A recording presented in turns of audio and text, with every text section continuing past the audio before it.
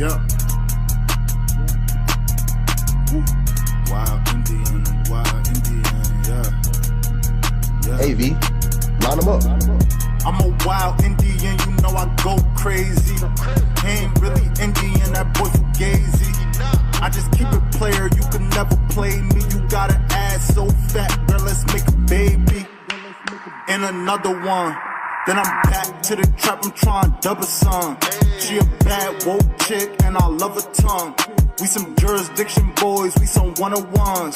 Look, don't compare me to no Martin dog, I'm like Malcolm X. Die by our freedom, we'll leave a crack and stretch. Round of applause, boy, you know we clapping text. Chucky dog, child's play, yeah, nigga, that's what's next. Open up the cans just like Arizona. Pull up masked up like we got the Rona.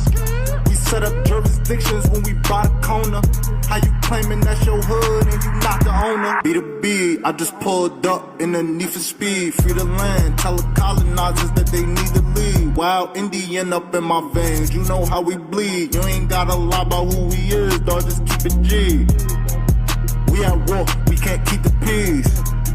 Since we at war, gotta keep the peace. Whack a cone, then I meditate. Should I need to breathe? Keep a Olmec head when we slide, dog, cause we the shit. Like my niggas said, bitch, we the sheets. I can't keep the peace. If it pop off, then I want a piece. I'm just on release. I'm in go mode, motherfuck the thief. In these streets like EBT, when we at war, make peace with me. I don't give a damn, understand. Fuck who stole this land, white or black or tan. Understand, it's fuck who stole this land. Might have seen me get little buddy these hands. He wasn't no abo man. A lot of these dudes is Sambo man. They full of shit like my ammo can. What they call an N-word out the wrong mouth, that's an ambulance. Wild Indian, get it in advance, or you can post dated. Ask around, I'm the most hated. Straight sacred, they stole acreage. Go ape shit, show ain't shit. It won't be televised, I don't tape shit. Be the B, I just pulled up in the need for speed. Free the land, tell the colonizers that they need to leave. Wild Indian up in my veins, you know how we bleed. You ain't gotta lie about who we is, dog, just keep it G.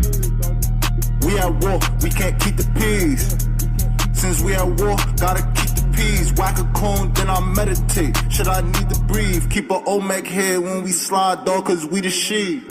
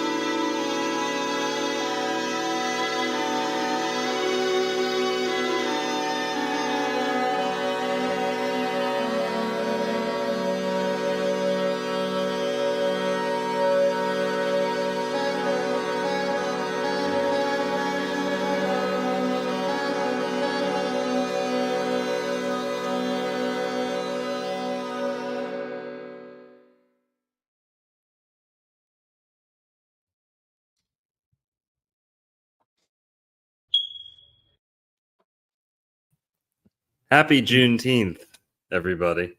To all my niggas. Well, hang on one. You gotta let people know you're allowed to say that, okay? Am I?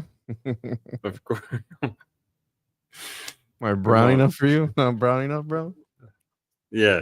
Well, guys, Juan's got the N pass, by the way. So that's a fact. Caught me off guard, but yeah, immediately demonetized. Thanks for that. But Dude, your song said it like 55 times. Well, only people who are allowed to say it, can say it. And you've got to let people know. You've got to let people know that you can say it.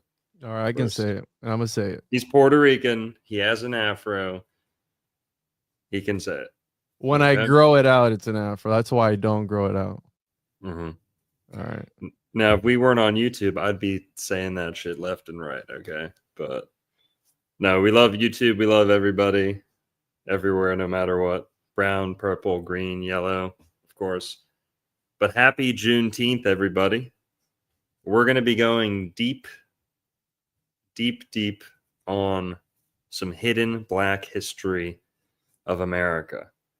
And we're not going to be falling for any nonsense here. We're going to hear some potentially outlandish theories out, but we're going to digest it all, make sure we get a big full picture of this. And this is something I've covered a little bit on my channel.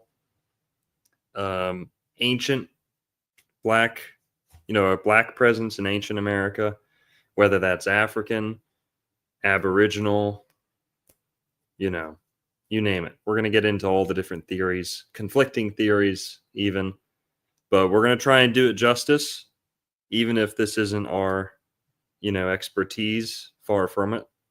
We're going to try and do some of these theories justice, and we're going to uncover some deep, sometimes disturbing, little known American history. Okay. Little known American history. And yeah, guys. Black history, African, copper colored, Moorish, Aboriginal, Pan-African, Hebrew Israelite, Black samurai. We're going to be talking about it all tonight. We've got a whole lot lined up. So, yeah. How you doing, Juan? I'm doing all right. I think that this is one of the topics that you've talked about quite a bit. And I think that a lot of your research leads here. So I wouldn't say that you don't really know much about it, because you've done quite a bit of research into this particular subject. I know you haven't covered it recently, right? Because it can be polarizing and people have their opinions and whatnot. But I mean, if anyone doesn't know anything here, it's me. But I'm going to ask questions. I want to learn, and I want to, uncover the way of thinking of some people.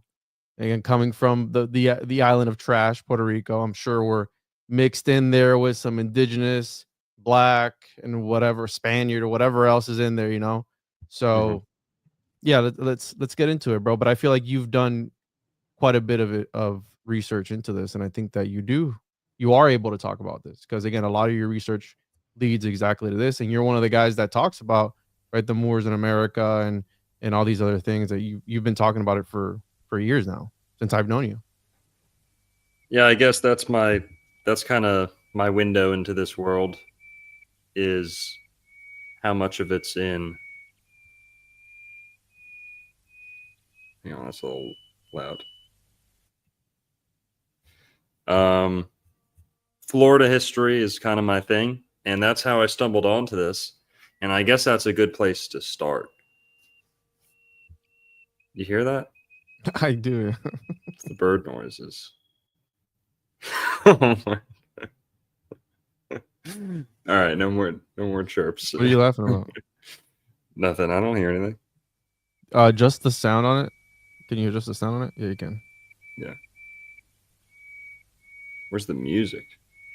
It's gonna start off. It's just a track, so it's gonna start off and just let it do its thing, but just turn it down. Yeah. Okay. All right. Well, that's a good place to start. So let's just open it up and kind of sound check real quick. People are saying there's an echo. How does it sound? Testicles. No, long ago? they're thinking of the birds, the bird noises. We'll kick that in a sec. But guys, let me show you the background here.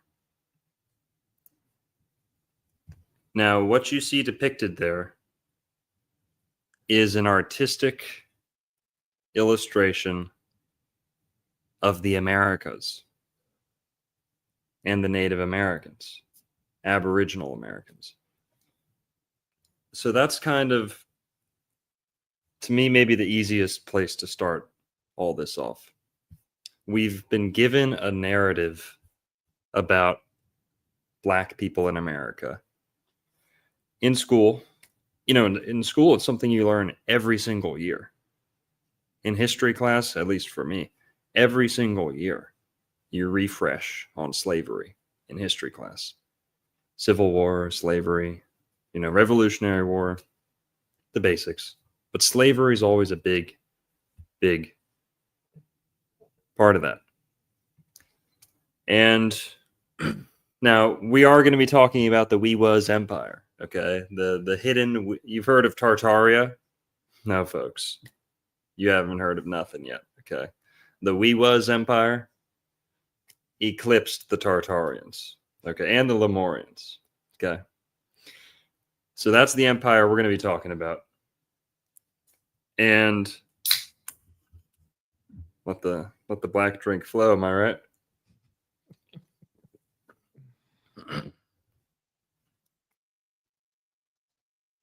Let's see. Okay, slavery.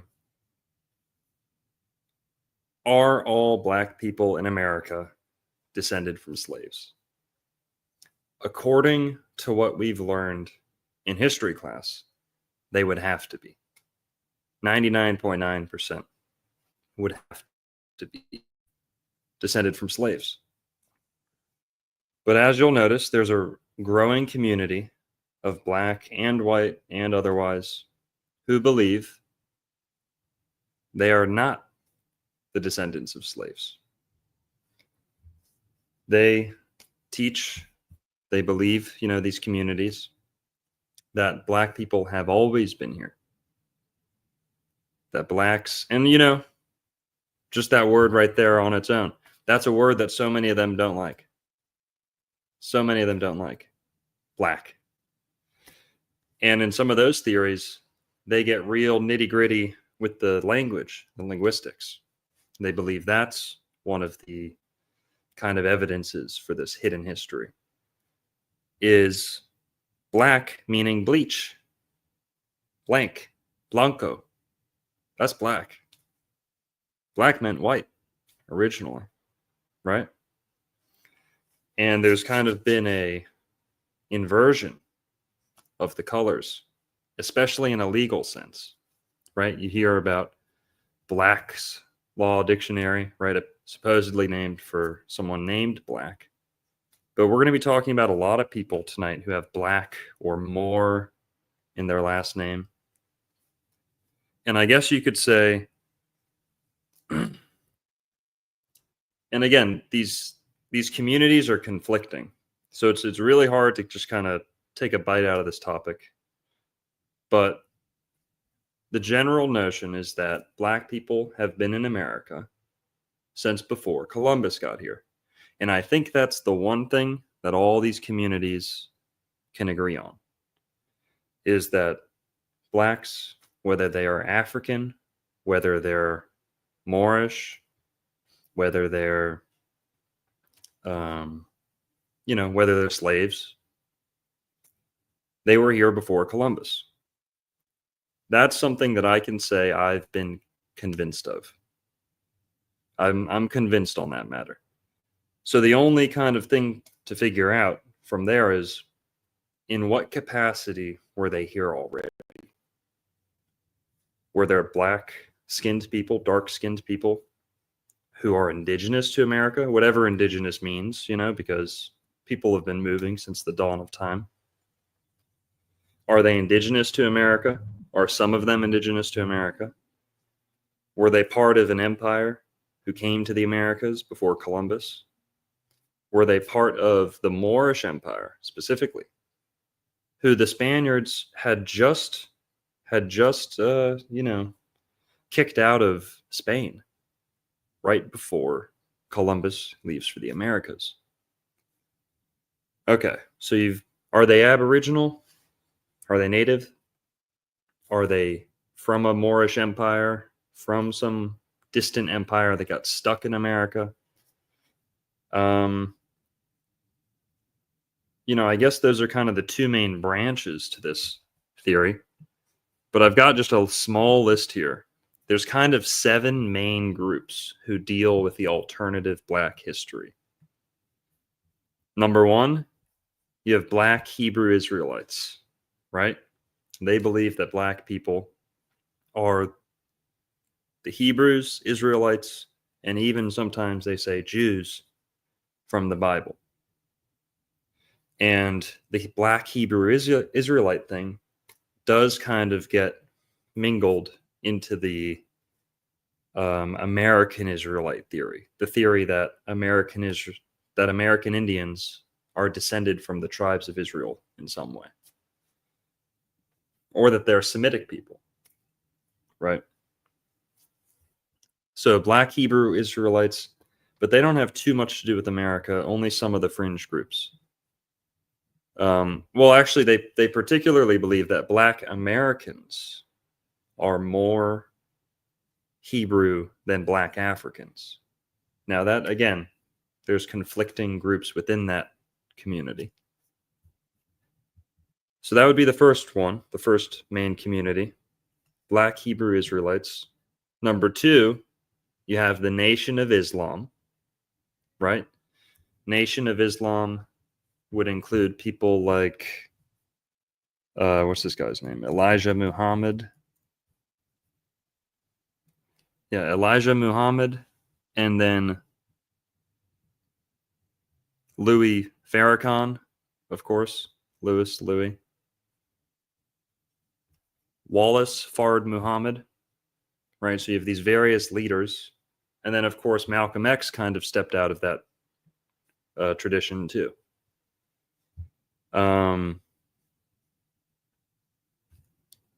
So those are Nation of Islam. Now, Malcolm X has a couple quotes that kind of point to the potential that he's potentially trying to say Blacks were in America. He has a quote. Maybe we can watch the video. Plymouth Rock.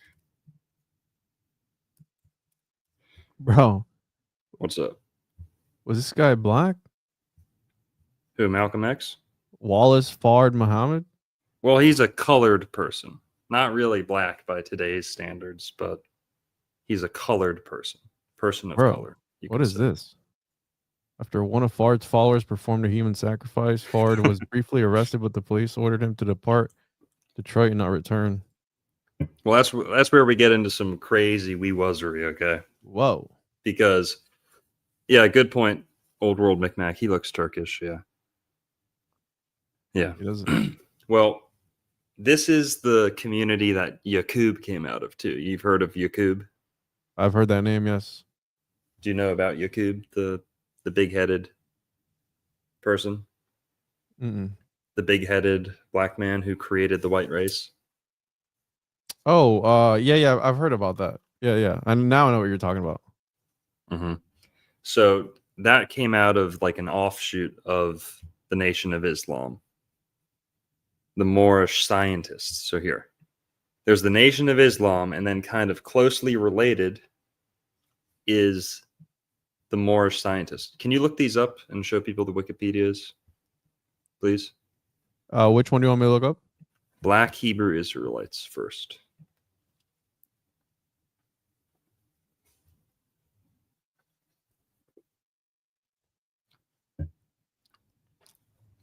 Okay, so yeah, the first group is Black Hebrew Israelites.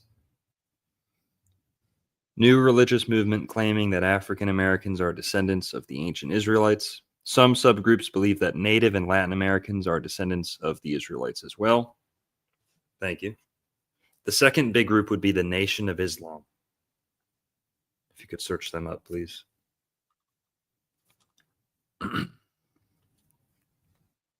Gonna pull my locks down here, folks. Let that melanin shine. Letting my melanated locks shine out and absorb the vril energy. But So this is a cult? What it is? yeah. This guy? Dude, where's the music? You gotta let it run, dude. Just let it do its thing.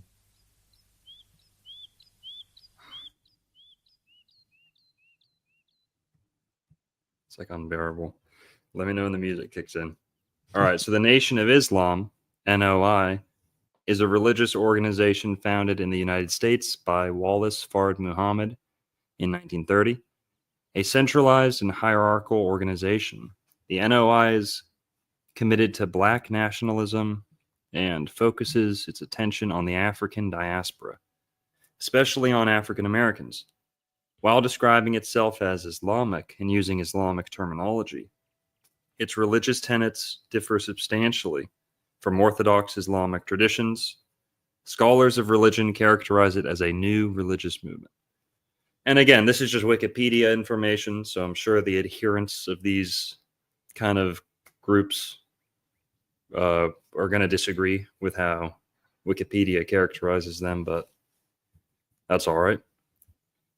The next group, like I said, related to this one, is the Moorish sciences. The Moorish sciences? Moorish scientists or sciences. It'll come up. Of America? Moorish Science Temple of America. They are Wikipedia calls them an American national and religious organization founded by Noble Drew Ali, born as Timothy Drew, allegedly, in the early 20th century. He based it on the premise that African Americans are descendants of the Moabites and thus are Moorish by nationality and Islamic by faith. Ali put together elements of major traditions to develop a message of personal transformation through historical education, racial pride, and spiritual uplift. His doctrine was also intended to provide African Americans with a sense of identity in the world and to promote civic involvement. Okay.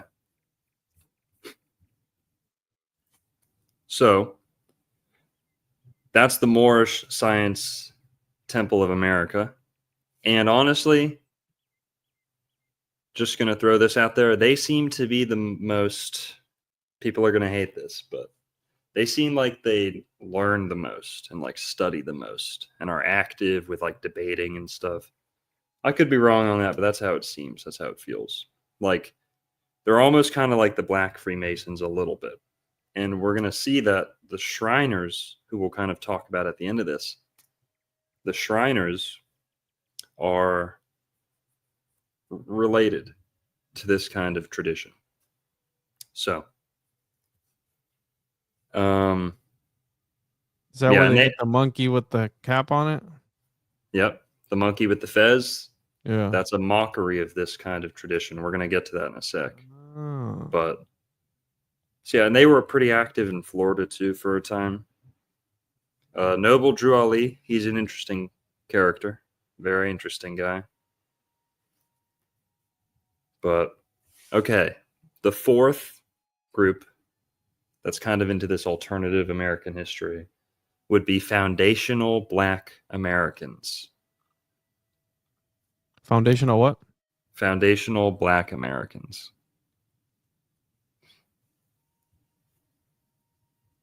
Maybe they don't have their own Wikipedia, but well, maybe they do.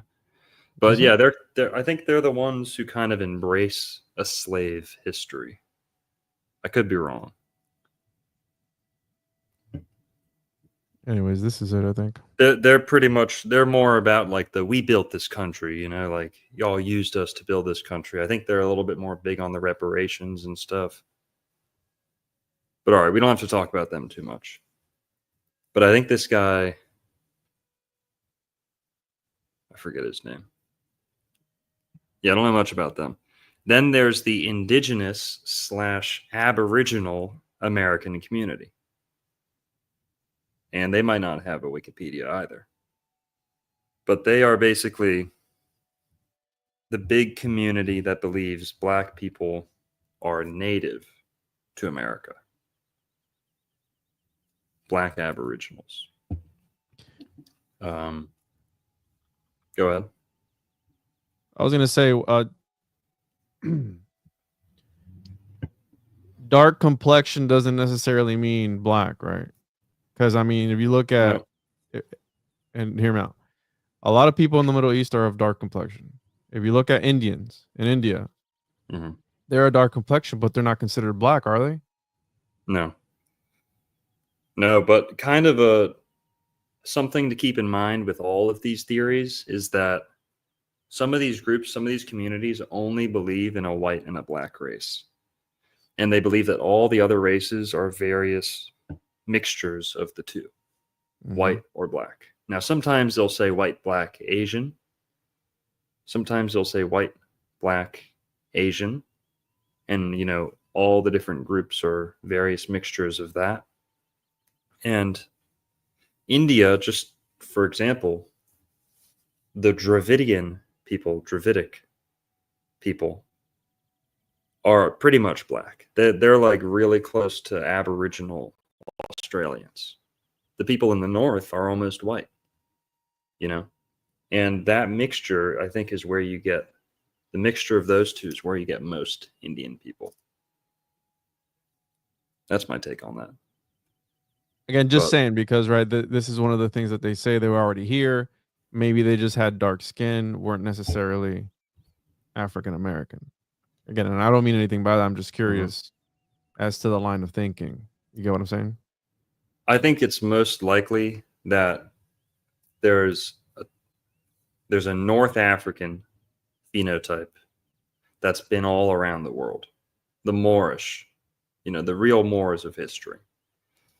Now, how that fits into Native Americans, I think is the real mystery. But I think there's great evidence to show the Moors were in America before Columbus or around the same time as Columbus, and they just wrote them out of history. That's something that Spain did to other countries. So it's not like we're taking a big stab in the dark here. Spain tried to write other countries out of their claims to land, you know? If they were here before you, they have a claim to the land. If you write them out of history, the claims, you know, yours for the taking. I think it's very likely that black slaves were brought over as, you know, black people were brought over as slaves. But there's so many kind of facets to this. At the same time that blacks were enslaved in America, there was hundreds of thousands of white people enslaved in North Africa. And there were black slave owners in America, in the South. Let's say that. I know we're not allowed to say it, but we're going to talk about that tonight. Now, that's something that they really don't want you to know about. Not only black slave owners in the South. Let's check on that music. Oh, you restarted the song. I got it. Let me play. I'll let it play. I'll check on it in a second. We keep missing it, dude. The vibes are stale in here. I gotta add that other thing to my soundboard. There we go. Just let it play. No, it's torture. People aren't gonna like it. No, I'm saying with the volume down, I'm gonna. All right. Yeah, remind me because we have music planned, guys. We have music here that we're waiting to play. There's too many bird noises in it, so we have to wait for a sec. But I think it's very likely that African slaves were brought over and mixed with Native Americans, mixed with Caribbean people, to create this whole new thing, this whole, you know, mix of all these different people, where all these mixed people, all these different shades now just get called black. I think that's part of the psyop. I think there were darker races that lived in America. I'm not saying they're Africoid. or Negroid, Africoid. Not saying they're the same exact thing as someone in Africa, but darker and a different hair, sometimes even facial hair. And we've got pictures, folks. We're going to go through it. We're just talking right now. But, well, here, I want to get through these 7 groups. The Indigenous / Aboriginal Americans. One of my friends, Aboriginal Power, is a YouTube channel who does a lot of stuff on that. Then there's Afrocentrists, who believe that everything comes out of Africa. European society came out of Africa. Asian society came out of Africa. Everyone stole everything from Egypt. Everyone stole everything from Africa. Afrocentrists.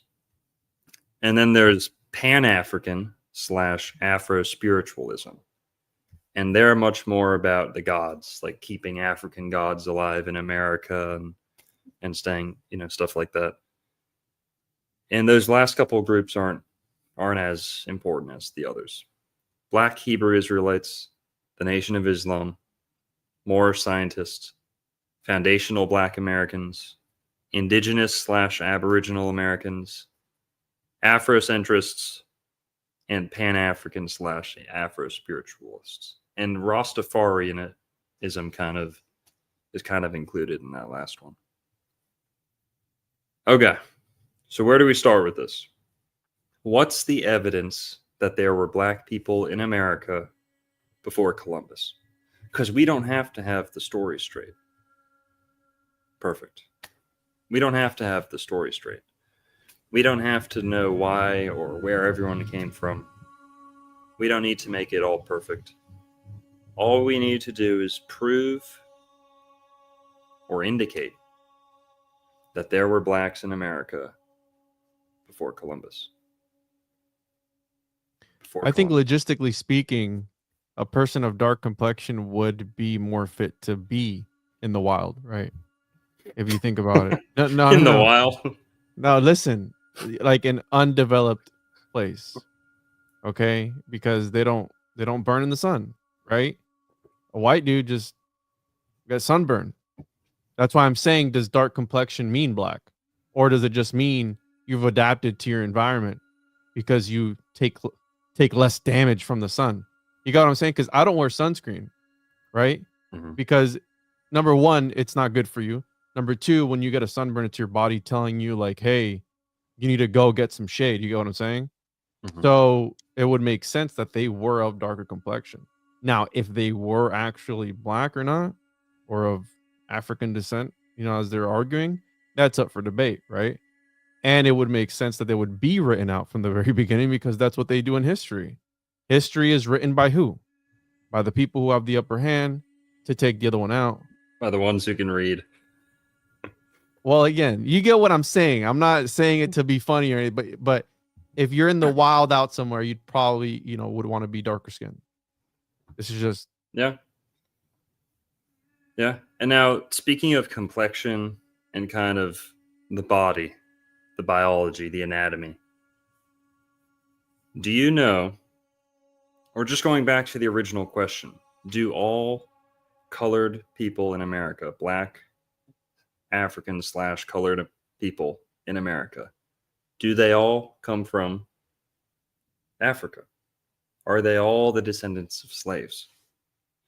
Number one, we've already established, and we're going to establish without a shadow of doubt,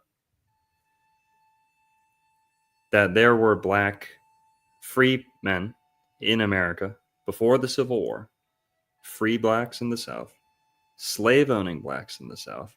So right there, we've already got a foot in the door for the conversation.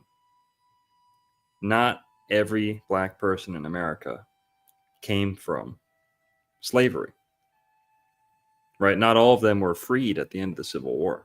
That's very often what they want us to believe in the movies. Well, do all Black people in America descend from slaves? Well, anatomically, you'll notice that Americans, Black Americans, generally grow very strong beards. Generally. Not just like a little bit. Not just can grow a beard. But the average black man in America can grow a pretty impressive beard. You know? When we go to Africa, you notice that almost none of the Africans can grow a beard. Now, maybe a little bit of facial hair, but not a big beard. Why is it that African Americans have such strong beard growing genetics? We would have to accept that they get all those genetics from Europeans. I don't know about that. Because when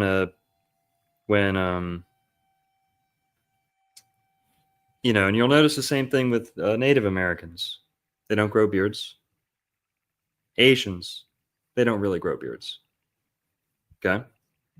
Why do black Americans grow such big, strong beards?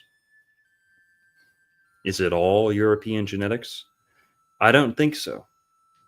I think it would make a little bit more sense if there was some North African, you know, almost Mediterranean influence. Because the most bearded people on Earth, yes, some of them are in Northern Europe, but many of them, you know, some of the most beard growing places on Earth, most bearded places on Earth are around the Mediterranean. And the Mediterranean, the people in North Africa have a rich history of seafaring. That's another good explanation as to how the beards got in America. You know, Arabs have big beards, Turks have big beards, North Africans have big beards. I think it's much more likely that we see a lot of those genes in African Americans.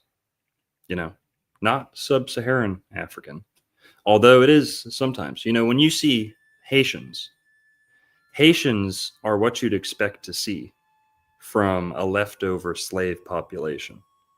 They're really black. They don't mix in with the whites very much. And even Haitians, very rarely do they have facial hair. Mm-hmm. Sometimes they do. Not saying they don't. But with Haitians, you can tell they sound African, they look African, you know. Okay. So that's just something that jumps out to me. Where did the beards come from? Where do the beards come from? Also, Africans tend to be small little guys. There's a couple tribes that are like 7 feet tall. Okay, cool. Whatever. Most Africans are little short guys. Small, thin, beardless. The African American typically is above average height. Right? Similar, if not taller on average, than your average European American.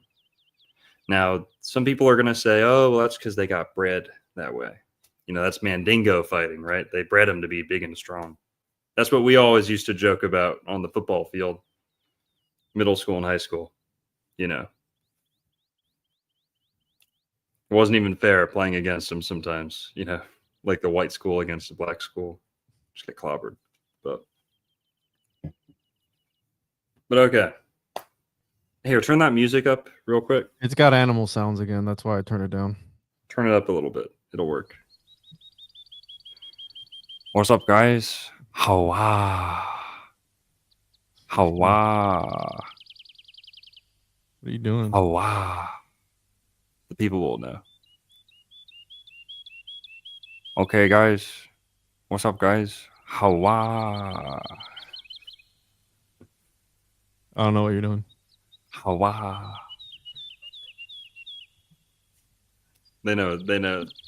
They know. All right. Yeah, they know who I'm talking about. It's an inside joke with the crowd, dude? Yeah, the Aboriginal. Oh. What's up, guys? Today episode, we're gonna see that George Washington was black. Okay. Now dodge the hijack, okay? Hawa. Wish I knew. The nature is perfect. Yeah. Shout out to Curry Mayo. You know, imitation's the greatest form of flattery.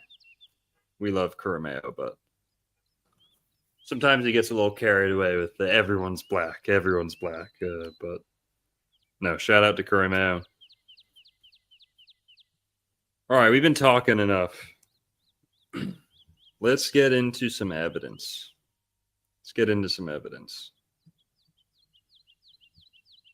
Let me turn this down real quick.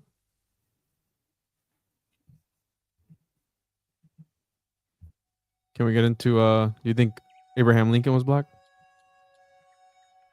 Yes, Abraham Lincoln was part black. We're going to get into that. We got to start from the beginning. All right. Let's start about when the Europeans first showed up. Oh, you're sharing my screen. Sorry. Let's start with why are there so many depictions of Native Americans, so-called Native Americans, with black skin, with African features, so-called African features? This is one out of Florida, for example.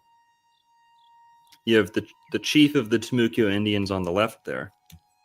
But then there's another race being depicted alongside the lighter skins. They're sometimes darker skinned. And you're going to see here the background for this episode. This is a real illustration. And I forget what it's called. It's called like the Portrait of America or something. It comes from like the 1700s.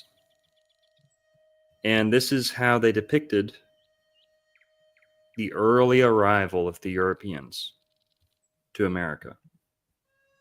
Specifically Florida. These characters down here at the bottom, these are Timucua Indians. The same Indians that they just showed, one lighter race, one darker race, in the same tribe. Now here, I think the one in the back is a Virginia Indian, but the one in the front there is a native of Florida. You can tell by the hairstyle. And this artist isn't the only person to depict these Indians black. I mean, you see, this is your typical Native American with straight hair. Then on the right, you see more of a Africoid phenotype. Also notice the opulence. You know, how well they're dressed. There we have a queen or a, female chiefess. Does the one on the right have red hair, or is that just something on his head? It is kind of reddish, yeah. And how much can we trust these paintings? Wouldn't maybe perhaps, or we're speaking about the people who took over other people's, maybe their complexion was dark to kind of demean them and show them in a lesser light compared to their lighter complexion, perhaps? Yeah, that's a theory. But another thing to remember is that these early Europeans had black people with them on their boats, usually. So they knew the difference between a black person and an Indian. Gotcha. I think it's also worth noting that, the Indians in Florida were described as darker skinned, like more brown skinned. The Indians in Virginia were described more light skinned. That's what you're seeing right here in this depiction. That's a Virginia native in the back, more northeast. Same with this one right here. So they're depicted all on the same stage because it's kind of like an overview of America. But you even see right here, you see two groups, two phenotypes present in America. And this is going to be a theme or kind of a tradition that carries up right up until the present day. The last tribe of Indians in pretty much America, but in Florida, are the Seminoles. There's regular Seminoles and there's black Seminoles. We're going to get into them too. We've got a lot of good videos to watch. But I think that these artists are reflecting the reports that they're getting. That there's a lighter skinned race in America and a blacker, darker skinned race in America. And that's not the only depiction like that. You know, you see stuff like this, and you want to see the hijack. Okay, guys, you want to dodge the hijack? Okay. Okay. Hawa. This is how an earlier version of this illustration got colored. So to your point, Juan, could they be darkening their enemies to make them look more savage? Mm-hmm. It's actually kind of the opposite. The earlier depictions saw them darker skinned, and the more recent depictions saw them as lighter skinned. And right here, this is the same illustration, but look at how the difference of shading. Look at how much difference it makes. You got blonde and pale, light hair, dark hair, dark skin, light hair, light skin,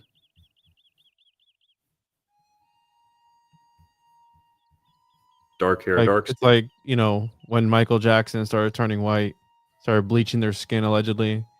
I think Beyonce's also been accused of that, and quite a few other people of like wanting to become lighter versus, you know, getting darker. Yeah. Now this is a couple of these. Here, this is a good example. This is the conquest of Mexico being depicted for Europeans. What do you notice? I mean, that guy's jet black. I was gonna ask you if the Mayans at all fall into this, because I believe you've talked about the Mayans landing in Florida or at least in America at some point. Yeah. And if you look at depictions of Mayans, they Yep. kind of, again, they have that sort of Mesoamerican look Yeah. where they look, you know, Mexican. Like if I Yeah. was to look at it, they look Mexican. They kind of, you know, have the pointy nose, kind of sort of chinky eyes a little bit, right? But they have a dark complexion. Yeah. And that's a great point. Wherever a black person's going to show up in a boat, you know, they're going to mix. The black's going to mix. The people mix. The white mixed with the black. The white mixed with the yellow mixed with the black. That's how we got the races to begin with. But if a ship from Africa shows up in Mexico, they're going to mix with the Mexicans. And no matter how black they were to start off with, you're going to see something closer to the Mexican phenotype, you know? So we're not denying that Mexicans lived in Mexico. We're not denying that, you know, the prevalent, today at least, for sure, the prevalent phenotype is the brown, yellow, or red skin type. But how much black influenced the present skin color? Because here's another thing. Some of these theories say that all Native Americans are a mix of East Asians, white people, and a little bit of black. So some of these Aboriginal communities actually call them mestizos. And, you know, like the majority of the Mexican population is today mestizo, which is mostly Native American mixed with European, with a little bit of black DNA too. But the farther you go back in history, the less and less and less and less European genetics there's going to be in America. So the skin's only going to get darker the farther back we go. The less Europeans in America, the skin only gets darker.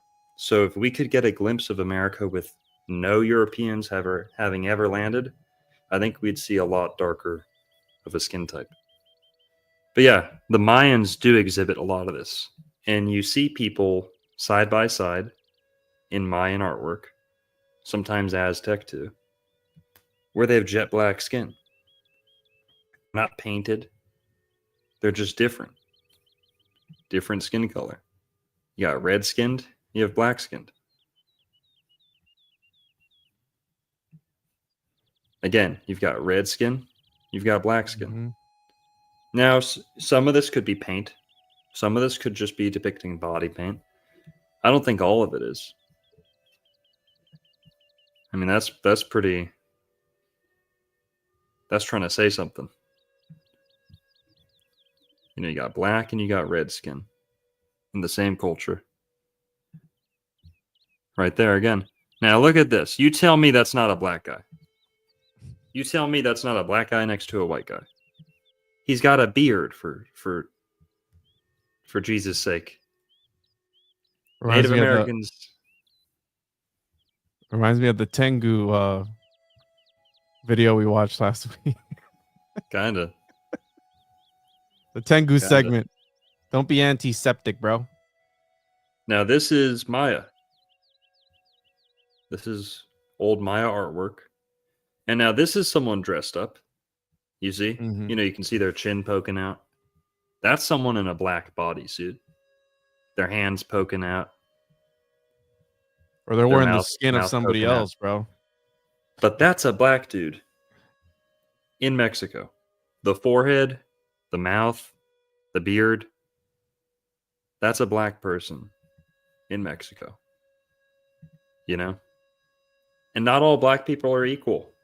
Some cultures in Africa did have ships.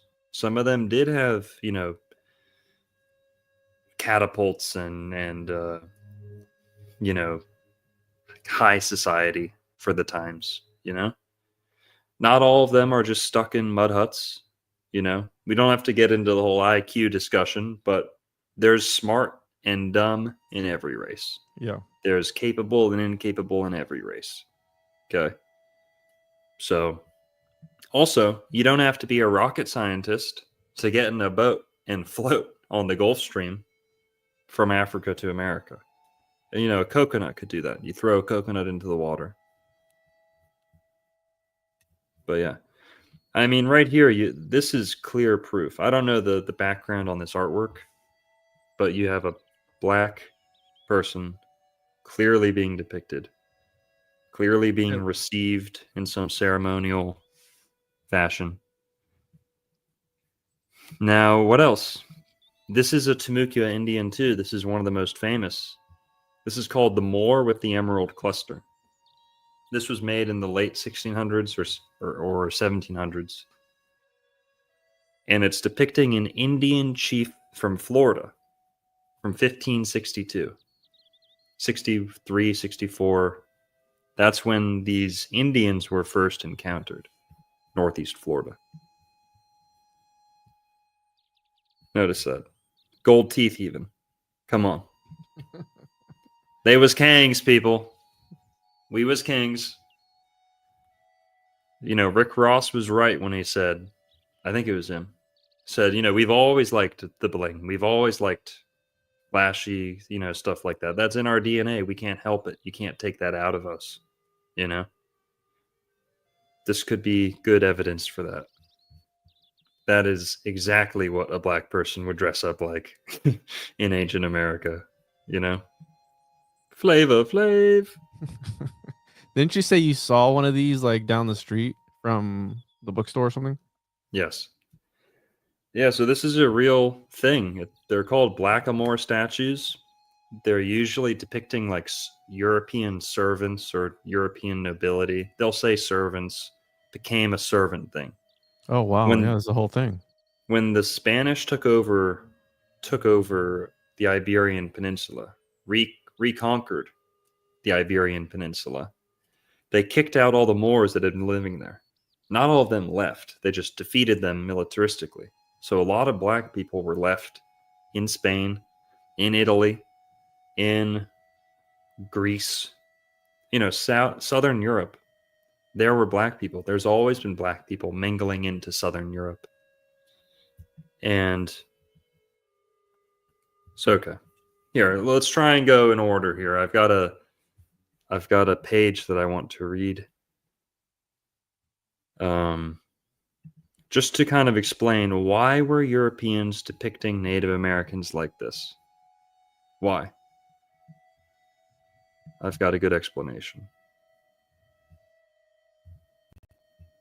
That's supposed to be Native American people. Were they that dumb? Were they that uninformed? I don't think so. Okay. Well, I've got a couple pages here from one of my favorite books. It's called La Florida del Inca. La Florida del Inca. And this book, hang on.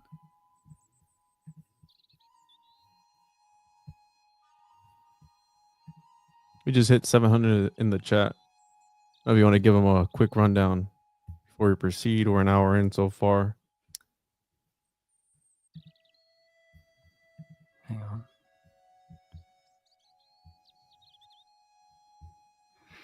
Dude, I can't fucking. Oh, What are you trying to do?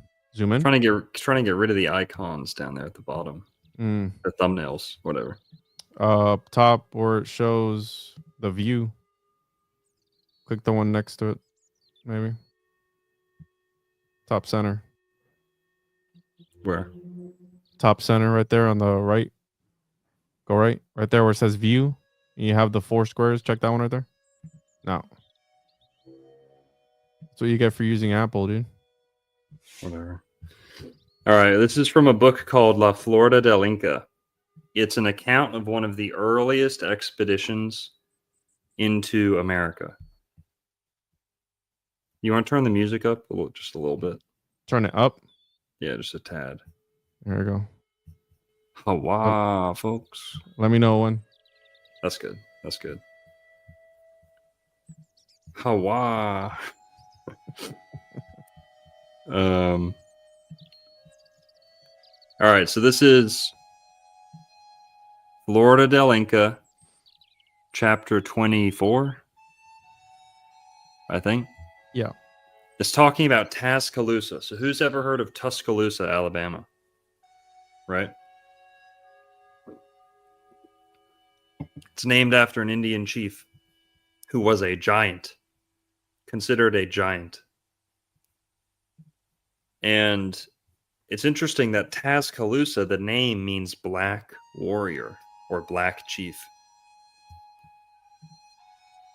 And this guy, not only was he like close to 10 feet tall, they say, you could barely come up to his waist. Sounds like an NBA player, right? Guy was huge. And we're not going to dive into that too much, but they call him Tuscaloosa, which means black warrior or black chief. And they say that he was dark like an ox. His skin was dark. He had dark, dark eyes, and he looked like a ox colored. But yeah. This man lacked very little of being a giant, and that he was excellently featured. Juan Colez, too, had the following to say of this tall, strong, and robust individual. When we had arrived in the province of the Lord Tuscaloosa, he came out to us in peace. He was a mighty man who had as much bone between his foot and his knee as another very large person might have between his foot and his waist. You hear that? From the chief's foot to his knee was as large as an average person foot to their waist. His eyes were like those of an ox, and along the road he traveled upon a horse, but the horse was unable to sustain him. Yeah. The Adelantado dressed him in a fine cloth, scarlet cloth, and gave him a very beautiful cape of the same material. Scarlet, red, crimson, scarlet. Roll Tide, people. Crimson Tide. What year was this? 1539. 1540 maybe. They started like 1539. In Florida. Yeah, look it up. Search the De Soto expedition map. Search the De Soto expedition map.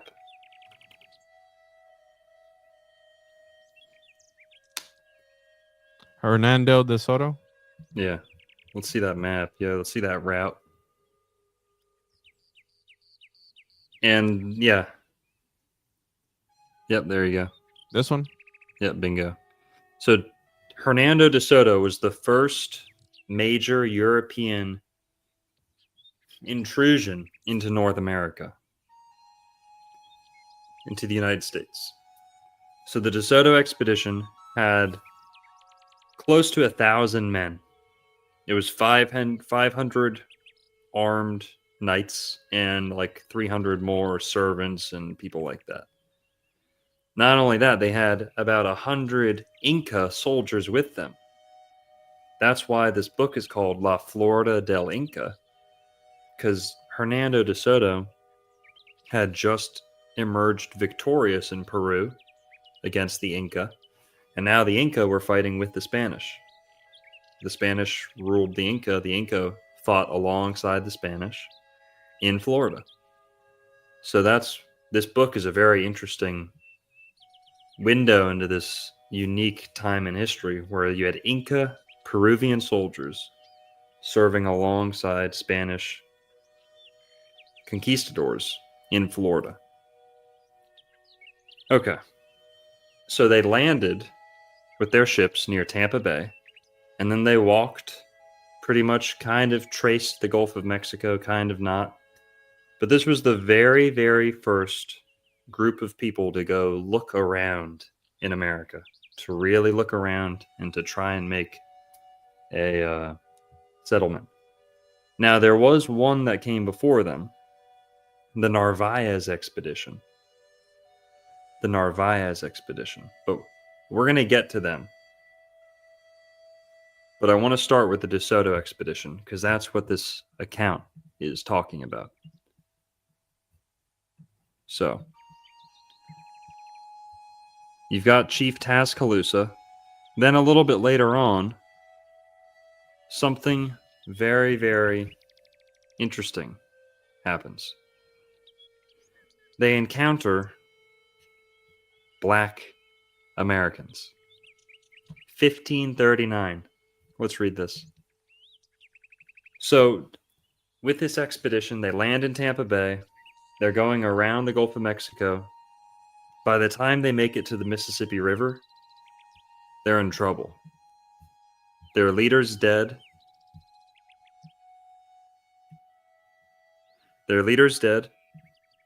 And they're running out of supplies. They've already gotten into a ton of firefights, battles, and they don't know what to do. Half of them want to go to Mexico, or they all want to make it to Mexico because they know there's Spanish people in Mexico. So they're getting attacked every single day by the Native Americans. They need to escape. They're over by the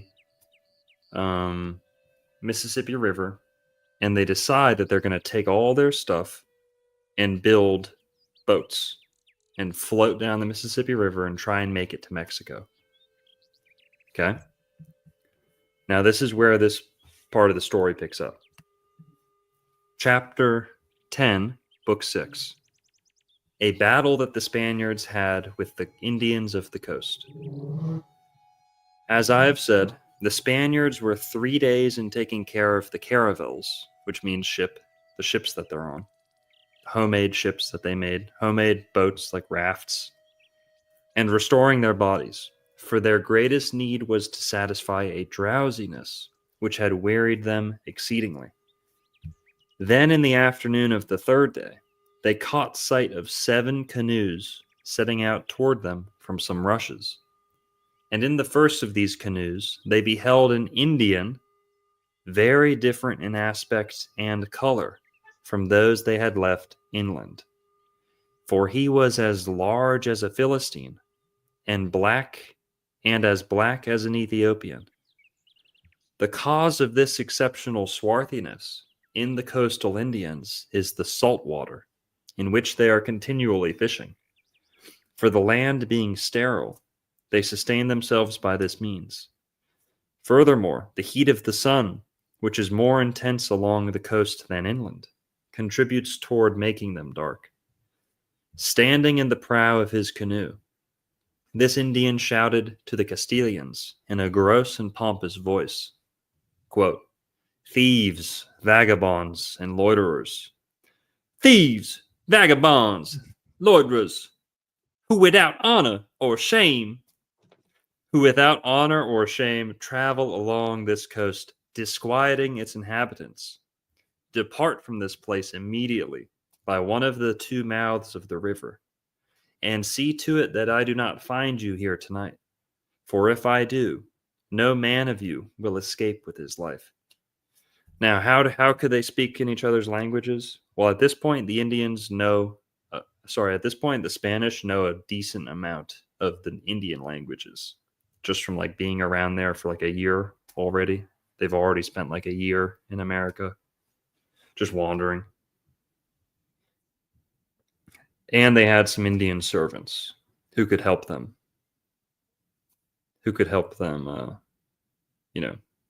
Translate. Yeah, translate. Is it this book comes from his diary or something? From his journal? Mm-hmm. This is the first-hand account of an Inca soldier who was serving with the Spanish. Gotcha. So he went back to Spain, and I think his nephew is helping him write it down in Spanish to publish it. So it's a first-hand account, but written by his nephew or his like a younger relative helping him out. But so this is a first-hand account, and there's two other accounts of this mission that corroborate pretty much everything they say in this. So this is a first-hand account. This is as early back as you can go, as far back as you can go into American history, recorded American history. And they're telling us that there's black people in America before the Spanish got there, or at least in the earliest phases of Spanish arrival. Now, what else do we need to notice? This is at the mouth of the Mississippi River. Juan, can you pull up a map, please? A demographic map of black skin in America? Like black skin map? However you come up with that. And we're going to find here something interesting. I think a map helps us decode. A map's going to help us dodge the hijack here. No, not that one. That one's a little too messy. Too messy. This is blacks. Yeah. Percent of population that is black or African American. Yeah. Here, I'll show you a good one.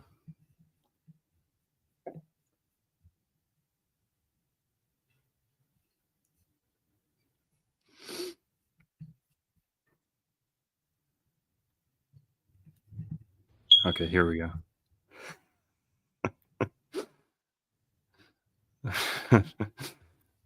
Oh, man. All right, here I've got one. That's a good map, but this is what we're going to see. Okay. You pulled up the same shit, just a different color. It is, yes, you're right. It's a different color. Now, what do we notice here at the top? What's the blackest part of America? The two blackest parts.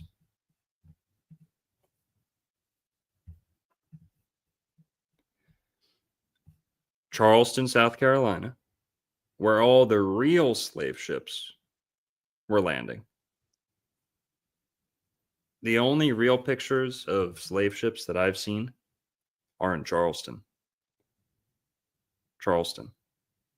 I think that's where the real Africans were coming over. But who was living at the mouth of the Mississippi River 500 years ago?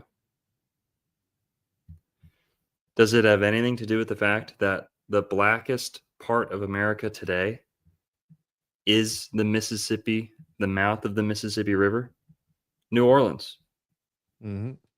New Orleans. So we're not saying that every Native American was black. We're not saying that. We're saying that there was a black race present in the Southeast United States before Europeans got here. Now, how they got here, I don't know.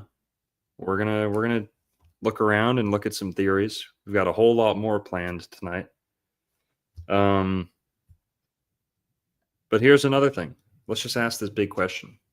Juan, if if the Caribbean was filled with people when the Spanish got here, if the Southeast United States were filled with people, why did they start shipping in hundreds of thousands, if not millions of people from Africa? Because, you know, They needed labor. why didn't they make the Indians do it? They were feisty. They fought too hard, as if the Yeah. Africans didn't put up a fight in Africa when they're trying to catch them. Perhaps. Who in the Civil War? Who was Yeah. the ones that wanted to keep the slaves? Well, I mean, the Tengu. Tengu No, were no. Tengu aside, was Yeah. it the North or the South? the South. They wanted to keep slaves. Yeah. Makes sense. And a lot of them were black. There might have even been two black races in America, a free black race that it was closely related to the native population, and then an imported black race that was just straight up African. That's where it gets into Mason and Freemasonry and all that shit, right? Yes, we gotta make it to the Shriners too. But you'll notice the Mississippi River is still the blackest part of America to this day. To this day.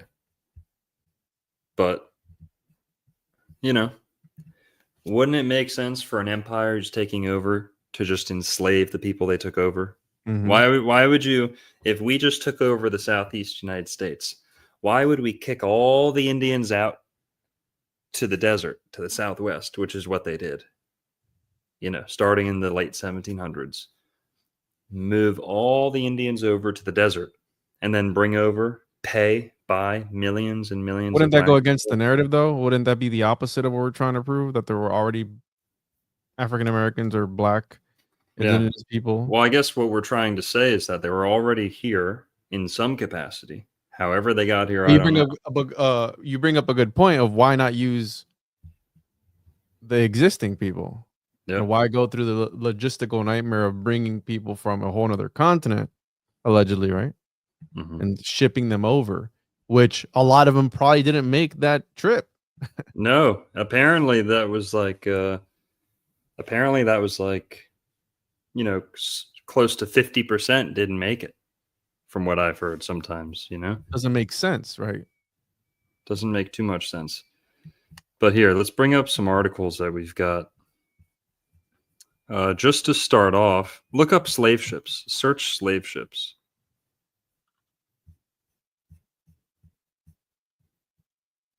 What about them? Whatever. Well, here, let's look at another article. That Yeah. You tell me if you can actually fit that many people in there and you think they're just going to like chill and just Yeah. hang out. I mean, No. we can get into the nitty gritty of it, bro. Like, because a lot of things in history are shady, right? Is this Yeah. another one of those things where perhaps never happened? Can we go there? Are you allowed to say that about this? Oh yeah. No, dude, that's probably the best comparison that you can make is, you know, they like to try and tell us that there was 6 million slaves, Swan, you know that? Yeah, no, Six- yeah. 6 million slaves. Don't be You want to acting know? racist You after want to the know? fact. It was probably closer to 200, 300,000. I agree. Now, just like that. Oh, I think I got the numbers wrong there. Hang on. No, with slavery, they say 10 to 12 million were imported in the slave trade. Do you know how much actually made it to America, to mainland America, North America, are actually registered as coming into North America? Less than 400,000. Listen, if this was true, and again, I don't have a horse in the race. I'm not Right. trying to be funny. I'm seriously trying to understand and grasp everything. Yeah. You think about that, right? If you have how many millions did you say? 10 to 12 million, I think they say, were sent over as slaves. That's how many armies could you make out of that? You know what I'm saying? Like, how were they able to keep these people 100% under control? Like they would have taken over, bro. There's more of us than there is of them. You get what I'm saying? Like it's not adding up. Me personally, you can deny other wars, and it's a problem. I'm a Civil War denier. Okay, I don't think it happened, but that's just me. Okay, and you don't get called anything when you say that, but you try and deny other wars and other things, and you get painted in a bad light. But again, I'm just asking questions. Yeah. Here, I've got another. Switch tabs real quick. Watch this. Okay. I saw this earlier today. 100 amazing facts about the Negro from PBS. How many slaves landed in the U.S.? Now, they tell us, yeah, those ships were packed like sardines, packed to the brim. You couldn't even roll over. You know, there was someone to the right of you, someone to the left of you. You're chained together. You can't even move. You mean to tell me they're just going to the bathroom, pissing and crapping all over each other? And, okay, let's say the conditions were that bad, and half of them don't even make it. Is that a good investment? Is that a good investment? Why wouldn't you just take the dumbest, most docile of the Native Americans and breed them into a slave class? It sounds so fucked up, dude. But it's kind of true. I mean, yeah, you bring up a good point. Okay, well, let's go off some numbers here. Okay, and we love all people. We love all people, but let's look at some numbers here. Perhaps you, like me, were raised essentially to think of the slave experience primarily in terms of our black ancestors here in the United States. Blah, blah, blah. Where's the numbers? Okay, here we go. The most comprehensive analysis of shipping records over the course of the slave trade is the Transatlantic Slave Trade Database, edited by Professors Dave Eltis and David Richardson. While the editors are careful to say that all of their figures are estimates, I believe they are the best estimates that we have, the proverbial gold standard in the field of the study of the slave trade. Between 1525 and 1866, and they say 1525. That's a lot earlier than the 1619 first black slaves in America. There was already white slaves before that. People say that's a myth. Well, no, that's true. We're going to get into that. Between 1525 and 1866, in the entire history of the slave trade to the New World, according to the Transatlantic Slave Trade Database, 12.5 million Africans were shipped to the New World. Only 10.7 million survived the dreaded Middle Passage, disembarking in North America, the Caribbean, and South America. And how many of these 10.7 million Africans were shipped directly to North America? Only about 388,000. See, that would make sense as to using the population that's here already. That's more realistic.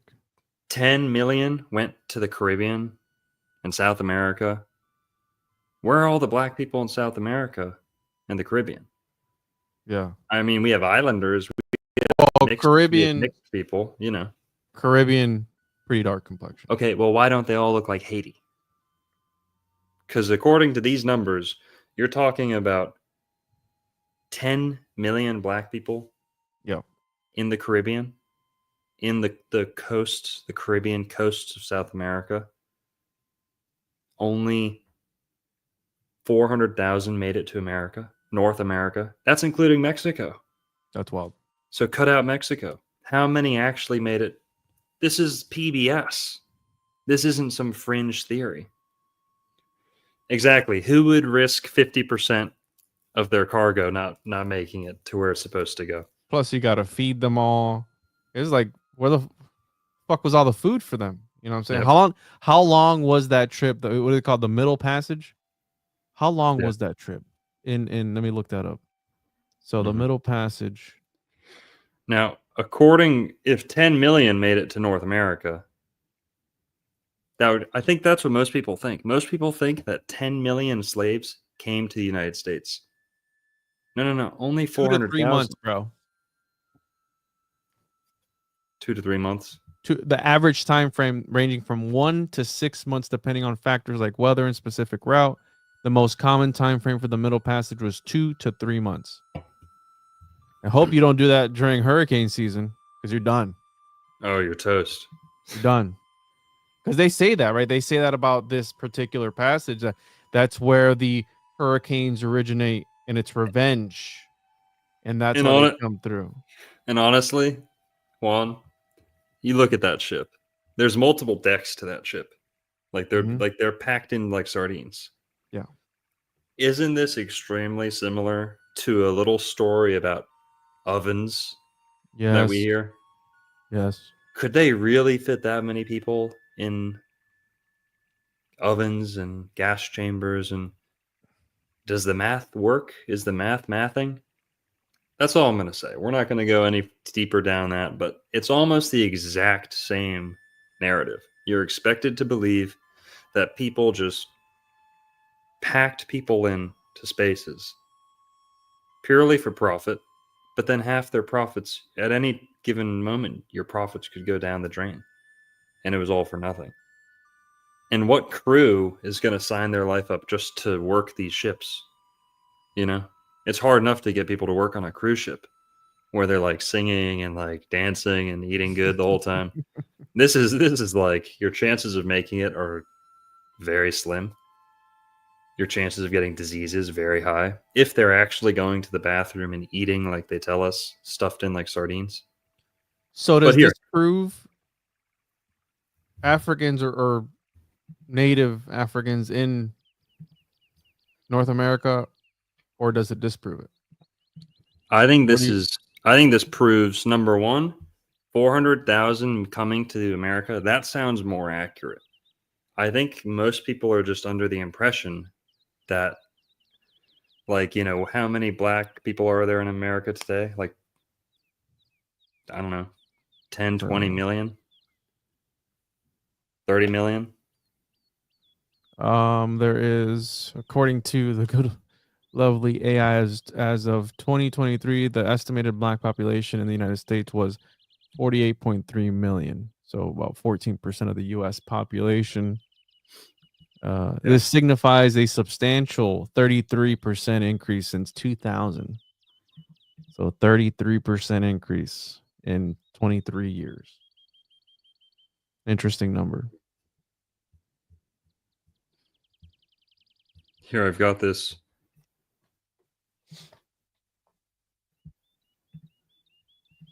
All right, we're going to read that article in a sec. Here's a clip of Malcolm X from Alexandria 248 on YouTube. Our forefathers weren't the Pilgrims. We didn't land on Plymouth Rock. The rock was landed on us. Hear that? Yeah, but do you know what evidence he used for that? Because anyone can say that shit. You know what I'm saying? Like, what did he have any evidence? Did he back it up? I'm sure he did. Hang on. Because, however. All right, you see, this is MLK saying almost the same thing. This is from the YouTube channel Historial. Shout out to them. Shout out. Away from the ideals of justice. You hear it? The goal yeah, I heard it. of America is freedom. Abused and scorned though we may be, our destiny is tied up in the destiny of America. Before the Pilgrim Fathers landed at Plymouth, we were here. Before Jefferson etched across the pages of history the majestic words of the Declaration of Independence, we were here. Before the beautiful words of the Star-Spangled Banner were written, we were here. For more than 2 centuries, our forebears labored here without wages. They made cotton king. They built the homes of their masters in the midst of the most humiliating and oppressive conditions. Yet out of a bottomless vitality, they continued to grow and develop. Saw how he was adjusting himself when he was saying that? Almost like subtle body language. What? He's being dishonest? I mean, sure. This is. We can get into the whole conspiracy of it all, bro. It's just another one of those things to keep people divided, sort of thing. Keep you Whatever. guessing, keep you on your feet. Hey, I'm just saying, Good. bro. Keep people divided. Good. Yeah, good for the system, good for the people, the lizard people who are in control, right? That's what they want. We're here. Yeah, that was pretty quiet. I don't know if everyone could hear that, but guys, this is a black scholar who's a professor. He's a doctor, Dr. Ivan van Sertima. Mainstream academics hate this guy. They like to call him pseudo this, pseudo that. Well, let's listen in. I was watching this earlier. With the Mexico. This comes from South Carolina ETV on YouTube. Shout out to them. We know today that was a center of a center at Mexico zoos. From the old book is that they were. He's the author of They Were Here Before Columbus or something like that. Yeah, I pulled that Before up earlier. Columbus. They came before Columbus. The main idea in my book is that there were visits to this continent from the old world, that there were visits to the Native Americans in this continent, and those visits included Africans. And two of the visits of Africans were major and significant, and they affected American civilization. And American civilization was far more complex, far more advanced than was formerly believed. Earth satellites a few months ago revealed that the Native Americans, long before the coming of Europeans, had the most intricate network of irrigation canals ever discovered in agriculture. Okay, let us clear up one thing before we go any further. In the book that came before Columbus, you use the terms Negro Nubian, Negro Egyptian. Why? Well, that in some ways is unfortunate. I found it necessary to use the word Negro. I no longer use it. I'm now the editor of the Journal of African Civilizations, and I use the word Africoid for African types, skulls, etc. The reason why I was forced to use the word I had been trained in European anthropology and archaeology. All the books I had read used this term, not necessarily with the social implications which it has here.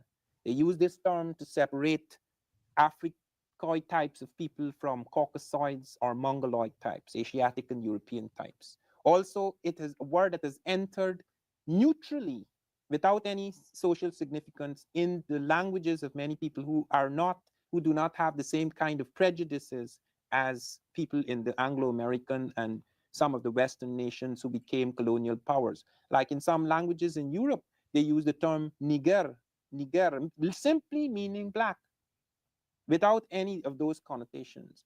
Furthermore, the problem lay in that the word black could not always be used, because if you spoke of a black god, it may not be an African. You can have a black god who is not an African. Tezcatlipoca, for example, is a Native American god who is black, but he's not African. But there is a god, Nawalpili, who is both black and African. He's not only black in a ritual or symbolic sense, but he has Africoid features. So that was the problem I faced. And I had to make those connections, because when people talked of Nubians, they didn't often realize they were talking about black people. In the first few pages of They Came Before Columbus, you write about when Columbus himself heard about about Africans, the possibility of Africans having been here years before. What about that? Yes, so Columbus is the first man to give historical witness and evidence of Africans in America before him. In his journals, in his letters, you have evidence of this. He mentions. Hello? Oh my God, dude! Really? Blood Emperor of High. You don't have YouTube Premium, bro? The fuck is this? I thought you were trolling us with like a clip from another video or something. This is embarrassing, bro. My bad. YouTube Premium was invented by the white man to destroy the black man. All the money you make from YouTube, you can't afford YouTube Premium, bro. Go there on purpose. A storm drew him into Lisbon, Portugal. He'd been sent out by the Spanish. The change the batteries in your smoke detector, dude. And there he learned from the Portuguese, who were moving across Africa, who would set up the first thought among Europeans in Africa that African sailors had actually crossed over the Western Ocean and had found a land mass in the south. This was not what Columbus had found. Columbus found islands, which are now known as the Caribbean islands, but he had not gone on to a continental mass. The Africans had found the actual continental mass. And the Portuguese insisted that this continental mass in the south was 370 leagues, which is about 15 to 1600 miles away, according to whether you count the league as 4 or 4.5. There were differences in counting of a league, but it was about 1500 to 1600 miles away from Africa. And they pointed this out. And Columbus went back to Spain and he insisted, because the Portuguese promised to help him, he insisted that they should draw a line across the world and that this line should be drawn 370 leagues away from the Cape Verde Islands across Africa, and that Spain would claim lands he had found on the other side, and if Portuguese found land within that line on the other side, they could claim it. And Brazil, which was visited by the Africans, was on the other side of the line. And this line was drawn in 1494. It was drawn up in June 1494, before any Europeans had come to South America, on the basis of African knowledge. Okay, let's get down to the crux of the matter. How did these Africans come to the New World? Okay, now one of the things, as I have pointed out, in the metallurgy, like the steel, etc., in astronomy, etc., there is a profound misunderstanding of African capacity. The Africans had ships. This is one of them. This is in East Africa. This ship, this is just a model which I found in Fort Mombasa in Kenya. This ship is a 70-tonner. Ships like these in the 13th century before Columbus took elephants to China, right across the Indian Ocean. But this is just, they had ships like this in East Africa before Christ, but there were ships in North Africa along the Mediterranean that were far more sophisticated than any ships the Europeans had. European shipping is not even European. The sail Columbus used comes out of the Arab-African world. We invented that shit, man. We invented that shit. World. They found in the desert before Columbus, in the period before Columbus, the Africans were using compasses and nautical instruments to navigate the desert. They had these instruments which were used to navigate the sea. They've done studies recently of navigation in West Africa showing the Africans did have boats along the Niger. The African had boats that could take 3 camels aboard ship. They had cabins, all of these along the Niger, which opens, if you go down the Senegambia at a certain point, it opens out into the Atlantic. And the Africans did have empires with an Atlantic border. This is a simple question. It's going to sound simple, but you're talking about black people. Yes. Okay. And on several occasions, Africans were able to make that journey. If you look at a map of currents, and we will look more closely at this later on in the program, you will see there are 3 currents that take you from Africa to America. Africa is half the distance from America as is Europe. Not only is it half the distance, it is far easier to get from Africa to America because the currents take you automatically. In other words, you don't have to know of the existence of America. Even Columbus was not aware of the existence of America. He came off the North Atlantic. Columbus thought he was going to India, and he struck out for the latitude of Japan, hoping to land in India, and he swore he was in India. That is why people like myself are called West Indians. I'm the Indian he found in the West. And Americans are called American Indians because he thought they were in India. West so Indies. You have these currents which take you automatically European ship. And I just want to clear something up. Because it's something that the scholars use against him, even though this guy's, this guy's pretty well spoken. I mean, I like what he's saying. Something that the Eurocentrists, the maybe the white supremacist, I don't believe in that, but maybe the Tengu supremacist scholars who like to keep themselves out of the slave trade, who like to remember the Tengu were behind the slave trade, people. Okay. The Tengu were behind the slave trade. It's the Tengu who owned all the slave ships. So whoever was on the slave ships, whether there was black here or not, the Tengu were behind. Believe it or not, the Confederacy was a lot more Tengu than you think. But whatever parties wanted to write this black history out of America,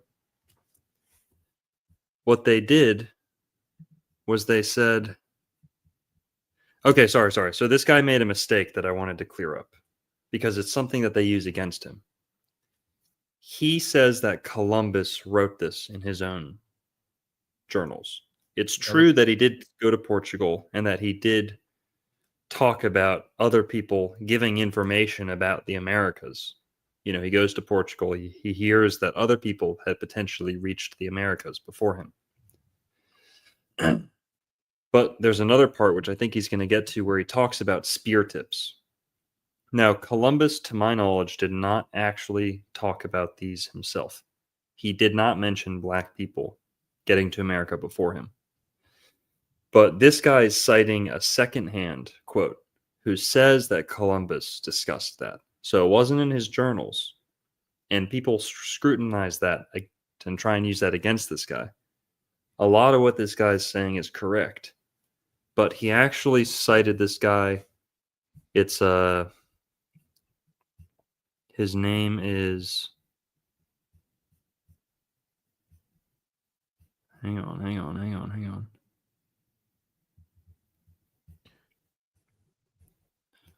Because here AI says his writings detail his encounters with the Taino people and the Caribbean and his observations about the land and its resources. It's Bartolomeu de las Casas. We've talked about him before. Yeah, so Bartolomeu de las Casas was a Dominican friar, quote unquote, protector of the Indians, who wrote about some of the early indigenous history and wrote about a little bit about Columbus's time there too. Now it's him. He's the guy who says Columbus said that. So Columbus didn't say it himself, but it's a an authority on the matter who said Columbus had discussed this. So it's secondhand, but still, what this guy's saying is largely correct. All you have to do is go look at Bartolomeu de las Casas, who talks about it, not Columbus. That's the only thing he's getting wrong. Did not use these currents until the second voyage, when Columbus used that knowledge which he got from the Portuguese about Africans. On the second voyage, Columbus heard from the American natives in Hispaniola, which is now known as Haiti and San Domingo, that Africans had come to the Native Americans. The Americans told Columbus that. He recorded it in his journals, that Africans had come to them trading in gold-tipped spears. Columbus sent samples of those spears. They were studied, they were surveyed in Spain, and they were found to contain the same ratio of gold, silver, and copper alloys as those found in West African Guinea. So were these Africans swept along this current? Yes. Or did they come purposely? Initially, it was an accident. Get a taste of new Lipton Fusions. Oh my God. Dude. Come on. Paul discovery, rather his coming here in a late period, was an accident. What's the name of this current? There are several of them. There's the South Equatorial Current. There's the North Equatorial Current. These currents come, there's a current coming off the Senegambia coast. There's a current coming off the Cape Verde Islands.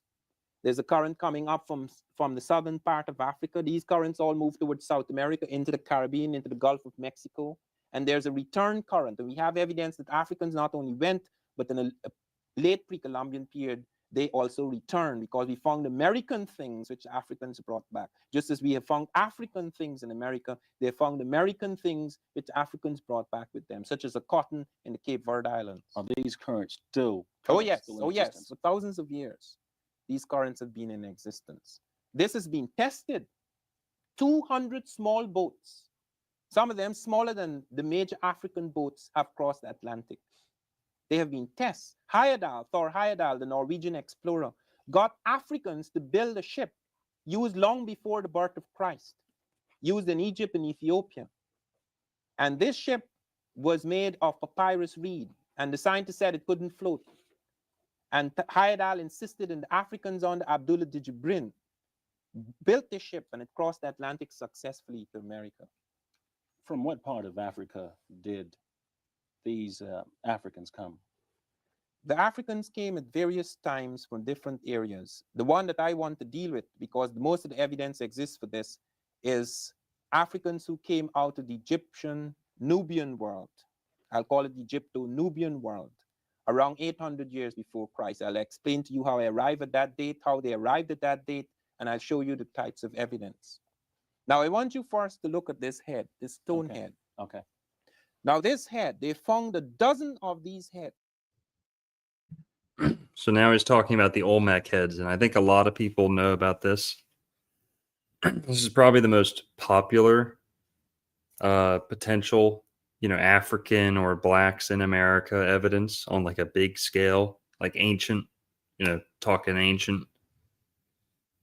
And I think recently this guy was on Joe Rogan, who's studied them himself.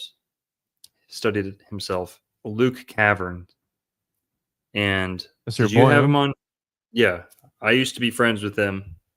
Guess he's too big for me now or whatever, but Mr. Joe Rogan, cool. But he has studied these pretty extensively, and he can tell the difference. He's explained some of them look Central American, like Maya, Aztec style, Mesoamerican looking. He says some of them, this one in particular, they're clearly not the same. The nose is different. Okay, the Central American people have a distinctive nose. The flared nostrils, the lips. He's going to talk about it. But yeah, so he's one of the first people to kind of talk about these. But not the first. They found them in a very specific area. Before we go to the area, look at the head carefully. The lips, the very generous type of lips that you find in the tropical areas, the Africoid type. The broad nose with the very broad flared type of nostril and the kind of flattened base. The brow ridge. And look at the helmet. That's a very peculiar type of helmet. It does not occur anywhere else in America. It has a strap along the face, falling along the ear, and it has a circular ear plug. Those helmets, exact type of helmet, were found in the Egyptian world in this period. What period? The period that has been dated by carbon-14 datings. Now, how do they arrive at that datings? They found these heads, and I want to show you the map now, so as to show you precisely where the datings were made by scientists. Okay. You know what's smart? The Olmec head looks like the other guy, like the host.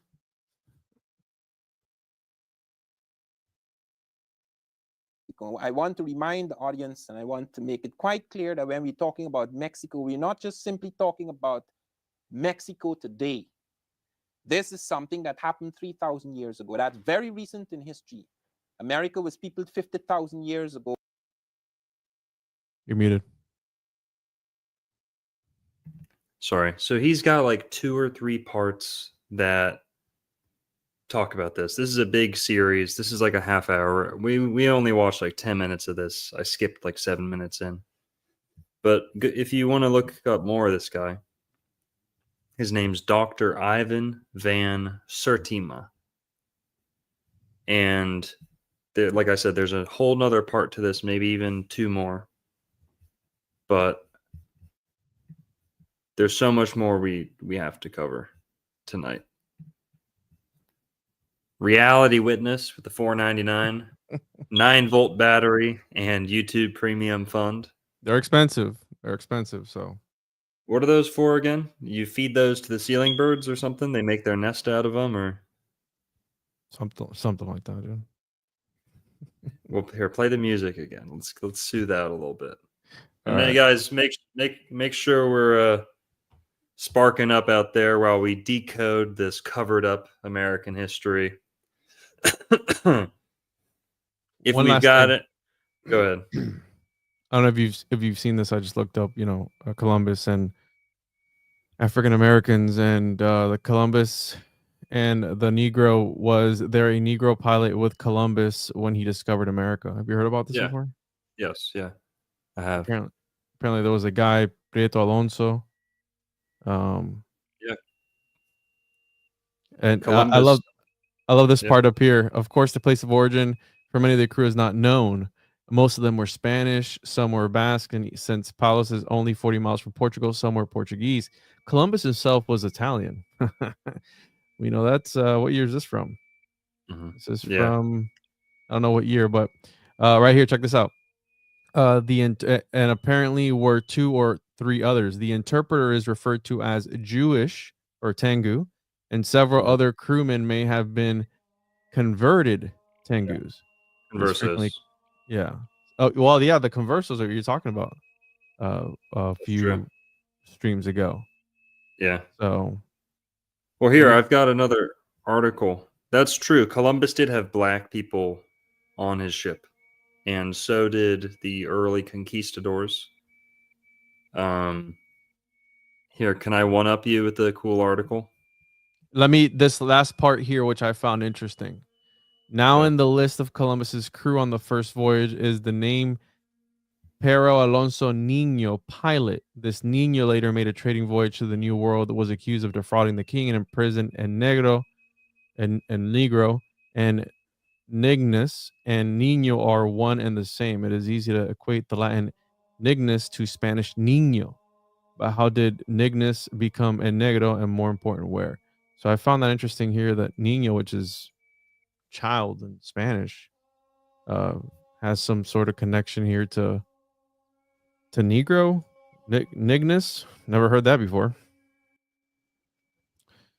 Some misread Nignus as the Latin word for black. Was it the Venetian ambassador at the Spanish court?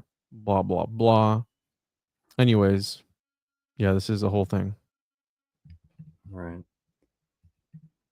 I've got this an article from the Billings Gazette from Sunday, January 2nd, 1977, entitled Blacks Before Columbus. We got Chungus with the 199. Let those smoke alarms fly for Juneteenth. Shout out. Sealing birds chirping extra tonight. Don't play it, Juan. Let the music roll. I'm not doing. I don't know what you're talking about. Blacks before Columbus. Blacks from Africa came to the New World as conquerors, not slaves, long before Columbus. According to anthropologist Ivan van Sertima, that's the guy we were just hearing from.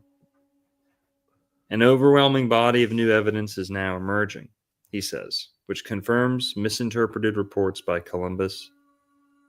Blah, blah, blah.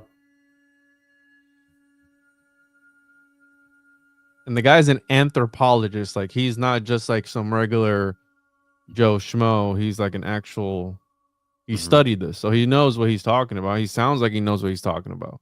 Yeah, now he actually largely cites this guy, who is a Tengu.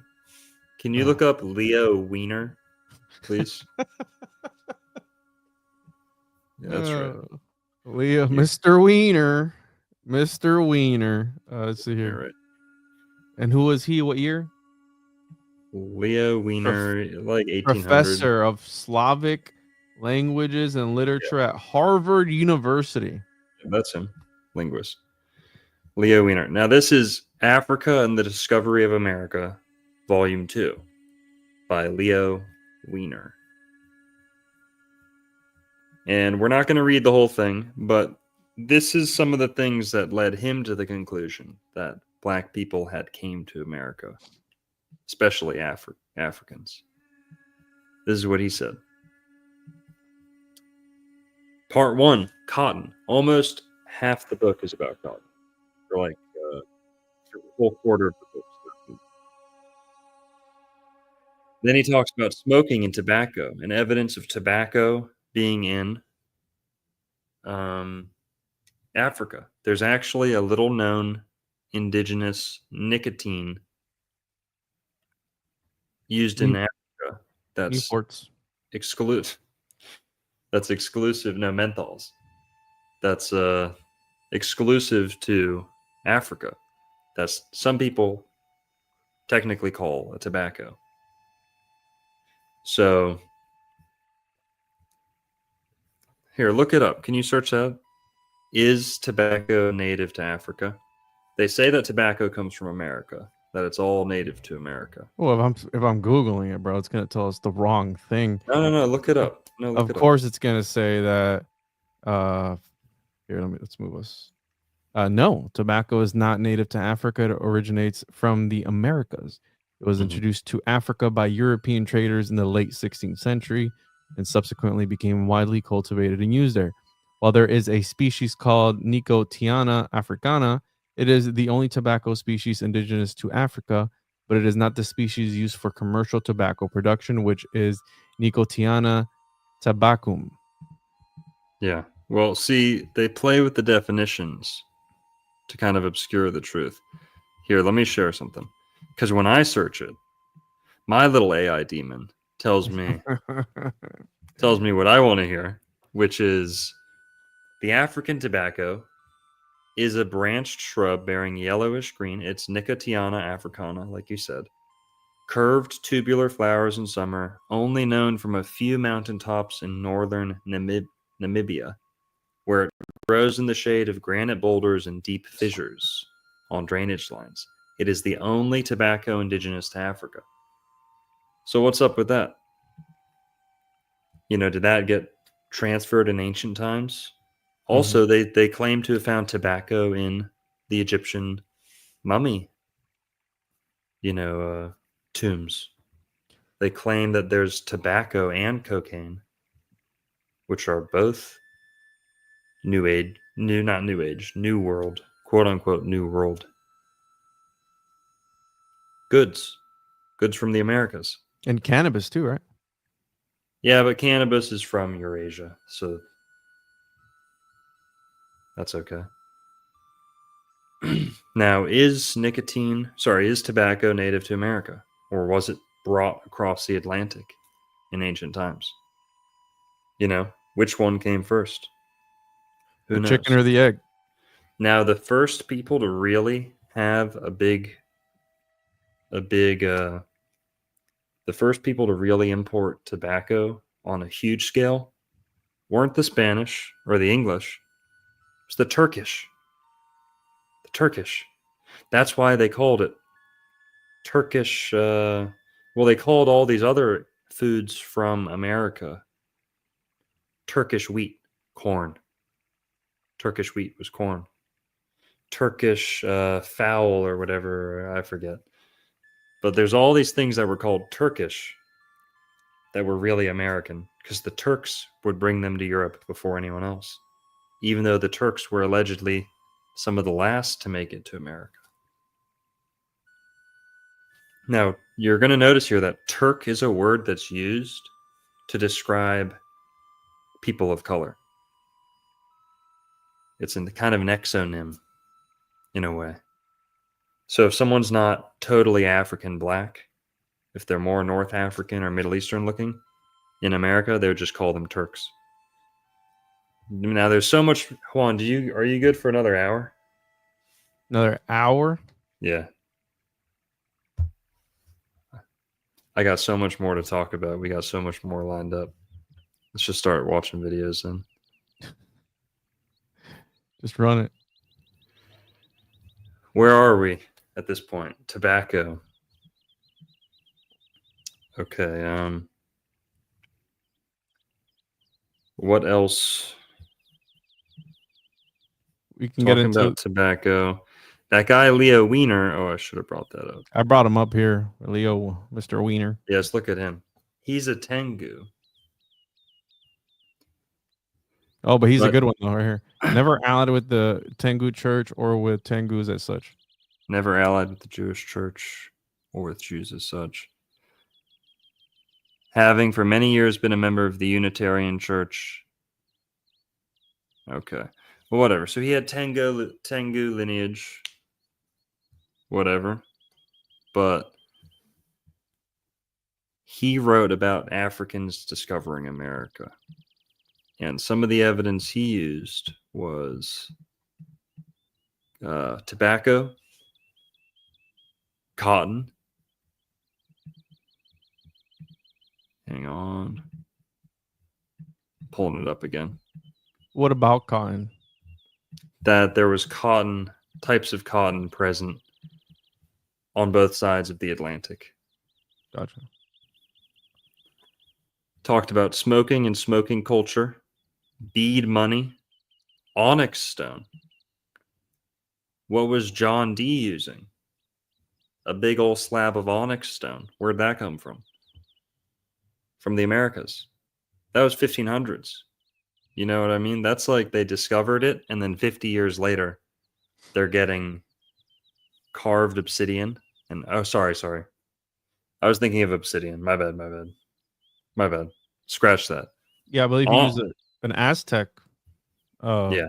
obsidian mirror, I think. Yeah, it still applies, but I confused onyx with obsidian. Sorry.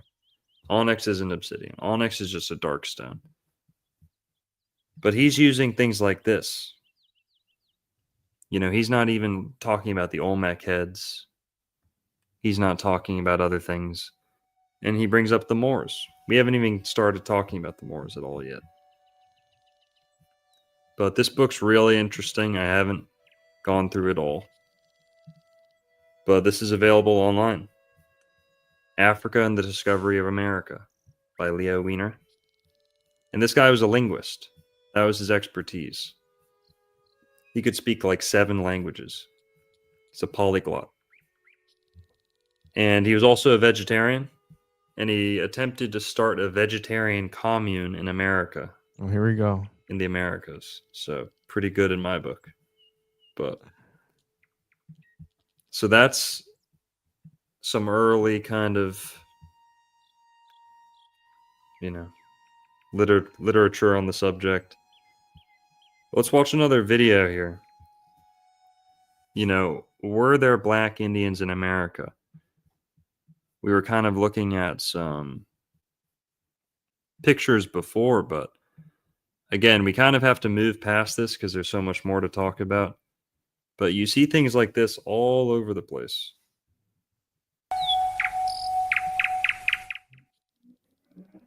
Yeah, Sorry. turn that up.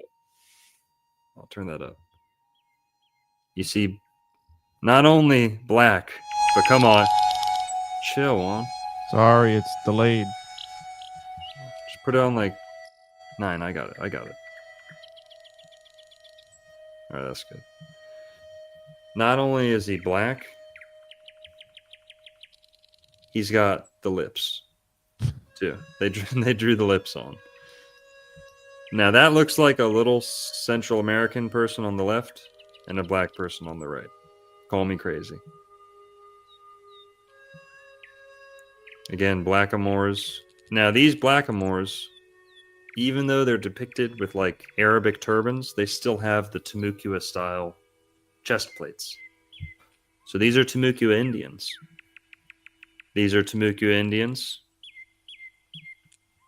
There's some black nobility. Don Miguel de Castro, emissary of the Congo. Let's keep going. These are Native Americans.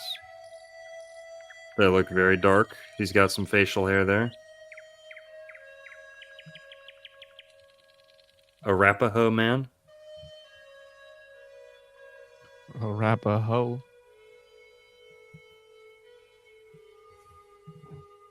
An emblem of America. 1700s-ish. 1600s, 1700s. Maybe 1800s. You know, and just keep that in mind. The more Europeans show up, the lighter and lighter, and the straighter the hair gets, the lighter the skin gets. Also worth noting, people talk about Atlantis being America. Did you know that Aleister Crowley defined Atlantis as black woman?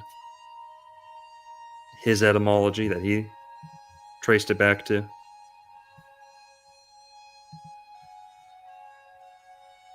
So Atlantis, Aleister Crowley splits into 2 words and says it means black woman. Isn't that interesting? Got some black Confederates, more Maya temples. See red and black skin all over.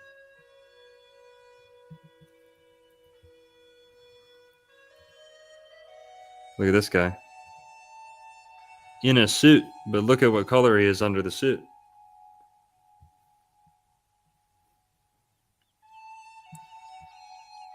Here's some California Indians. I don't think they're black.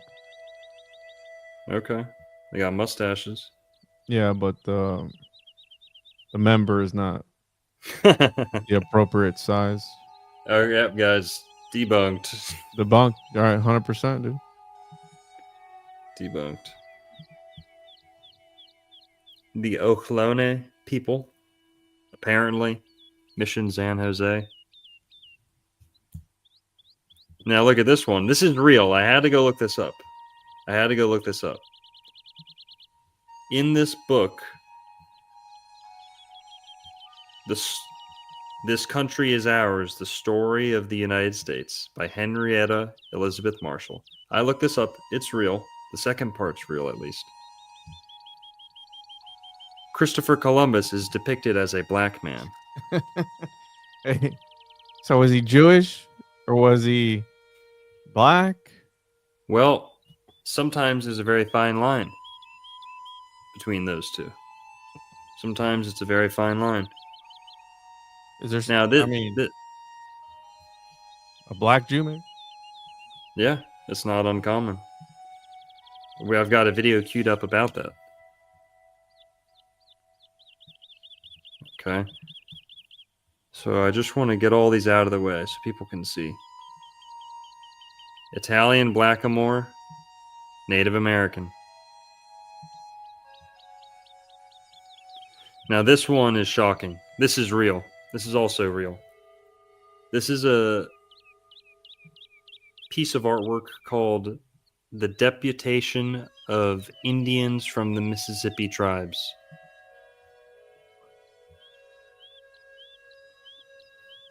(1814).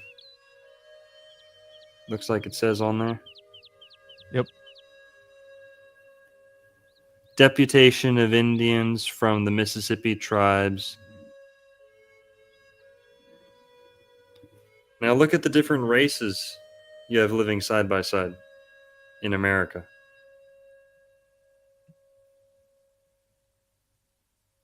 What does that mean, deputation? I think like representatives from each of the tribes like coming together. That's just a guess. Yeah, I'll look it up here. A group of people appointed to undertake a mission or take part in formal process on behalf of a larger group. Yeah. So people representing other, are you saying other races? Yeah, these are almost like representatives of each of the tribes. Like one from each of the tribes coming together. Now, it's interesting. You know, you see your typical Native American, what we think of as a Hollywood Native American. Pocahontas, yeah. Who's this guy? And again, these are the Mississippian tribes. Remember the black people we were talking about, the Spanish stumbling into? That was along the Mississippi River. I think if we're looking for a black presence in the Americas, the Mississippi River is probably the place to look.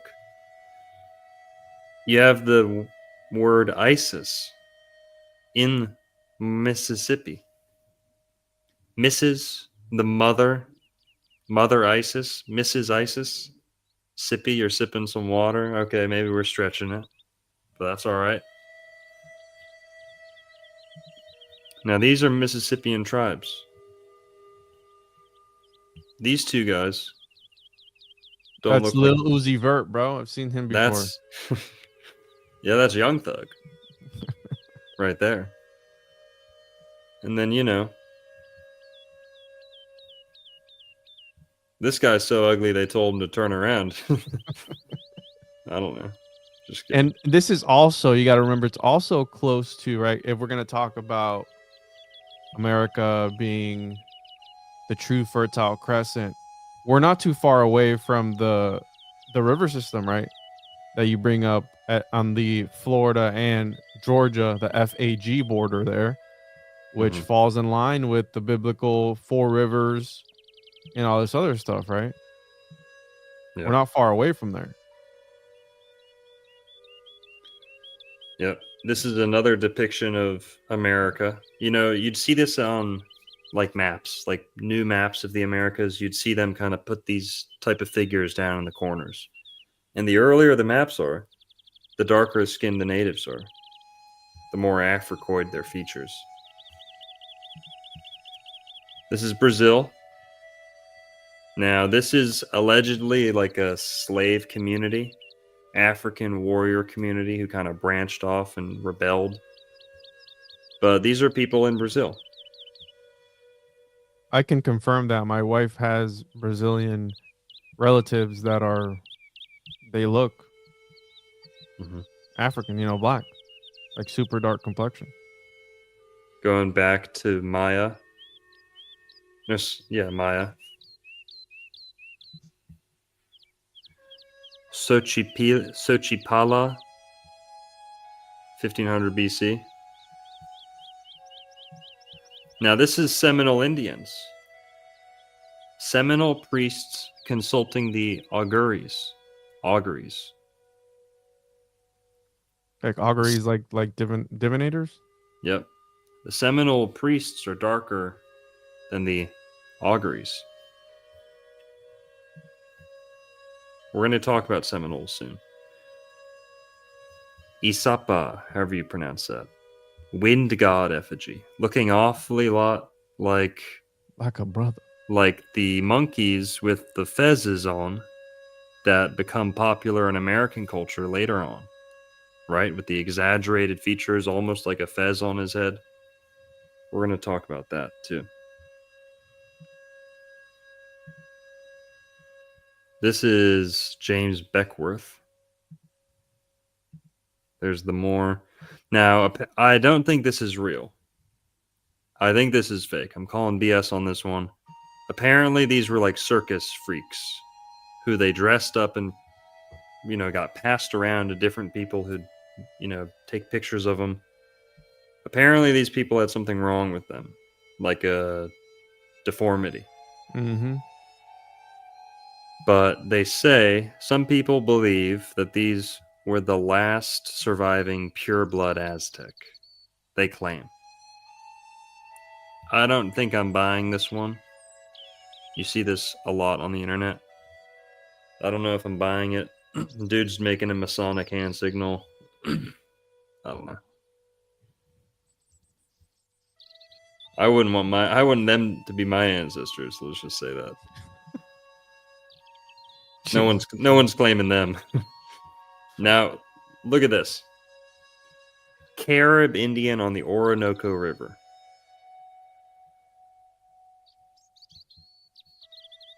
Does that look like a South American? If anything, that looks more Asian than South American. Now, that's another part to all this.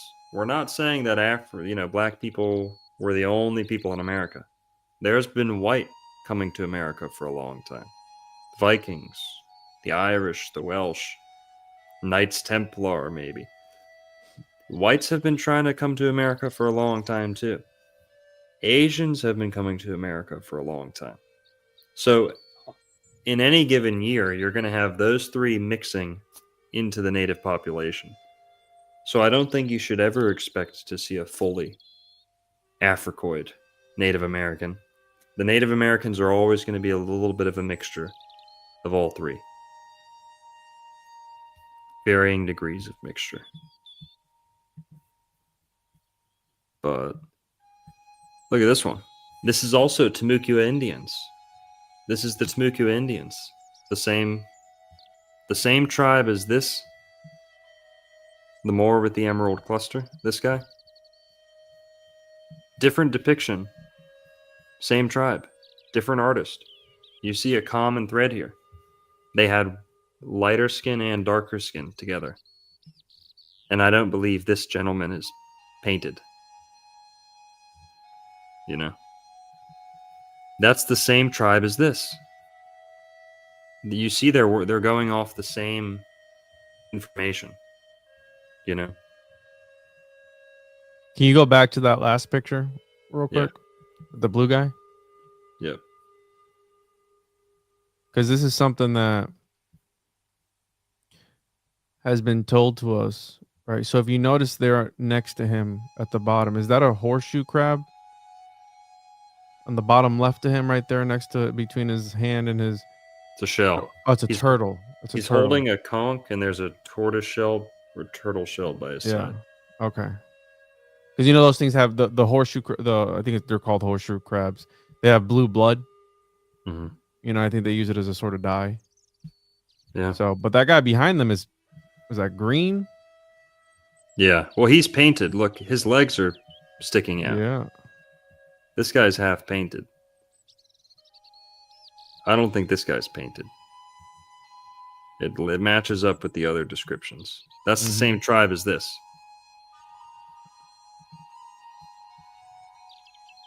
That's a Virginia native. There's some more Mayan.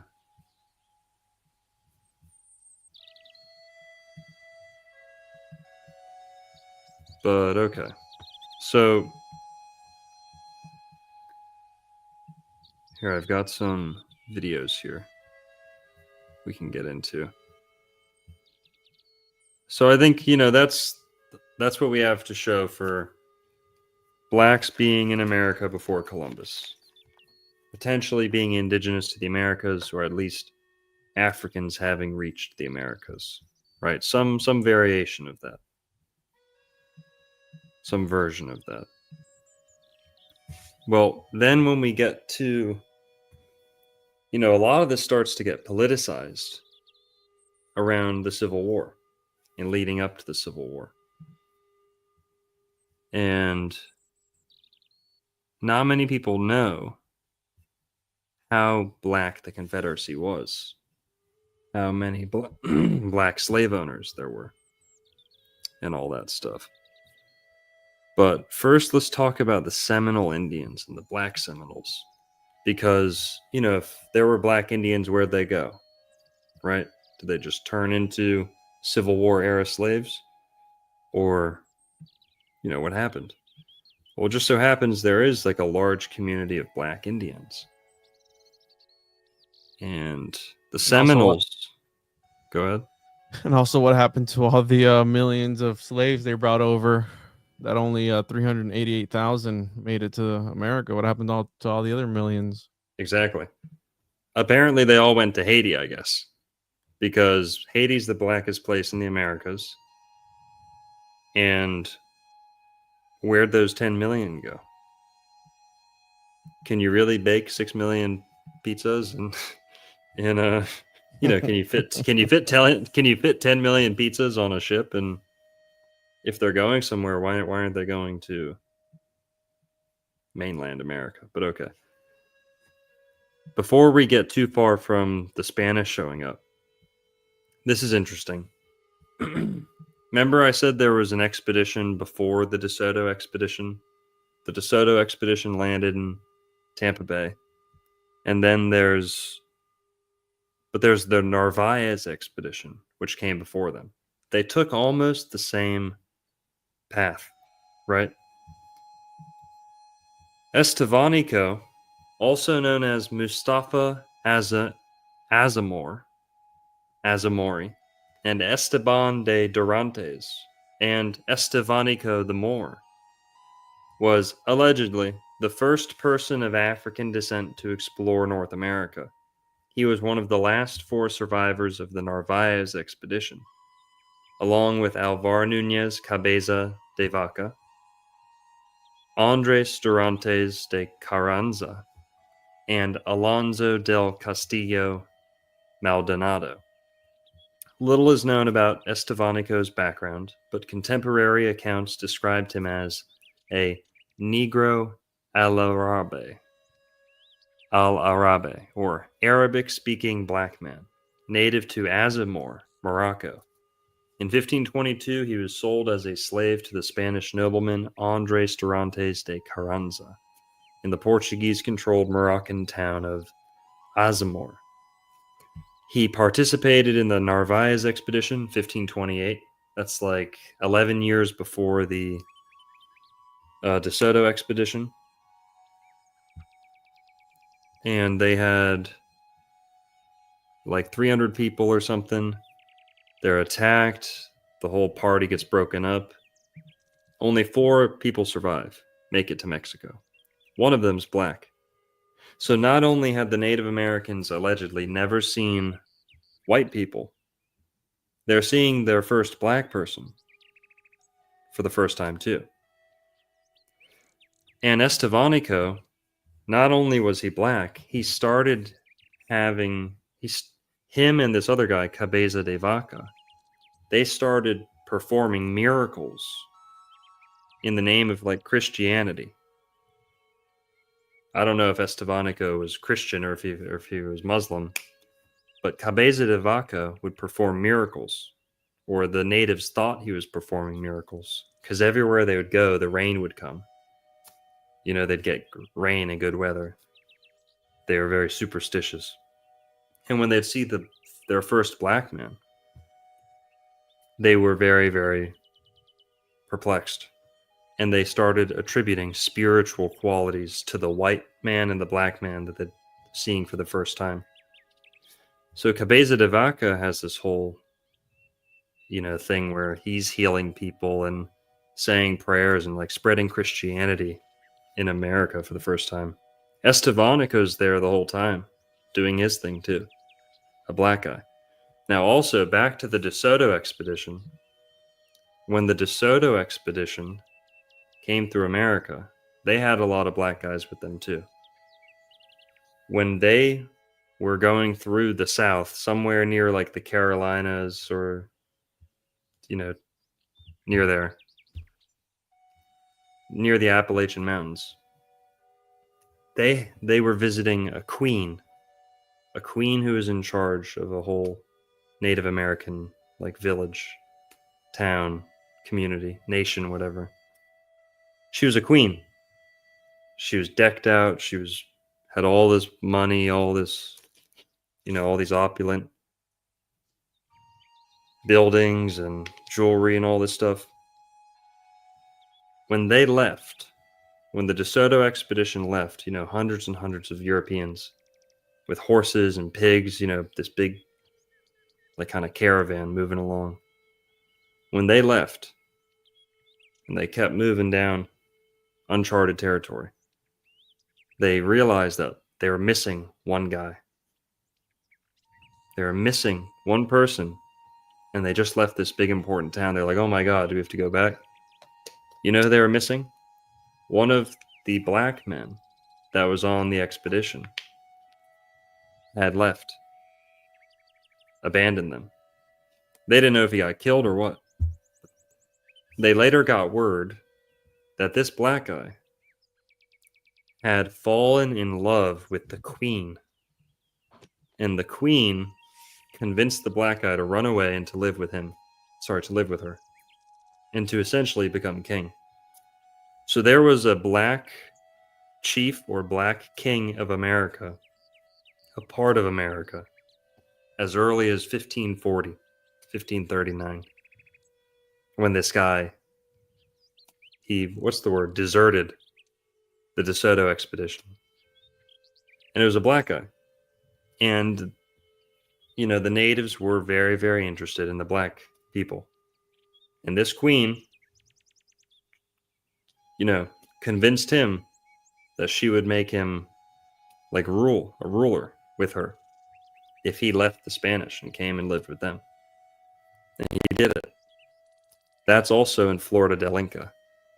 So, yeah.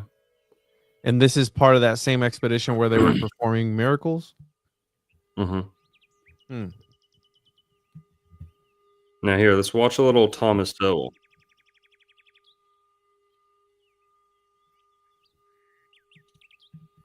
It makes me think of like the major deities, Kukulkan, Quetzalcoatl. Aren't they described as white with red hair? Some of them are, yeah.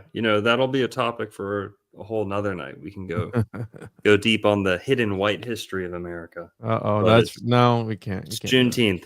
You can't do that. Juneteenth. We got almost 900 people in the chat here. Shout out to everyone for joining us. Don't expect us to get all the facts right here. We're just trying to lay it all out and question the narrative. I think we're doing a pretty good job of showing there were someone black was in America before Columbus, before the, large, big time European settlement of the Americas. It seems that the blacks were here. Whether they floated here, whether they came over as an empire, who knows? Oh, I see we've got our number one supporter here. Previously known as Stay White. Is he really? Yeah. Oh. Good to see you, man. Probably not your type of show tonight, but Stay brown. So yeah, there were whites who visited the Americas, Vikings, Templars, the Basque, right?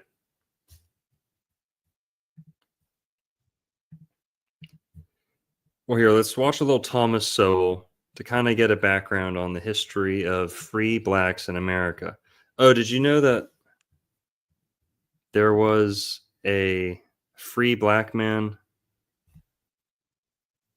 in America? Whatever, let's just watch this. This is from Thomas Sowell TV.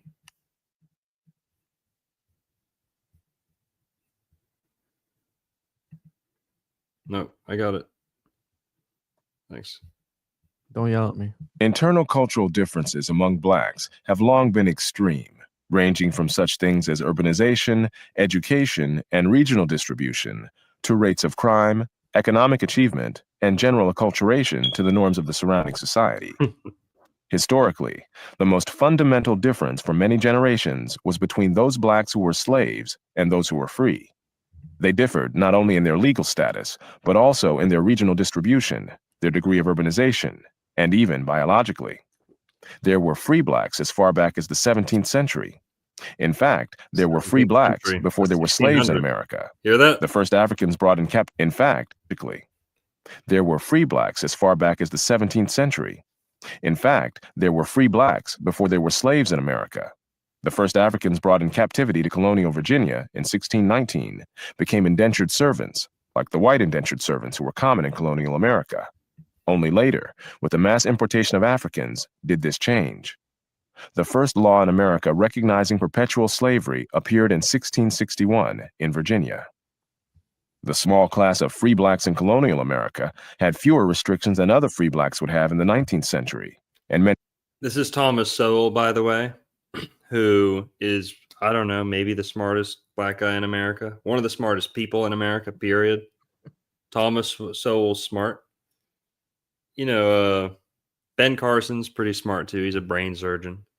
But Thomas Sowell knows his ish.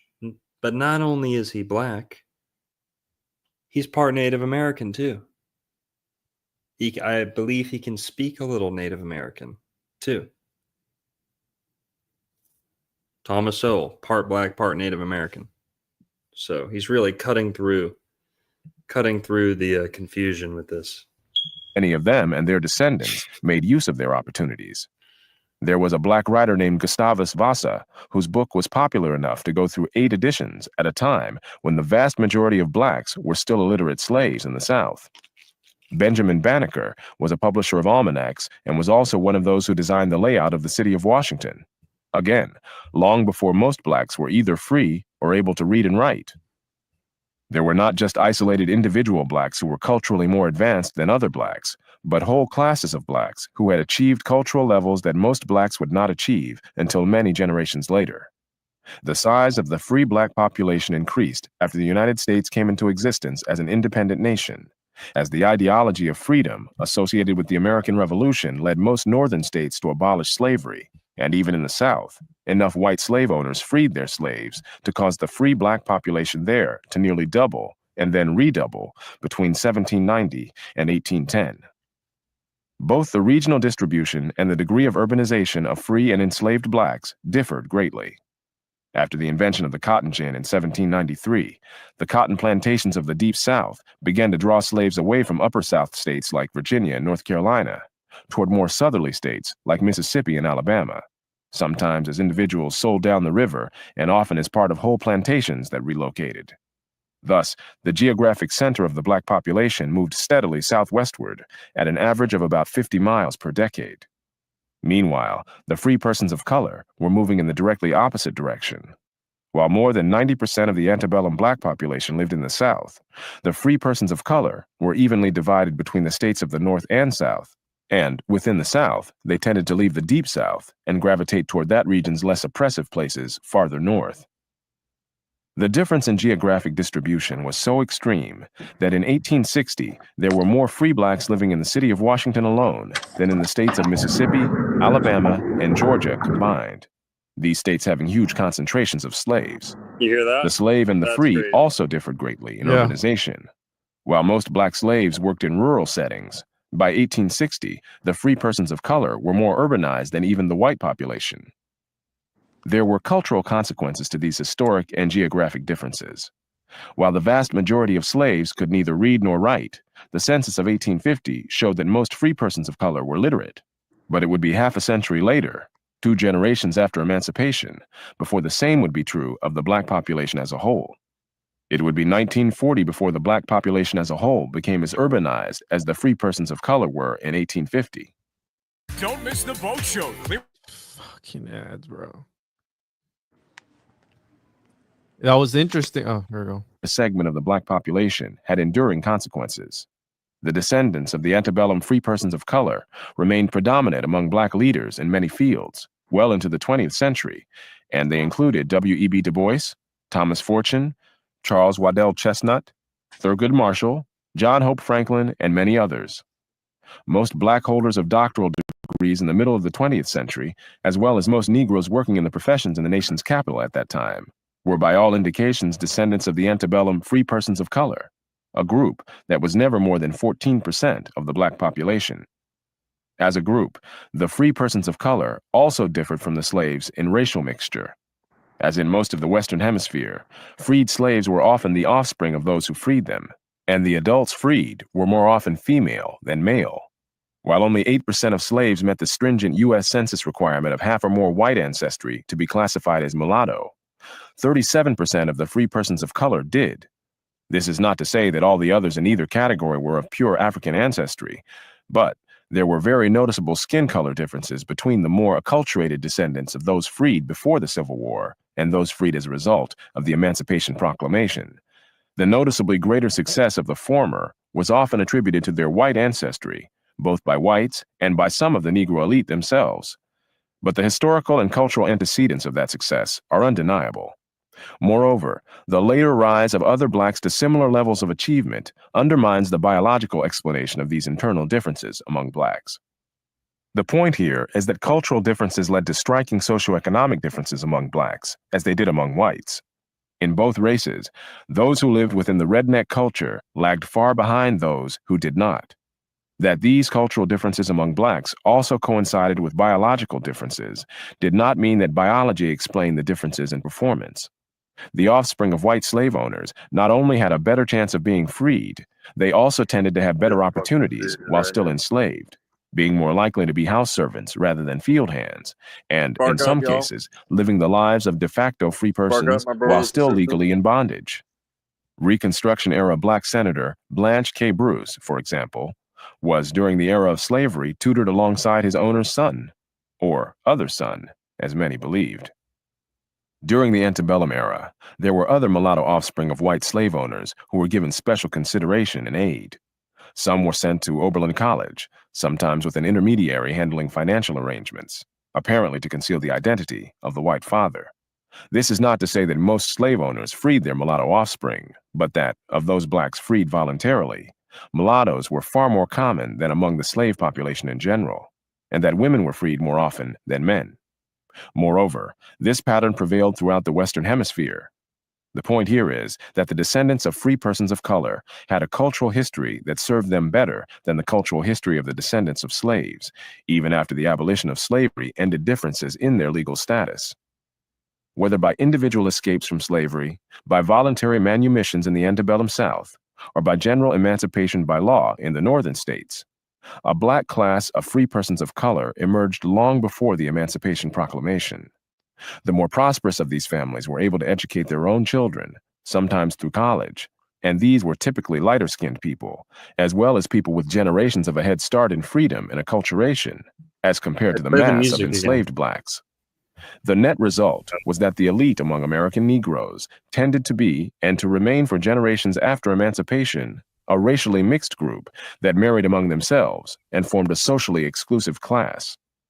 Among 19th century Negroes in Philadelphia, for example, 85% of mulatto men married mulatto women, and 93% of black men married black women. This was not solely a matter of color prejudice, for there were major behavioral differences between the two groups. The mulatto neighborhoods had lower crime rates and a higher percentage of their children attending school, as compared to the black neighborhoods, even though it can hardly be claimed that school attendance or crime rates are genetically predetermined. In short, there were major cultural differences, and these differences in turn produced other differences, such as a higher occupational status, better housing, and more wealth among the mulattoes. Nor was this pattern confined to Philadelphia. All across the country, North and South, the elite of the Negro community were lighter in complexion than the masses, and very self-conscious and sometimes snobbish about that fact. This remained so through at least the first half of the 20th century. Among the consequences of the extreme range of education and acculturation within the Negro community has been the larger society's erection of racial barriers provoked by black rednecks, which barriers then deeply offended those individuals at the other end of the cultural spectrum. These barriers, based on race, prevented cultural elites from separating themselves as much as they would like from lower-class blacks, with whom they were forced to live in proximity and to share institutions.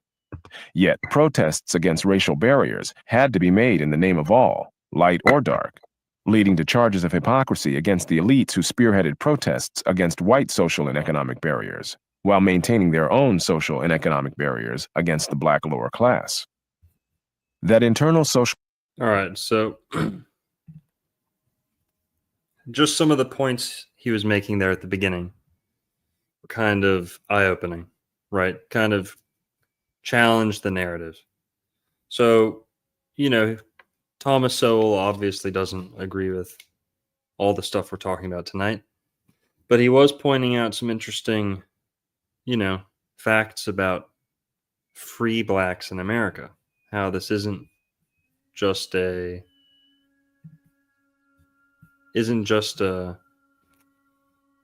you know, a 1 in a million thing. This was a big sizable community, and they were learning to read, they were influencing society, etc.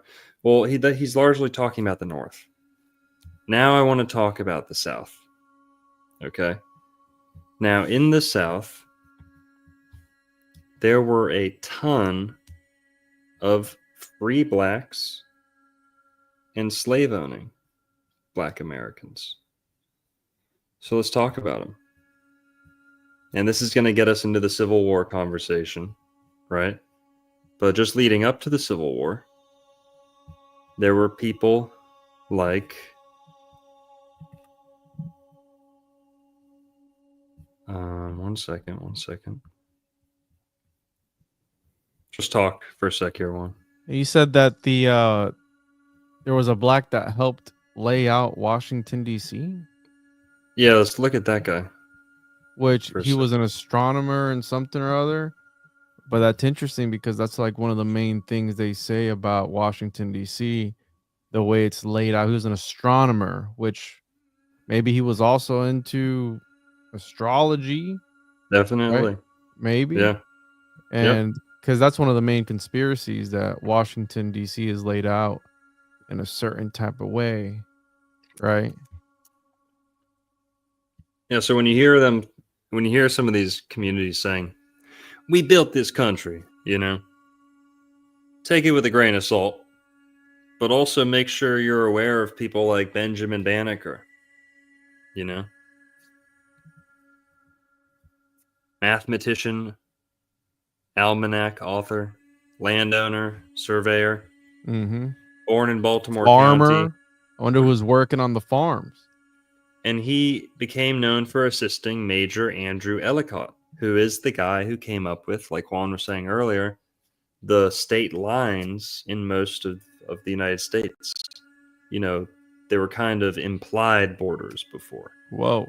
He's the guy who went out and came up with all the state boundaries for sure. So there's multiple, the final state lines for a lot of states. That's why there's multiple Ellicott lines in America. And check that last part out. Banneker became, go down real quick, the third paragraph. Uh-oh, was he a Mason? No, I was just looking up. Damn, he's got a big, oh my God, the citations. Said there, Banneker became a folk hero after his death, leading to many accounts of his life being exaggerated or embellished. The names of parks, schools, and streets commemorate him and his work, as do other tributes. Huh. So there's no records that he was a founding Freemason. Some claim that he was a Mason. Others say he wasn't, is what Google search is telling me. But he was a real person, and he was involved in the planning of Washington, D.C. Now, speaking of, and again, that's kind of in the north, there were people like, oh, here, let's look at this one. They say Andrew Ellicott, is that the guy that he worked with? That he was a Mason, so they yeah. Here, let's listen to this real quick. Tell me if you can hear it. Support for NPR and the following message come from Jarl and Pamela Moan, thanking the people who make public radio great every day, and also those who listen. I'm Farai Chidea, and this is News and Notes. Many people know Britain was involved with the slave trade, but did you know that some white Europeans were taken to America as slaves as well? The slavery of Europeans was a prelude to the mass slavery of Africans in the Americas, says our next guest, Michael Walsh. He's the co-author of White Cargo, a new book about the harsh and surprising reality of indentured servitude in colonial America. Michael, welcome. Thank you very much. So you paint a vivid picture of someone named Sir John Popham. Tell us about him, when and how he lived, and his influence on sending Europeans to literal or virtual slavery in the U.S. He was the chief law officer under Elizabeth, Queen Elizabeth. He had a colorful background. He'd been a... So we're hearing about America's first slaves. A lot of times you'll hear this being, quote unquote, debunked by political activists, right? This is not debunked, people. This is NPR, if it's worth anything. This is the side that you wouldn't expect to be admitting this stuff. Because today, well, I think NPR is nothing now. I think Trump ended them, but Wayman. Or cut their somehow funding. He got away with it. He was a venal, corrupt politician, and one of his issues was the scum of England. He wanted to get rid of them. He wanted to get rid of vagabonds and street children and beggars, and they called them the surplus. And there was great fear amongst the rulers of England that this surplus would take over. So they wanted somewhere to dump them. And Sir John Popham cleared the jails to try and start a colony in New England. He failed. His ship turned back. It didn't turn back. It was captured by the Spanish. And meantime, another colony was taking root in Virginia. But a few months later, Sir John's ship did reach New England, and a colony was begun. It was a flop because they were looking for gold. They found no gold. And then the news came through that Sir John had died. So all his colonists, most of whom were forced labor convicts, they came back to England and they hoped freedom. There was no Sir John waiting to roast them alive, as he might have done. So he, if you like, in a way started English colonization. Sort in of America. the intellectual or business father of this, but he himself did not survive, but the practice did survive. And I want to ask for some distinctions here. You have different terms in the book: slaves, indentured servants, and what you call free willers. I'm intrigued by the concept of a free willer. Who were they, and what did they get from essentially putting themselves in servitude? Well, that's what they put themselves in servitude. They were desperate. They were poor people, or people who didn't have enough money to pay for the trip to America. They wanted a new life. They hoped that they would get one in America, and so they signed themselves away, their freedoms away, as indentured servants to pay for their passage, and that would be for anything between 3 and 11 years usually. Now, most of them initially didn't survive more than a couple of years. The first the average, I think, lifespan of a new indentured servant in the 1620s was probably 2 years. So they were called at the time free willers because they went of their free will, and so many others didn't go of their free will. They were sent there. All right, yo, Disney Frozen conspiracy going on. Free willers, Free Willy. The enslaved whale that is both black and white. Well, I was gonna say, killer whale? Do killer whales, even though killer whales make up only 13% of the population, they account for 65% of the violent crime among whale populations? Bro, are we on to something here with the black and white whale, the Free Willy? Listen, free willers. What if this is to play devil's advocate? What if they came up with this? Let's say this is a fabrication to kind of sympathize with African Americans. Like, see, it's not so bad. Even whites were also enslaved. Again, to kind of twist the narrative, because one of the main things that people talk about is like, hey, this happened hundreds of years ago. Whatever, get over it. Right? There was also white ones along those too. Like, so maybe this is a fabrication of that, and maybe that's why. I don't know. It feels like a lot of this stuff, because we can't deny the fact that for a majority of the early 19th century, or early 1900s, blacks were segregated, right? Like, they were separated from society, unless all those pictures and everything that we see in our school books and our history books is bullshit, right? They can't all be bullshit. No, the segregation was real. You get what I'm saying? Was real. The slavery was real, but here we're going to get to the explanation of the slavery. We're going to get to more of the motives once we get to the Moroccan side of this whole story. But here, let's listen to this a little bit more. They were sent there in chains. They were sentenced to go there. They weren't free at all. Well, nor were these people. So that's the free willers. They are indentured servants. What about the relationship of the white indentured servants to the African or African descendant slaves? How did they get along, and how did the people who were essentially their masters treat them differently, if they did? They did treat them differently. They got along surprisingly well, given what we hear these days. So yeah, we won't let this guy know that. Like, was he there? You know what I'm saying? Like, what a crazy thing to say. I know. Have you ever heard of William Ellison, Juan? No. William Ellison. Hang on here. Let's get us off to the side. William Ellison, born April Ellison, was an American cotton gin maker and blacksmith in South Carolina, and former African-American slave who achieved considerable success as a slave owner before the American Civil War.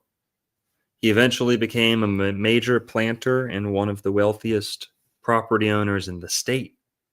According to the 1860 census, in which his surname was listed as Ellerson, throughout his life, he owned up to 171 black slaves in South Carolina and Georgia, making him the largest slave owner in the area. He held 63 slaves at his death and more than 900 acres of land. See if you can find a picture of this guy, please. William Ellison. From 1830 to 1865, he and his sons were the only free blacks in Sumpter County, South Carolina. Keep that in your mind, folks. Sumpter County. We're going to come back to Sumpter County. only free blacks in Sumpter County to own slaves. The county was largely devoted to cotton plantations, and the majority population were slaves. Okay, so a whole lot more to this. During the American Civil War, Ellison and his sons supported the Confederate States of America and gave the government substantial donations and aid. A grandson fought in the regular Confederate Army and survived the war. Now look at that. So this guy alone kind of challenges the whole narrative. There were black people on the side of the Confederacy. Now there's a huge push among academia, among academics, to kind of cancel this out. Now this guy's got a Wikipedia article, so obvious, he was the largest. You can't really hide that guy, right? He was. That's allegedly him. He looks a lot like old Jeffrey over here, dude. I don't know. Or here. He's not the only one. Have you ever heard of Antoine Dubuclet? Nope. These aren't people we're going to hear about in the history books, because it doesn't really go with the narrative, right? Antoine Dubuclet was the state treasurer of Louisiana from 1868 to 1878. Before the American Civil War, Dubuclet was one of the wealthiest African Americans in the nation. After the war, he was the first person of African descent to hold the office of Louisiana treasurer. Look at that. Born near Baton Rouge. Did it say he inherited a sugar plantation from his parents up there? Yep. Dubuclet took over his father's responsibilities and assisted in managing the plantation and enslaving more than 70 people. Fucking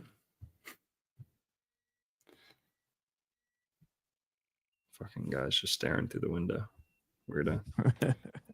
Assisted in managing the plantation and enslaving more than 70 people.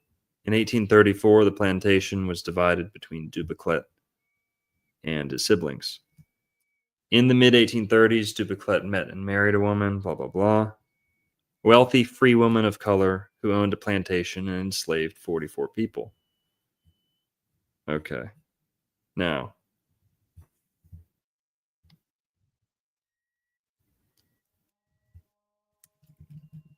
say Republican candidate. Is that what it said there? Was nominated as the Republican candidate for state treasurer. Yeah. State treasurer. Okay, well, who else we got?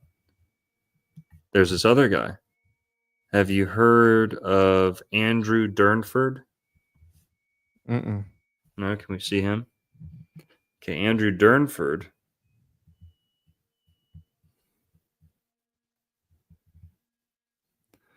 Andrew's father, Thomas Durnford, emigrated from England at age 14. Let's see. Don't want to read all this. But this guy was a slave owner.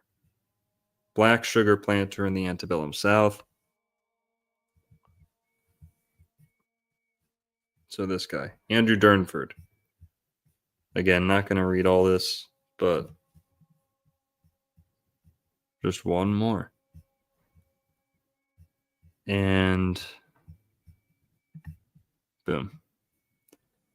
A splendid sugar plantation containing 1,643 acres of land and 95 Negroes near Bayonne Gula in Louisiana, belonging to the estate of Samuel S. Harrison, was sold at public auction a few days since and brought the handsome sum of $240,500. The purchaser was Cyprian Ricard, a free man of color who owned the adjoining plantation, which is worth as much more. Louisiana. A lot of this going on in Louisiana. That's a lot of money for that time. And then we have Marie Theresa Coin. Now talk about a Tengu name. Coin. $5. Born as Coin, also known as blah blah blah, was a planter, slave owner, and businesswoman. See if you can find a picture of her, please. A Louisiana Creole of color, Coin was born into slavery. Her freedom was purchased in 1778. 10 children.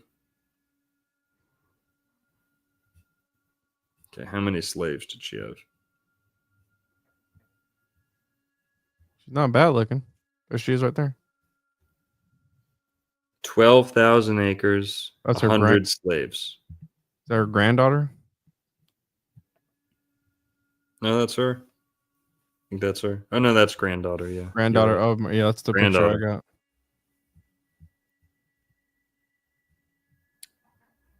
Okay, so 12,000 acres and 100 slaves. Disputed, though. But, challenging the narrative here in the South. This is Louisiana. Who else we got? Have you ever heard of the angel oak, Juan? No. The angel oak is one of the most remarkable trees in America, and they say that it's haunted because they used to hang slaves under it. Yikes. Do lynchings. Yeah. Which we don't condone at all. That's terrible. We don't. YouTube, don't hate us. We're just telling history. We're hearing from historians tonight. We're hearing from scholars. Did it actually happen there, though, or is that just like legend? Well, that's what they say, and that's what a lot of the plaques and kind of like documentaries say about the tree. Do you know what they don't tell people about the tree? That whites also died there? Well, probably. The oak derives its name from the estate of Justice Angel and his wife, Martha Tucker Angel. Local folklore tells of stories of ghosts of formerly enslaved people appearing as angels around the tree. But Angel was their last name. Now, do you know who Justice Angel was? He was a black slave owner. So it's haunted with slave ghosts. But the owner was a person of color as well. So this really, how many black slave owners are we up to in the South? A lot. Quite a few. And these are just the ones that I could find searching real easy. Now, we're not even anywhere close to done. You ever heard of Anthony Johnson? A man from Angola who achieved wealth in the early 16th century, colony of Virginia, held as an indentured servant as early as 1621. He earned his freedom after several years and was granted land by the colony. He later became a tobacco farmer in Maryland. Indentured servant has been referred to as the Black Patriarch of the first community of Negro property owners in America. Apparently kidnapped from Portuguese Angola. Yep. And he ended up, I think he ended up owning slaves. I could be wrong. But that's super early in America, in English, English colony. Who else we got? We got Richard Edward DeReef. Ever heard of him? African-American slave owner, lumber trader, and politician. A member of a wealthy family of mixed African and European descent. DeReef was a prominent member of South Carolinian society, but was subject to discrimination due to his race. He was considered one of the wealthiest African-American men in Charleston and served as a city alderman. Well, mixed race, he claimed Native American descent from his grandmother. Hawa, folks. Hawa. And yeah, slave owner. He was owner of as many as 40 slaves. Yep. They were darker skinned, whereas the reef belonged to a lighter skin group that refused to associate with the darker skin group and regard them with disdain in every aspect of life. Yikes. Here's another one. John Carruthers Stanley was one of the largest slave owners in North Carolina and wealthiest free black resident.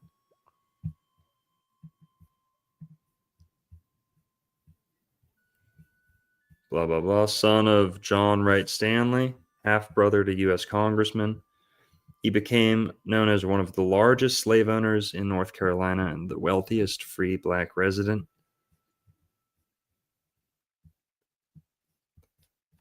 His father amassed riches during the American Revolutionary War. But yeah, how many slaves? That's what we want to know.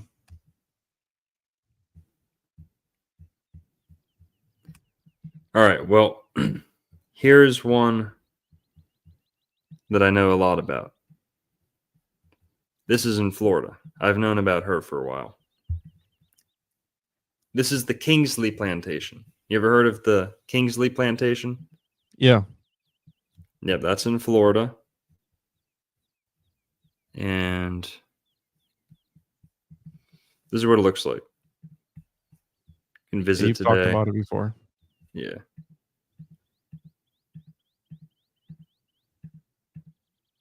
That's what the houses.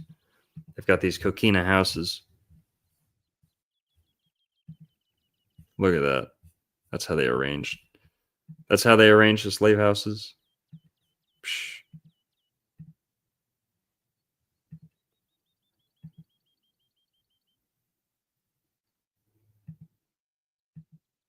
And what he was black? This was a white guy, but he had allegedly an African princess as a wife. Apparently, allegedly born in Senegal, purchased by Zephaniah Kingsley, a potential Tengu merchant. And they had kids together. She was only 13, apparently. But when he dies, she died at 77. He died when she was like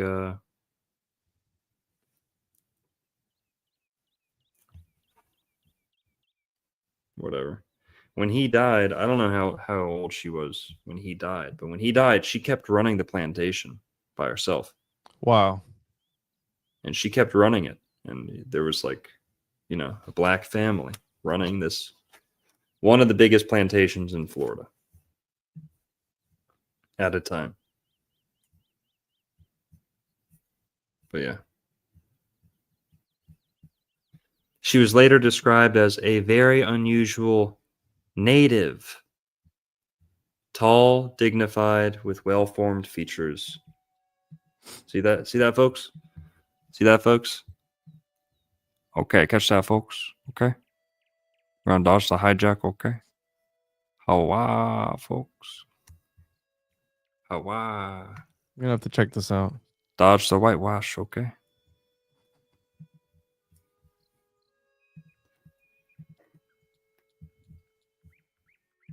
Anna Jai Kingsley.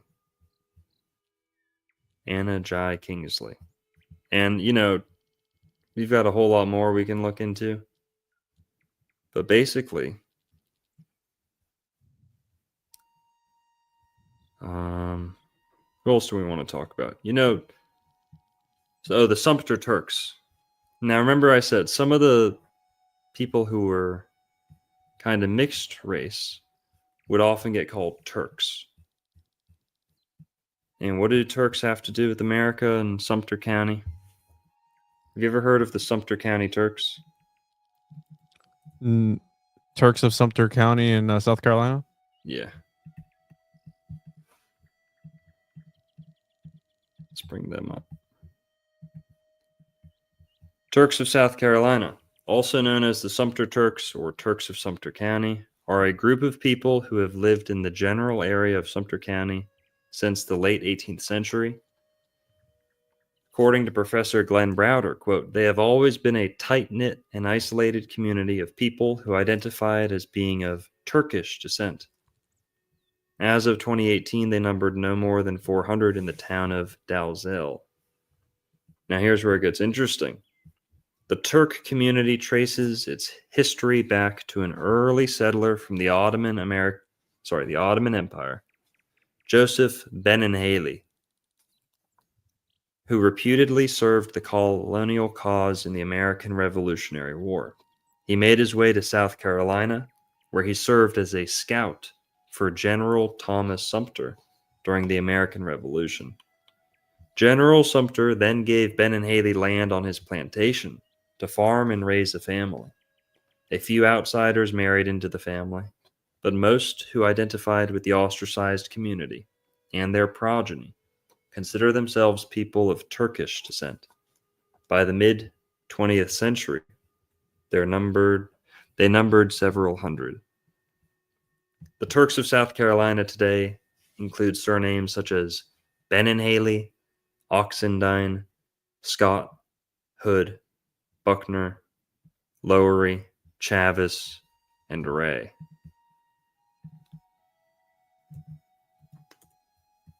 Yeah. Genetic studies, notably the DNA results showed no discernible contributions from sub-Saharan Africa, contradicting the criticism that the community had claimed Turkish ancestry to cover African roots. Now, what did they find, though? DNA reports on living members of the Turkish community who descend from Joseph Benenhalli showed that the genetic profile indicates significant connections to the Mediterranean, Middle Eastern, and North African regions, along with substantial West European admixture and some potential evidence of Native American linkages. And then, like I said, no discernible contributions from sub-Saharan Africa. Yeah. One of them said, we are the Turkish people of Sumpter County in the state of South Carolina. Our story has never been told fully and accurately. We have roots that extend all the way back to the Revolutionary War.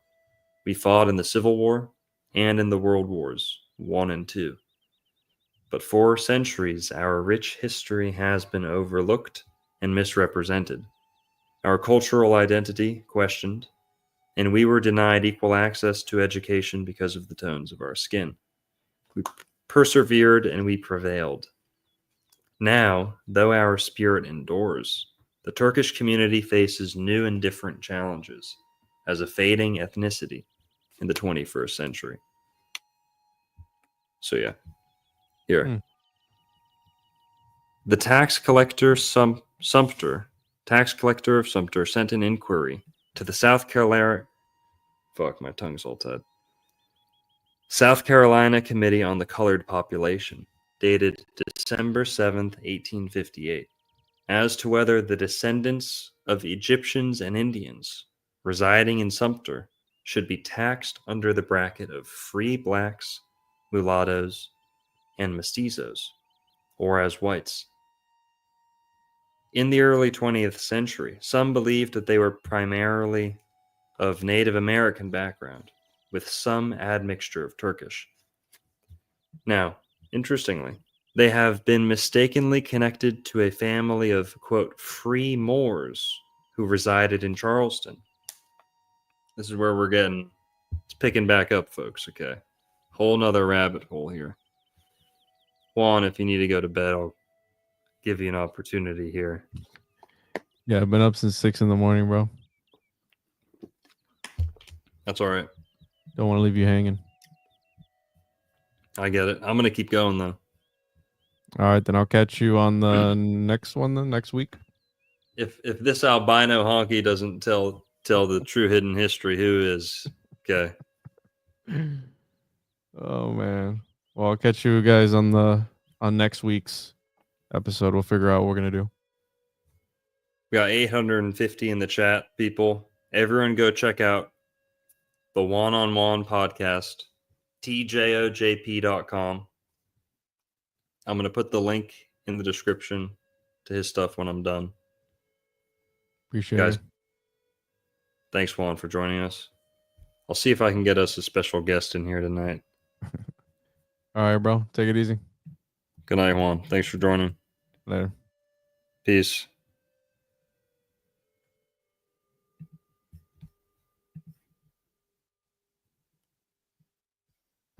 Okay, give me 1 second here. Hawa, folks.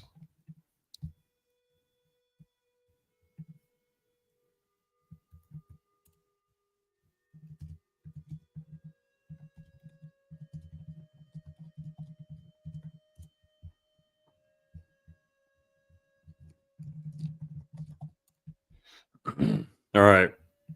Full steam ahead. Finally, that guy's gone. Now we can really cover some ground without him holding us back.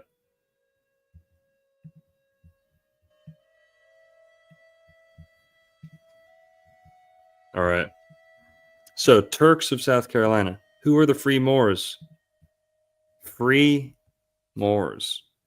What's up? Islam in America? What? What's up? The Moors Sundry Act of 1790 was a granted petition ordered by South Carolina House of Representatives, clarifying the status of free subjects of the Sultan of Morocco, Mohammed bin Abdallah. Now, this is where the whole Moorish community, remember we were talking about them at the beginning?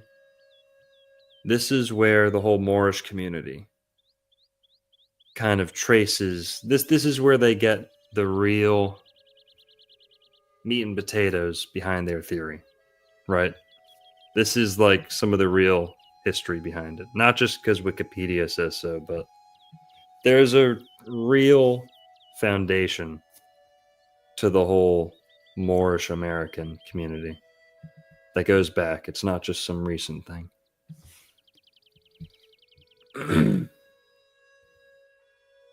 And this is going to tie into the whole, Moors, Morocco Treaty, George Washington cutting down the cherry tree, right?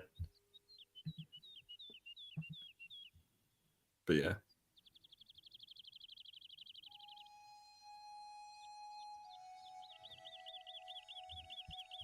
Wow.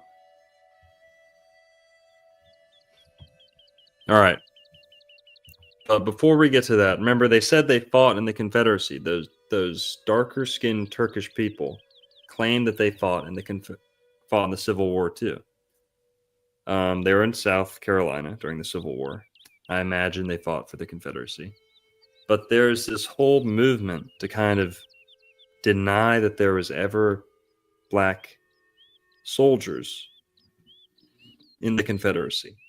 Today, they only kind of admit that a bunch of them joined at the end, right? But originally, as we've already shown, there was a ton of black slave owners in the South. Landowners, wealthy, influential. You think they just switched sides when the Civil War started? No, they fought with the South too. Now here, we got some interesting videos we can get into. Oh, that's too. Don't want to just look at me. Here, let's pull up a good little video here.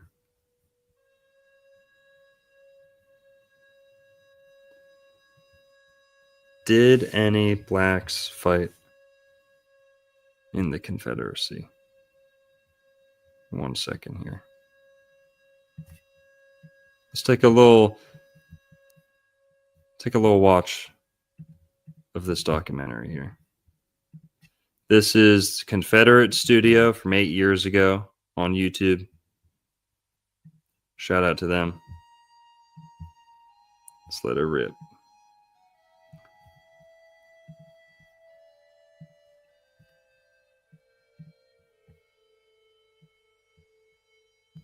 Confederate General Patrick Cleburne wanted to utilize slaves in the early part of the war, but was turned down by the Confederate Congress.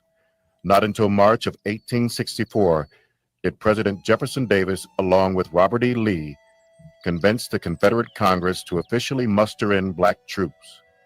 These troops would never see battle. Lee would surrender at Appomattox in April of 1865. No other event in our history has defined the American Constitution or our government than the American Civil War. With the American Revolution, we the people declared that all free-thinking men shall be self-governed. With the spirit of 1776, we give definition to a people who agreed to self-government. Out of the ashes of the American Civil War arose the encompassment of a strong centered government. We now brought definition to our government, but not without a tremendous cost to our nation.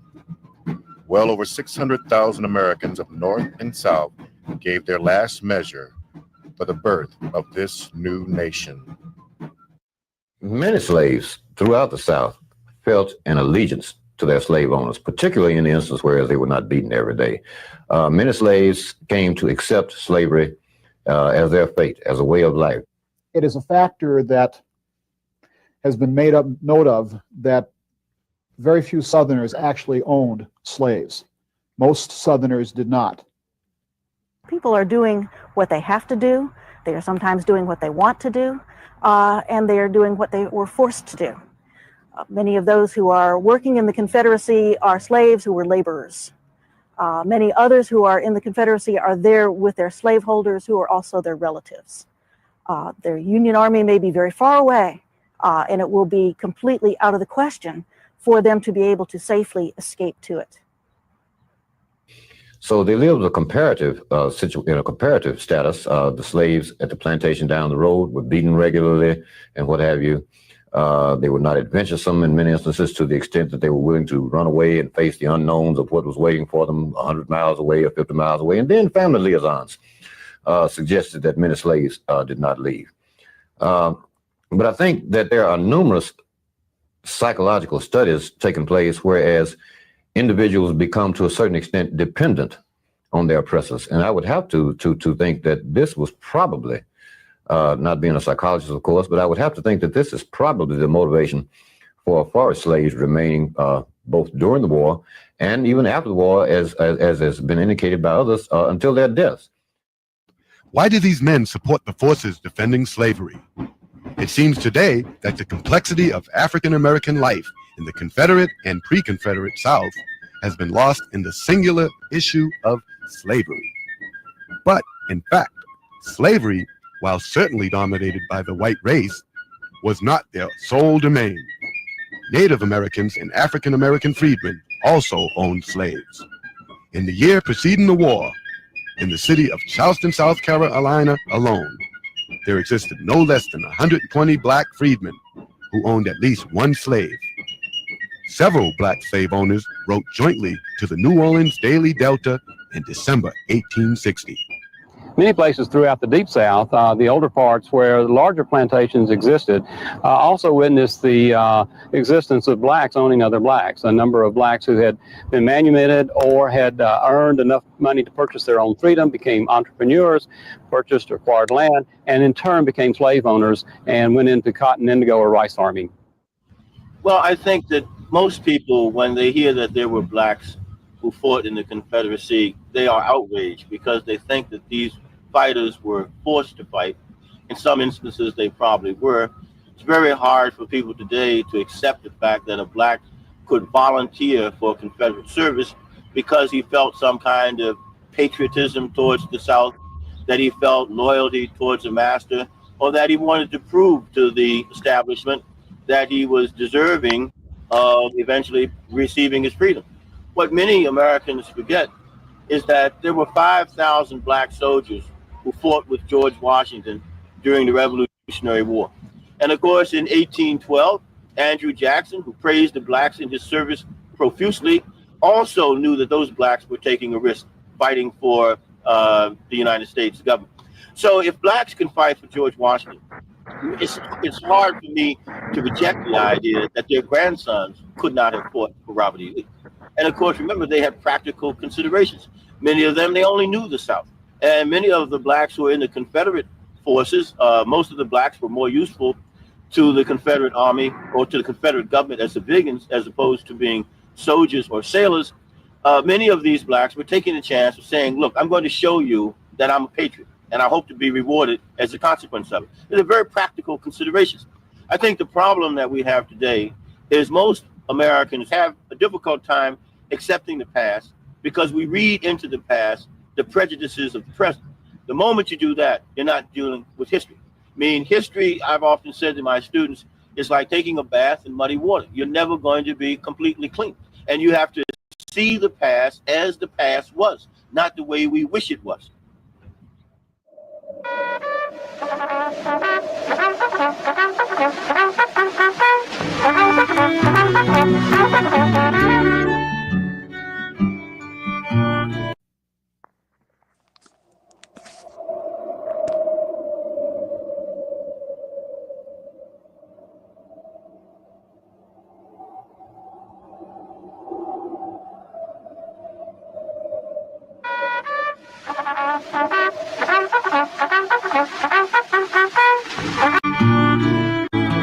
In the States, and we have been to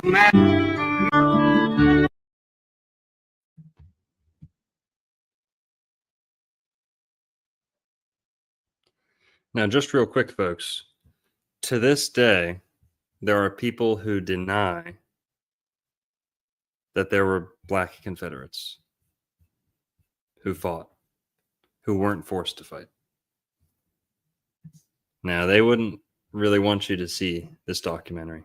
And that guy who was talking earlier, Edward something, there's a lot of people who go after him and try and debunk everything he said too. Let's keep watching. We are the last of the old bodyguards of our masters served through the war between the states, and we have been to all the reunions and have treated us just the same as any other soldier.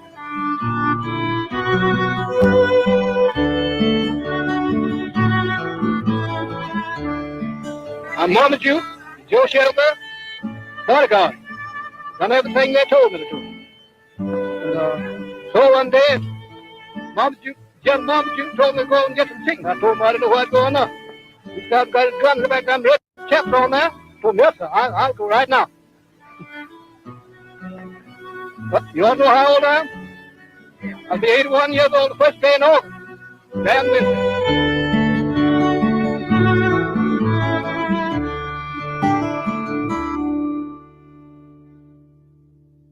Major General Nathan, one of the most famous generals in the Confederate Army, was Major General Nathan Bedford Forrest. All right. We're not going to watch the whole thing on that, but you get the idea. And here's another one. This is a video from proudrebel.com on YouTube.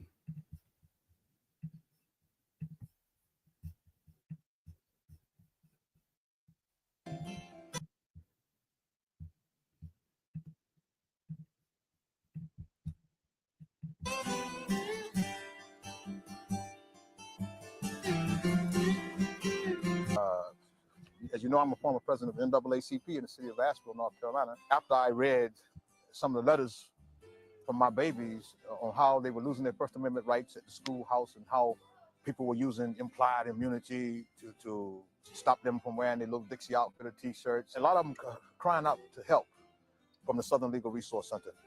And surprisingly for me, a great deal of those babies that were crying out for help were black babies. The whole institution of slavery has been blamed solely on Christian white folks in the South, and the whole world acts as though it didn't participate, and the whole world did participate. You know, black folks and white folks in the Southland of America, we've been family in lieu of slavery for a long time. For me, the victory didn't come with Marsley over there at Appomattox Courthouse for those folks. In the hearts and minds of us, that thing still was there, the love for the Southland of America. So the only way, basically, that we could do this thing is to dumb down the people and grab black folks and divide and separate them down in the South. How are you going to separate Confederate history and Southern history from black folks? But they don't talk about Levi Carnine, Reverend Mike Lee, Hope Collier, John Edgerton. They don't talk about these folks because, I mean, these are black heroes who who fought very bravely. Reverend McLeod said, bodyguard to Honorable General Robert E. Lee, he told his people, after he'd educated himself with the money that General Lee had given him, keep your faith in God, buy you some land, get yourself educated, and beyond all else, put your faith and trust in the white man in the South, no other, because he knew what was in the hearts and minds of Southern people. These folks talked about Nathan Bedford Forrest. If it don't be for Nathan Bedford Forrest and that original Ku Klux Klan, I'm not talking about what happened after Nathan Bedford Forrest. Many of us Southerners, red, yellow, black, and white, would be just like the dinosaur around here in the Southland America, extinct. And people don't understand that. They just say Ku Klux Klan and all. This shit is crazy. I mean, can you imagine if you saw this in history class? All of a sudden, they gather these images of my flag and white men standing around beating and hanging and whipping black folks. Wrong, wrong, wrong. Thaddeus Stevens and his boys found out how successful that the Klan was at defending Southern folks, red, yellow, black, and white.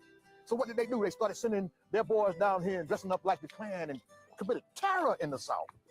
And then all of a sudden, you know, Nathan Bedford Forrest understood this thing. He told his men, let's just come home. Let's go home and forget about this thing. And I'll tell you something. From all the accounts of what you do find, there was not a single man who looked like me that wouldn't have given his life for Nathan Bedford Forrest. Trained cadre of black folks on plantations all across the South End of America, made all the implements of war, stayed at home, provided all the foodstuffs. Many went off to fight in the war gloriously. In the 77 cities that I marched through when I walked through Texas, there was not one town that somebody did not come with a black Confederate hero. Well, my great-great-grandmama Hattie Edgerton stood on those shores in 1788 on her way to the Honorable T.R. Edgerton family in Rutherford County, North Carolina. I'm so glad she didn't get left behind. Those Africans didn't like us then. They don't like us now. The only people that ever showed any love for us, those same white folks in those cotton fields and cornfields that we live side by side and call ourselves family. And I'm not here defending institutional slavery because slavery was bad when Jesus Christ walked the earth. It's part of man's inhumanity to man. There's a resolve in those children, much like their grandfathers that we see buried around here. They want to know. And now they have these things called computers. These babies start plugging in these things, and these teachers can't get away with that stuff they used to get away with about, you know, our ancestors were demonic. I am so very, very proud of my heritage and my ancestry. God, in his infinite wisdom, could have sent my grandmama someplace else as a slave. But he sent her to the greatest country. He sent her to the Southland of America. If it hadn't been for that white man who said, come in here, sit down, John. They burned out all our property. Our money is no good. All the animals are gone.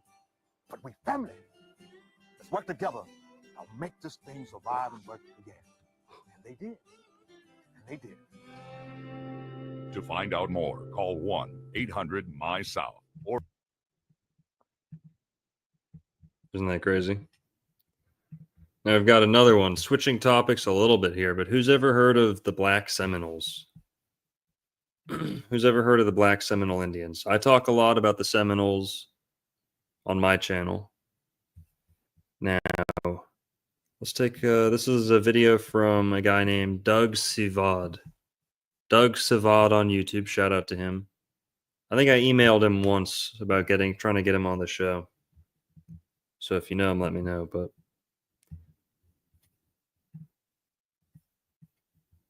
let's check this out. Enslavement in the Americas, its cruelties. I know you've heard stories of African enslavement in the Americas, its cruelties, the harshness of it. But I'd like to tell you another story.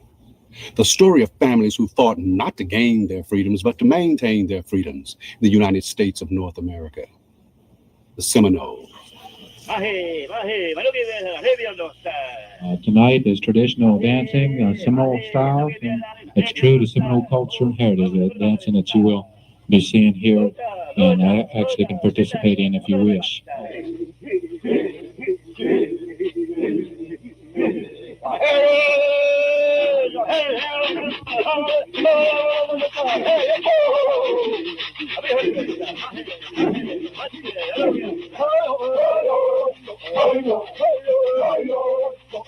my favorite definition of history is the story written by the winners. It's a pack of lies written by the winners.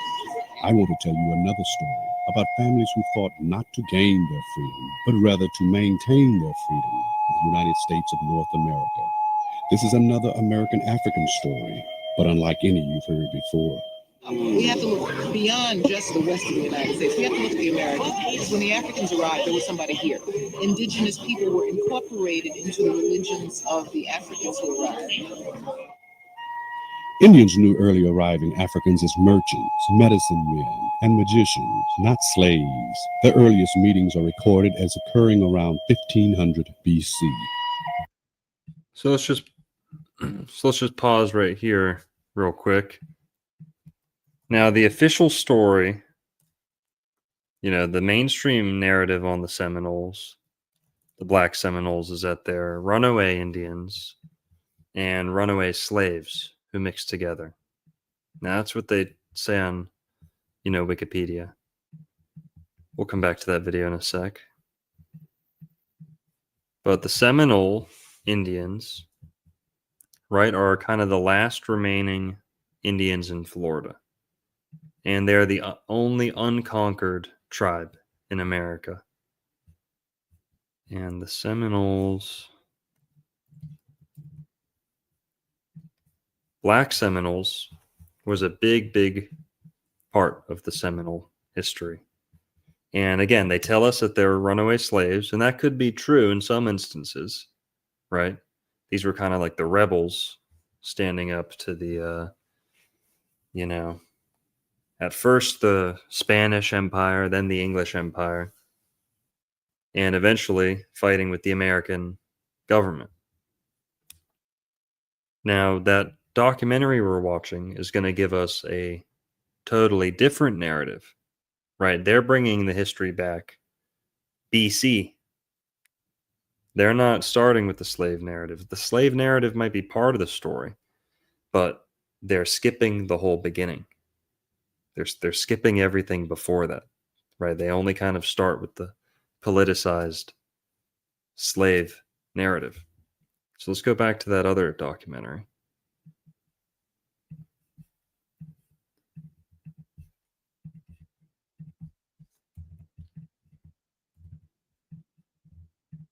When the Africans arrived, there was somebody here. Indigenous people were incorporated into the religions of the Africans who arrived.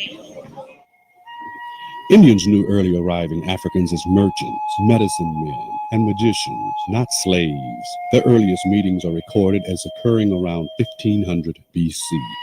What we call Istellesti, or black people, the majority of them did migrate with what we now consider called the Oklahoma Seminoles. As the Oklahoma Seminoles are today, we are still the only Indian tribe in the United States that still has black people, that has no Indian blood at all in them, that are still citizens of the tribe. Bloodlines followed the mother, so children born to an Indian mother were called Indian, no matter the physical attributes. Being Seminoles, the majority did come to the Indian Territory as prisoners of war. After 3 wars with the U.S. in Florida, some Seminoles capitulated to Indian Territory, mostly on the advice of their black counselors and advisors, rather than attempt to endure the designed oppressions imposed on them because of their rebelliousness. Thousands of Seminoles escaped Indian Territory, running north to Kansas, west into the desert lands and other Indian nations there, and south into Mexico. Those in Mexico became a military colony protecting Mexico's northern border along the region. If you're just joining us, we're talking about hidden black history of America. Happy Juneteenth. Make sure you spark up, pour yourself a little liquid sunshine while you're at it. All right, let's get back into it. We're watching Doug Sivad on YouTube. Hidden Black Seminole Indian History. Rio Bravo. The Mexicans called their black Indian mercenaries Muskoga. The first Muskoga Seminole Indian scouts enrolled at Fort Duncan on promises of regular army pay and land to call their home. Living in squalor 4 years later, no land. They were challenged by the law when they wouldn't tolerate the insults from the white populace they were protecting. In 1874, Muskogee Private Adam Payne won the Congressional Medal of Honor in battle at Paladuro Canyon in North Texas. In 1875, Muskogee's John Ward, Isaac Payne, and Pompey Factor won Congressional Medals of Honor at Seminole Canyon in a battle with 70 Comanche they had trailed for weeks. From the time of their arrival in Mexico and Texas, these unheralded Muskogee warriors fought and defeated Napoleon's French army, invading Comanche, Lipan Apache, and Texas outlaws, while never losing a man in battle.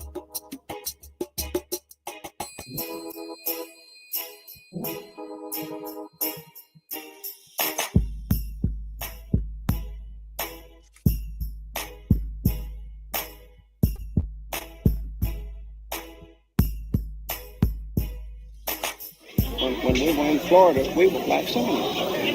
When we went to Oklahoma, we were still black Seminoles. When we left Oklahoma, we went to Mexico, we were still black Seminoles. What does African American include? There are many varieties of African Americans, so many people that don't fit into one particular category. Within the history of the American native is found the missing link in black history and genealogy: Seminoles, a people omitted from the annals of American history curricula. Muskogee, an independent mercenary force that policed the American West and northern Mexico.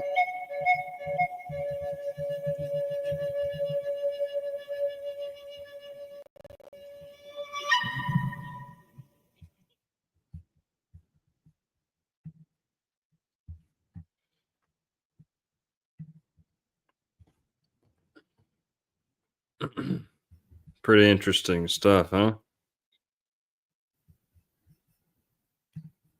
Pretty crazy. Got one more here lined up.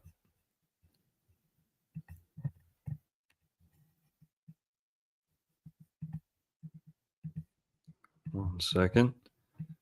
Queuing up another video on the Seminole Indian Scouts.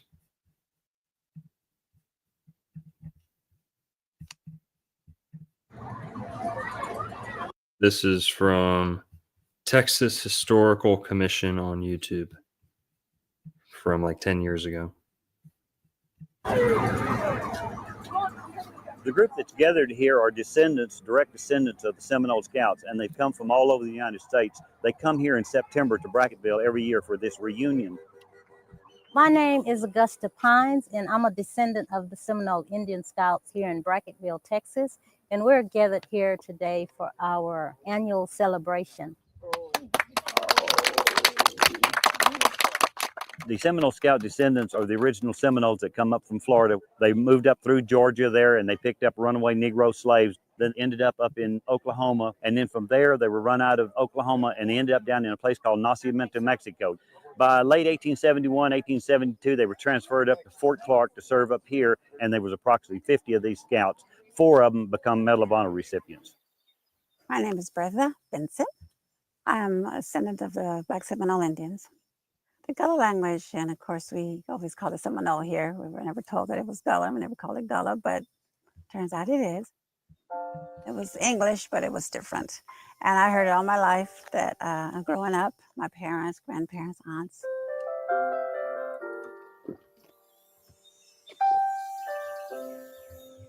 My name is Bertha. I think Thomas Sowell speaks Gullah. And I'm Black Seminole Indian descendant. Here where I'm sitting, where I sit, is this land. We've been to live here many, many years ago. It's where my ancestors been to live.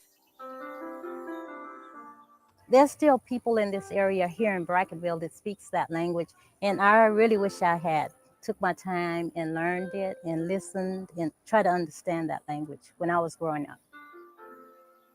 Because it's really an important language that I just let go. I think it's really important to teach Gullah to the next generation, because if we don't teach it, I believe it's going to die. And my family, my parents spoke it all the time.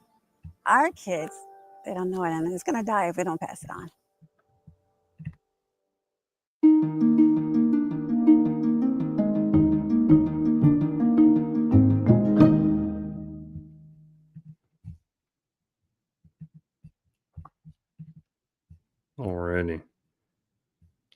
Now let's talk about the Moors for a little bit. Actually, let's talk about pirates. Remember we were talking about the Turks in South Carolina and the Sumpter Turks? We're going to get back to them in a little bit, but Caesar, who's ever heard of Black Caesar? Okay, so we got Black Confederates, we got Black soldiers in the Civil War, Black Indians, potentially Black Aboriginals. We got Black pirates now too. Caesar, later known as Black Caesar, was a West African pirate who operated during the Golden Age of piracy. He served aboard the Queen Anne's Revenge of Edward Teach, also known as Blackbeard, and was one of the surviving members of that crew following Blackbeard's death at the hand of Lieutenant Robert Maynard in 1718. Myths surrounding his life, that he was African royalty and terrorized the Florida Keys for years before joining Blackbeard, have been intermixed with legends and fictional accounts as well as other pirates. But he was involved with Florida. Black Caesar, according to traditional accounts, was a prominent African tribal war chieftain, widely known for his huge size, immense strength, and keen intelligence. He evaded capture from many different slave traders. Caesar was finally captured when he and 20 of his warriors were lured onto a ship by a slave trader. Showing him a watch, the trader promised to show him and his warriors more objects, which were, quote, too heavy and too numerous to bring on shore, if they came aboard his ship. He enticed them to stay with food, musical instruments, silk scarves, and jewels. However, he and his men raise anchor and slowly sail away. So they duped him. When Caesar discovered what was happening, he and his men attempted to charge their captors, but were driven back by the well-armed sailors using swords and pistols. Although it took considerable time, blah, blah, blah, blah, blah. He got captured. As they neared the coast of Florida, the sudden appearance of a hurricane threatened to destroy the ship on the Florida reefs. Recognizing the ship's imminent destruction, the sailor snuck below decks. I don't know who wrote this. The sailor snuck below decks and freed Caesar. The two then forced the captain and crew into a corner, most likely at gunpoint, and boarded one of the longboats with ammunition. Oh, he befriended a sailor. All right, that's the sailor. He befriended a sailor who was the only man Black Caesar would accept food and water from. The two then forced the captain and crew into a corner, most likely at gunpoint, and boarded one of the longboats with ammunition and other supplies. The wind and waves pushed them to shore where they waited out the storm. And that's how they got started. They began using the lifeboat to lure passing ships, which stopped to give assistance. While posing as shipwrecked sailors, they would sail out to the vessel. And yeah, so that's how they got started. And Black Caesar went on to become one of the most, powerful figures in kind of early Florida history. Elliott Key, hanging out in the Keys. Here's where it gets crazy. He reputedly had a harem on his island, having at least 100 women seized from passing ships, as well as a prison camp where he kept prisoners in stone huts hoping to ransom them. When leaving the island to go on raids, he left no provisions for these prisoners, and many eventually starved to death. A few children reportedly escaped captivity, subsisting on berries and shellfish, and formed their own language and customs. This society of lost children gave rise to native superstition that the island is haunted. Oh my God. So yeah, this Black Caesar guy, I mean, the whole thing is crazy, and there's documentaries about him. But he was with Blackbeard for a time, and all this stuff. But this kind of brings us to the question, who was enslaving who in the 17 and 1800s? Why would there be this narrative to kind of like fake slavery or exaggerate slavery exaggerate the amount of Africans shipped to America. Well, who's ever heard of the Barbary slave trade? Remember we were talking about white slaves in America earlier. The Barbary slave trade involved the capture and selling of European slaves at slave markets in the largely independent Ottoman Barbary states.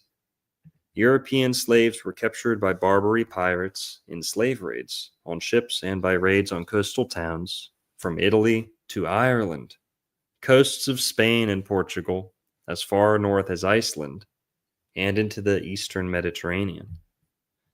The Ottoman Eastern Mediterranean was the scene of intense piracy.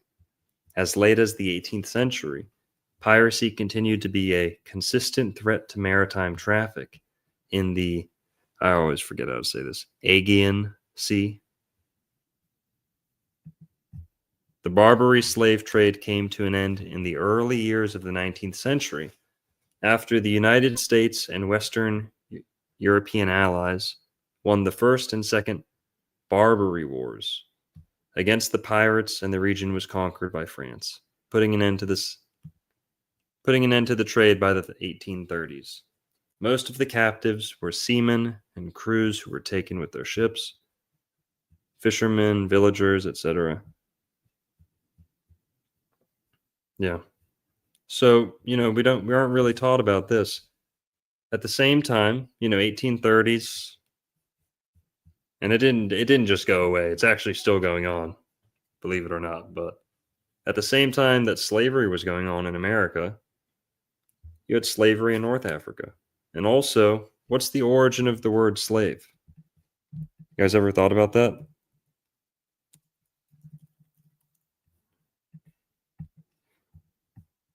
Let's take a look at the etymology of slave.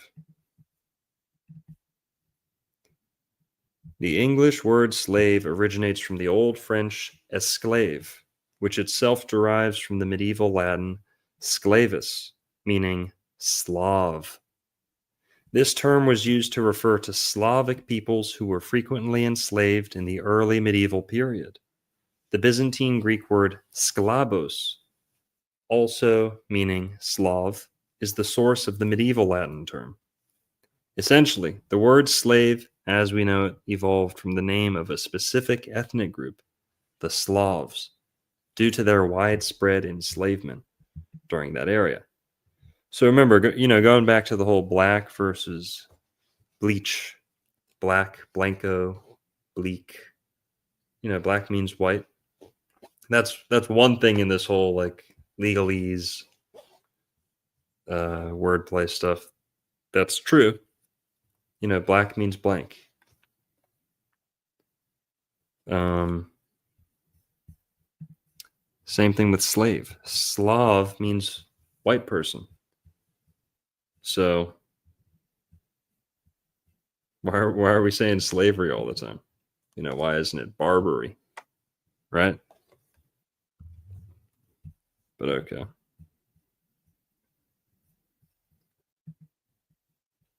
So we got black pirates. Now let's talk about the Moorish.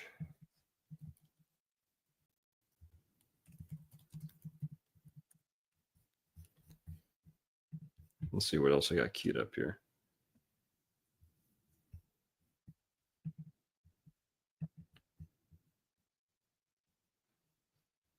Let's get that music going again.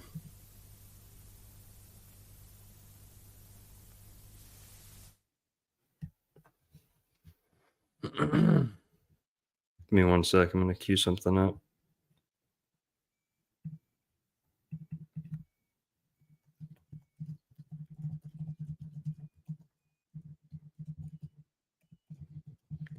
Now, who grew up hearing the story about George Washington cutting down the Moroccan flag? Here, let's see. Which one of these is good? Oh, man. All right, give me 1 sec. Give me 1 sec.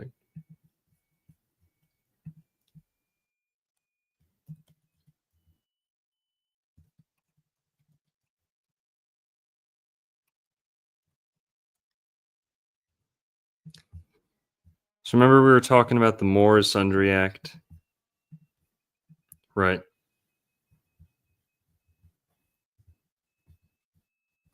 Here. The free Moors, Francis, Daniel, Hammond, and Samuel, petitioned on behalf of themselves and their wives. They explained how some years ago, while fighting in defense of their country, they and their wives were captured and made prisoners of war by an African king. After this, a certain Captain Clark had them delivered to him, promising they would be redeemed by the Moroccan ambassador residing in England and returned to their country. Instead, he transported them to South Carolina and sold them for slaves in violation of the Moroccan treaty. Since then, quote, by the greatest industry, they purchased freedom from their respective masters. They requested that as freeborn subjects of a prince in alliance with the United States, that they should not be considered subject to a state law, known as the Negro Law, if they be found guilty of any crime of misdemeanor. They would receive a fair trial by lawful jury. The matter was referred to a committee consisting of Justice blah blah blah.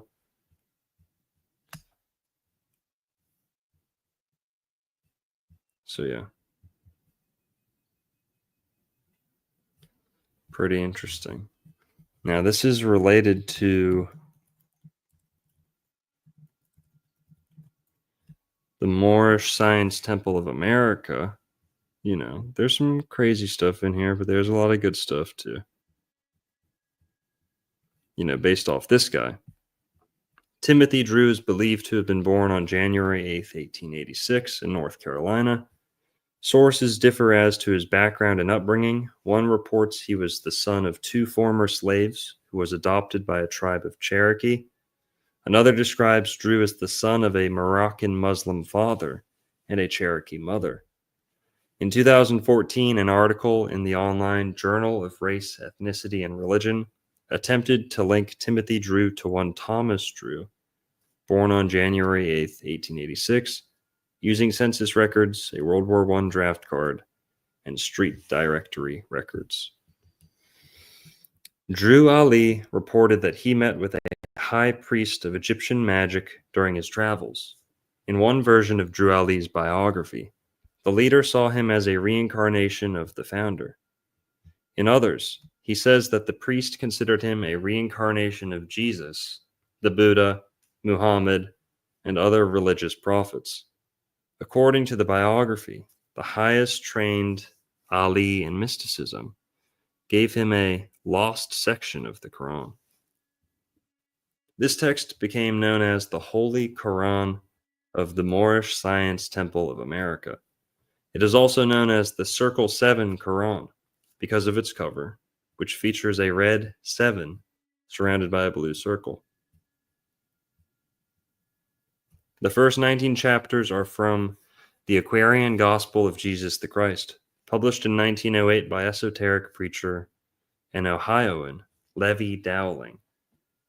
In the Aquarian Gospel, Dowling described Jesus' supposed travels in India, Egypt, and Palestine during the years of his life not accounted for by the New Testament.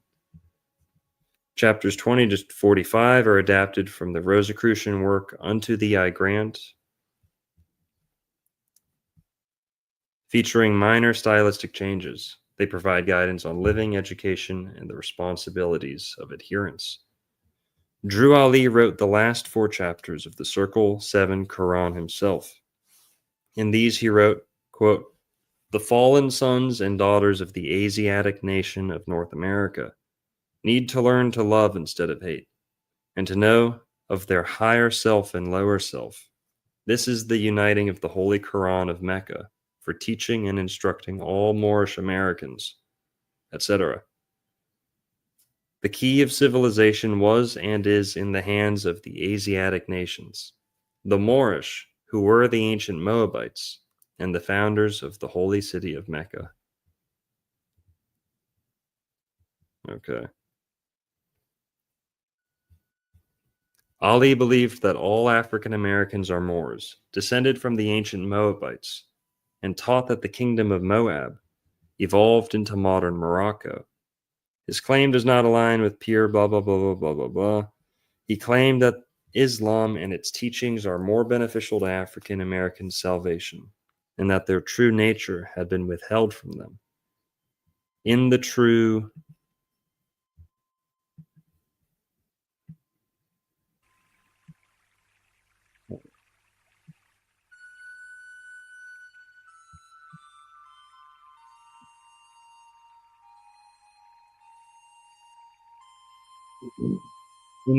in the traditions Ali founded, male members of the temple wear a fez or turban as head covering. Women wear a turban. Ali's followers added the suffixes Bey or El to their surnames to signify a connection to Moorish heritage and assert a new identity as Moorish Americans. This practice helped establish a distinct identity acknowledging the loss of ancestral African tribal names while communicating their new identity. As Ali taught his followers to be better citizens, he delivered speeches like, quote, a divine warning by the prophet for the nations, urging them to reject labels such as black, colored, and Negro. He encouraged all Americans to embrace love over hate, believing Chicago could become a second Mecca. I wonder if he'd be proud today.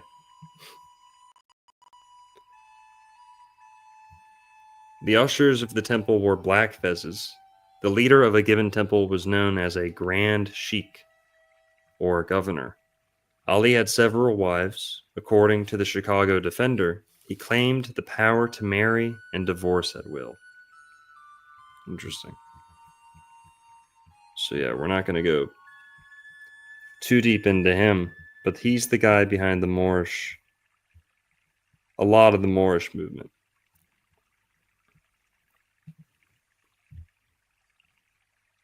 But remember, like we were talking about earlier, he got started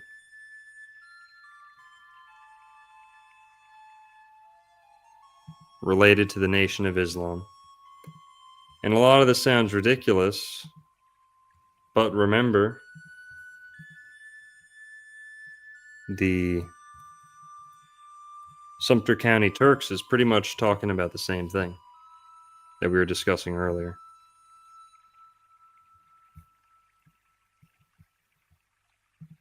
Pretty crazy.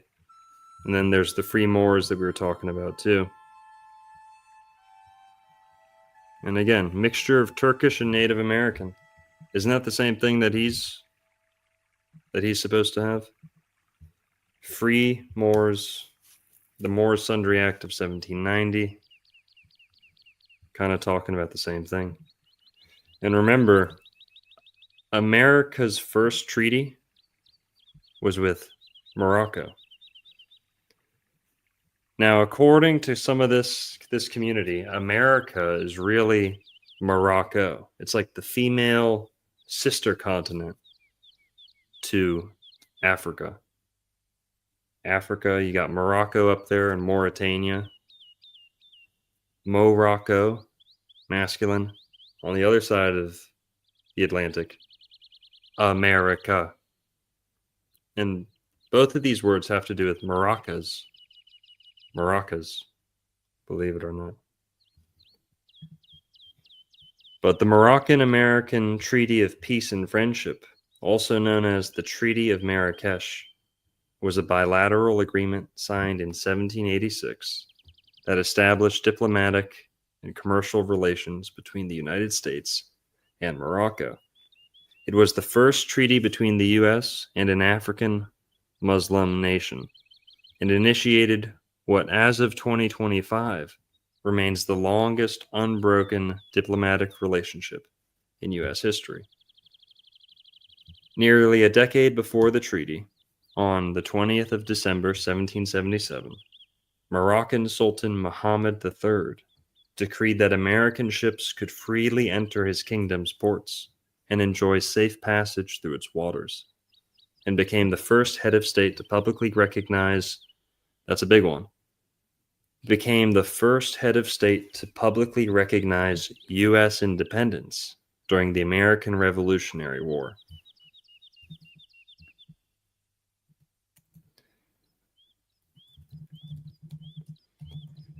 Now, according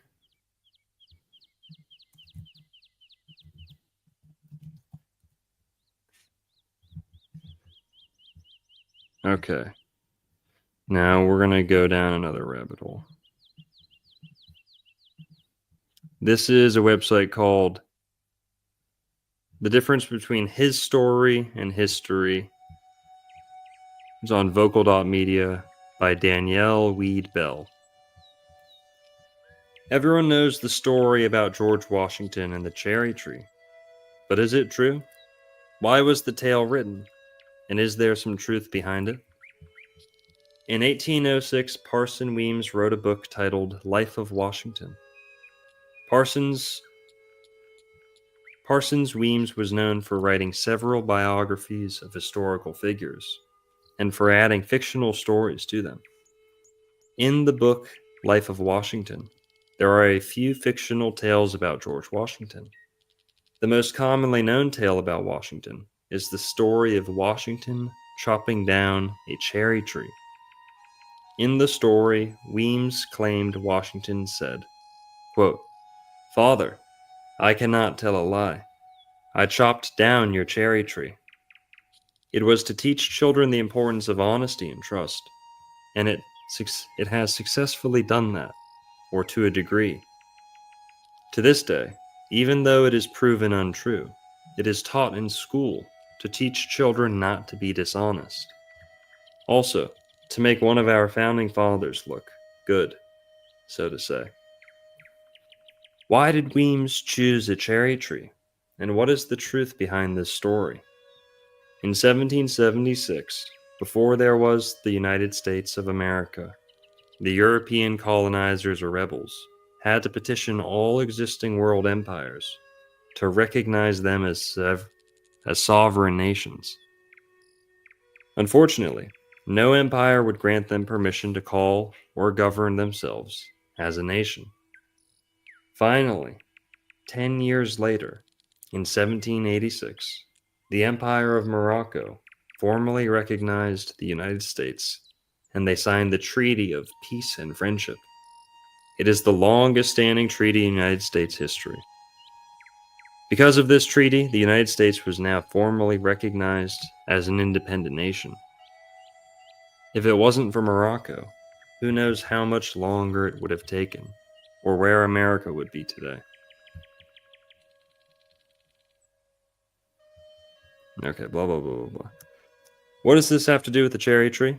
The Moorish flag looked like a big cherry tree amongst a sea of blue flags. It stood out and was captivating. Therefore, it was deemed the cherry tree. Unfortunately, when the treaty was signed, both parties agreed not to enslave each other's citizens. That's when George Washington decided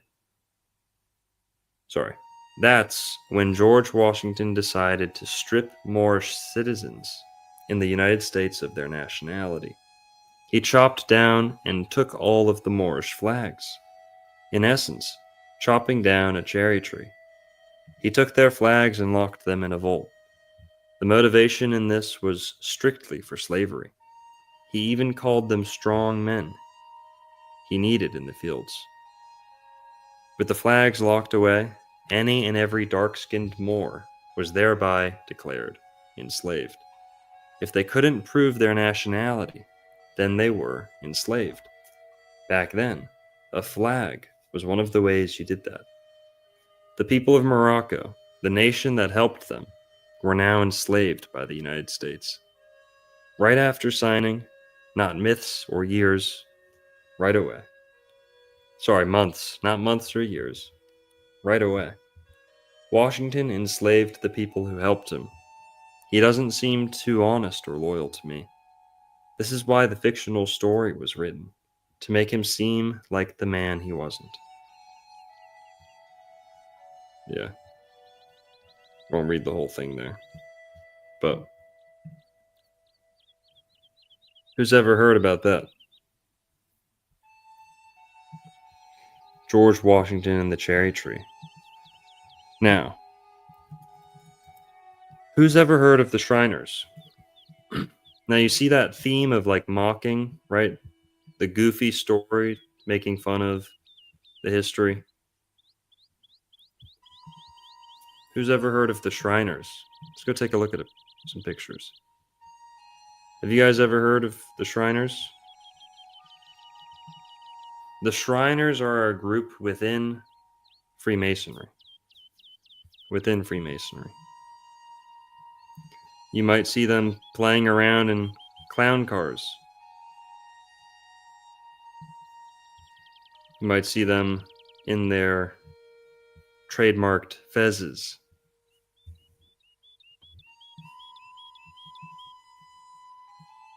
They're the Freemasons who dress up in this kind of Arabic garb. Moroccan. The fezzes. See that? Clown cars. So the second part of this whole cherry tree story is the mocking of Morocco. That's the way, you know, a lot of these black alternative historians look at it. The Shriners. Let's go learn about the Shriners. What else are the Shriners known for? Clowns. They operate children's hospitals and they dress up like clowns. So there's the Freemasons, lots and lots of Freemasons, but you have to be a master Mason in order to become a Shriner who get the fez. And then when you're a Shriner, you can become one of the Royal Order of Jesters. Those are the clowns. All the most famous clowns there's ever been were Royal Order of Jesters. Being a clown is not just something you do for no reason. This is an ancient, archetypal, shamanic practice. And it all seems goofy, right? What are they making fun of? What the hell is going on here? Well, I'll tell you what. Just learn about the Shriners. Shriners International, formerly known as the Ancient Arabic Order of the Nobles of the Mystic Shrine, is an American Masonic society founded in 1872 in New York City. It is headquartered in, where? Tampa, Florida, and has over 200 chapters across 9 countries, with a global membership of nearly 1.7 million Shriners. The organization is known for its colorful Middle Eastern theme, elaborate participation in parades and festivals, and the Shriners Children's Network of non-profit pediatric medical facilities.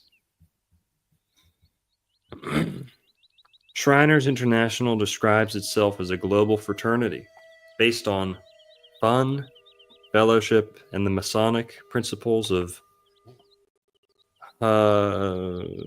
LGBT brotherly love, relief, and truth. Relief. Are they relieving themselves on as an appendant body within Freemasonry?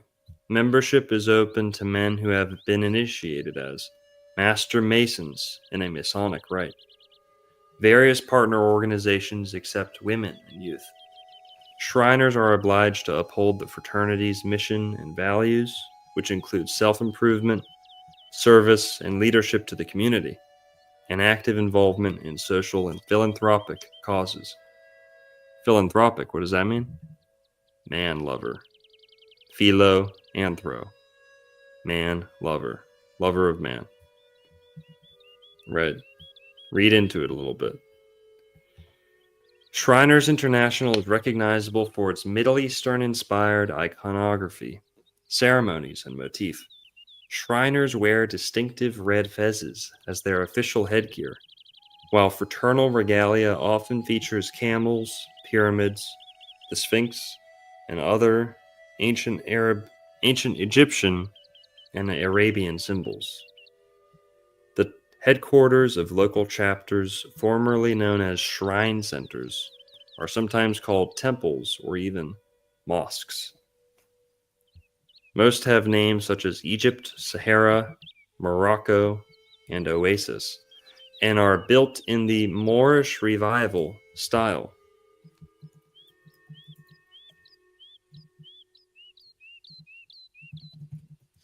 We're going to take a look at that next. And many are built in the Moorish revival style.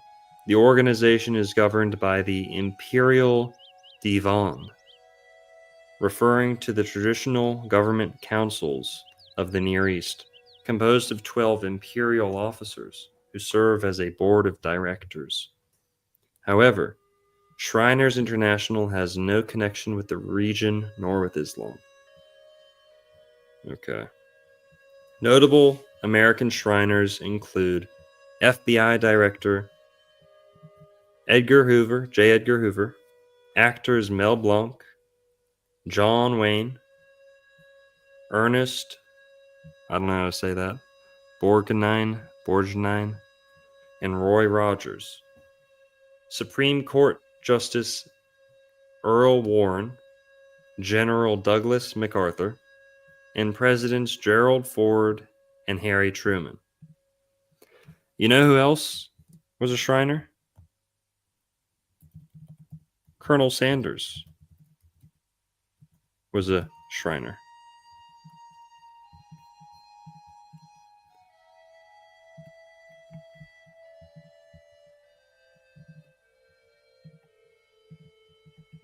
Let me show you here. So what we're going to get back to is this whole mockery thing. Mocking the Moors. That's good old Colonel Sanders there. Was a Shriner. Shriner.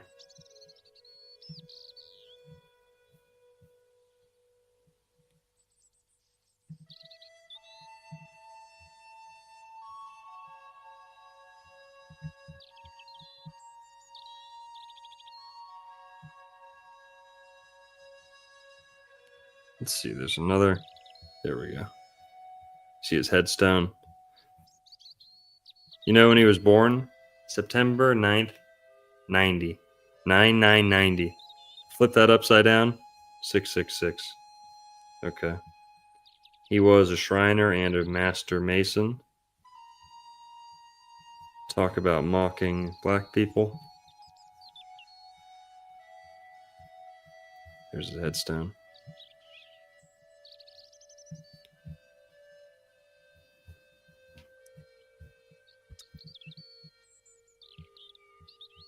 And you notice the colors too, the red and the white. Like the bucket. It's almost like the buckets of Fez, right? Yeah, we can talk about John Wayne Gacy. John Wayne Gacy was the manager of multiple KFCs, also a clown. Also like to dress up as a clown. John Wayne Gacy. He would feed KFC to his victims. Okay. Now, where did the KFC myth start?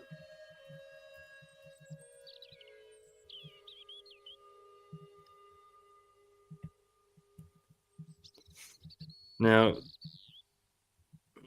the KFC stereotype. Okay. Happy Juneteenth, everyone. The KFC fried chicken stereotype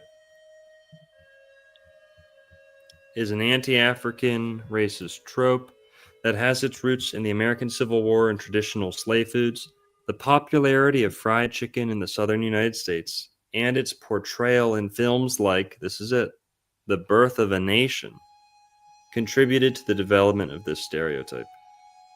Restaurants such as Sambo's and Coon Chicken Inn. Come on, y'all.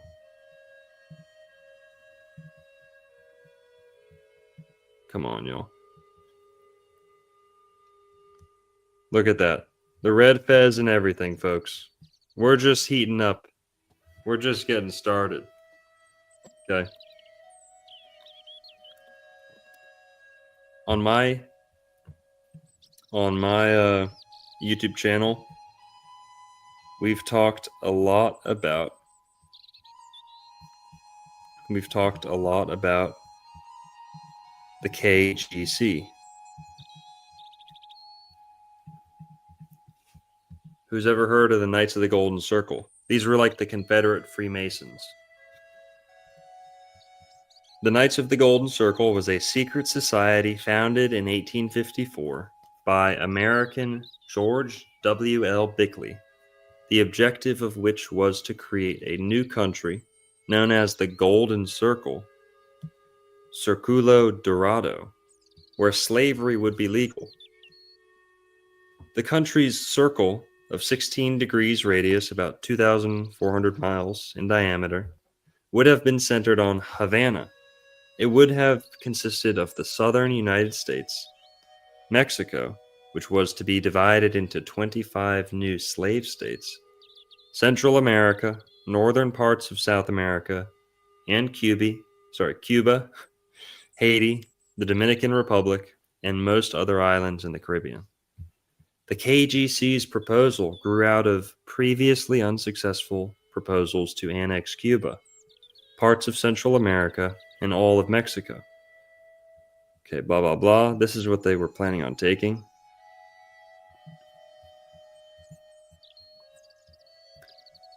And yeah, all the people who were behind the Lincoln assassination were members of the KGC. Members of the KGC. KGC was founded in Kentucky.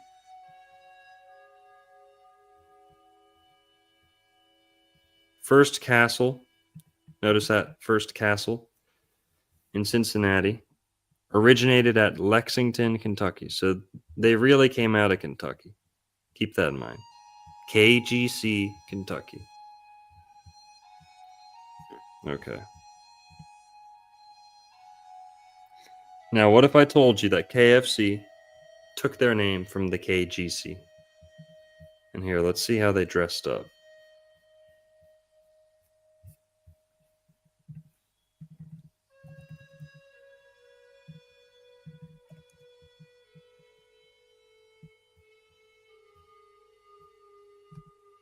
This is what their rituals looked like. And for anyone that doesn't know, the KKK came out of the KGC. KKK came out of the KGC. So, this is why you see so many Ks. You know, K is the 11th letter of the alphabet. 3 times 11 is 33. KKK is 11, 11, 11, 33. This is why you see so many Ks in fast food. You know? Kmart. Circle K. What were they originally known as? Originally known as Triple K. You guys know this?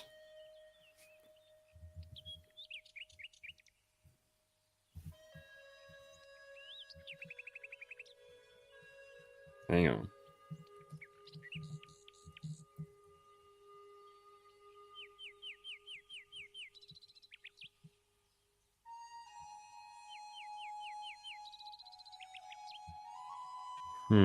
All right, I might be wrong on that one.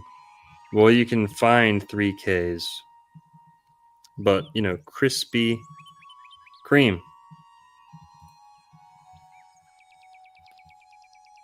KK. Who else? Crystals. Y with a K. Golden Circle. All fast food was started by the remnants of the KGC or the KKK. There's movies that tell you this too. There's movies that tell you this. The Kingsmen, Knights of the Golden Circle, or the Kingsmen, the Golden Circle. They cloned Tyrone. Okay. What else? Krusty Krab. The Krusty Krab from SpongeBob. KK. Why is all the fast food KK this? And oh yeah, there's Krusty the Clown. Huh.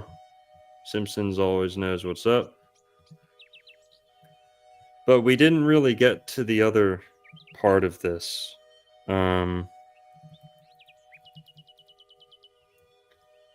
Why did we always see monkeys with fezzes? You know, we don't have time to go all the way down the... I guess we do.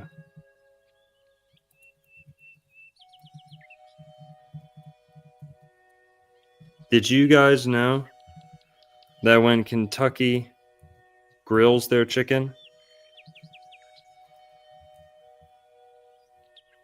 you guys know this? When KFC tries to be healthy, when they are at like a sporting event, when KFC's at the Olympics, for example, they don't show up as KFC because there's nothing healthy about fried chicken. So when they're trying to be healthy or present themselves as healthy, they call themselves Kentucky Grilled Chicken. And you can just order Kentucky Grilled Chicken from the restaurant sometimes. But they actually print KGC on the buckets. And remember, that Birth of a Nation movie that popularized the fried chicken stereotype was a movie that glorified the KKK. So the fast food industry is directly rooted in this type of stuff. You're going to see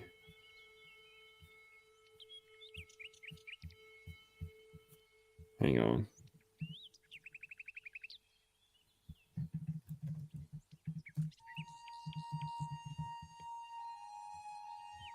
All right, see them?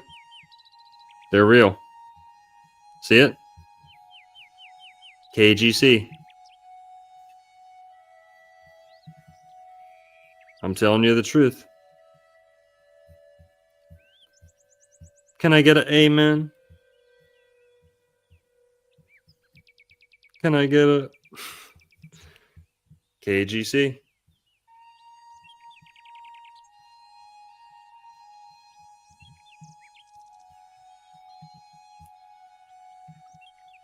These are real. Certain times. Hawa, folks. Come on. Dodge the hijack.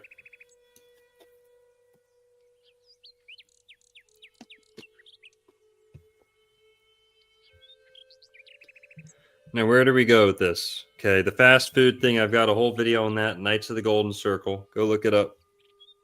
Oof. I'm getting stiff up here. What was I going to look up? Okay. Why are there so many? Why was this such a thing growing up? Why do we always see the monkey with the fez? Why is there always the monkey with the fez? Why is it always like acting like a clown or like a mime, you know?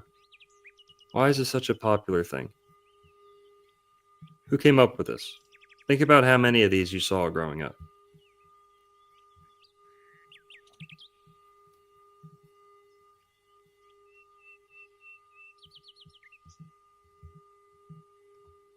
Where did this come from?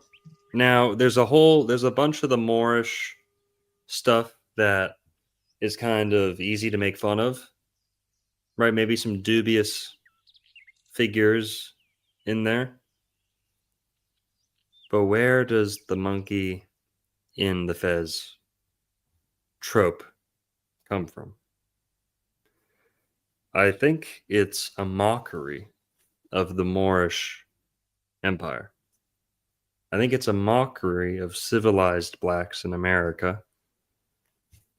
And you notice the Shriners dress up like this.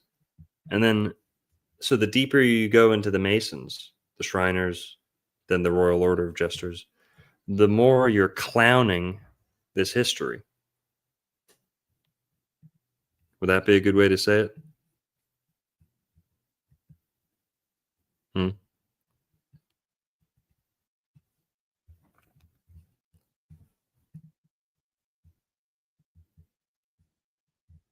Look at these. Let's see how old this goes back.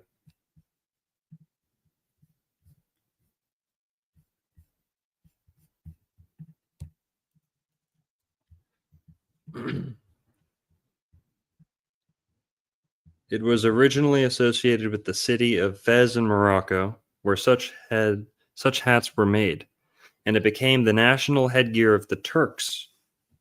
Organ grinders, men who busked. Whoa, holy crap. Someone said that in the comments. Holy crap. Organ grinders. That's some they clone Tyrone type shit. Men who busked using a mechanical organ to create music often had a monkey as a companion to attract punters. The monkey generally wore such a fez.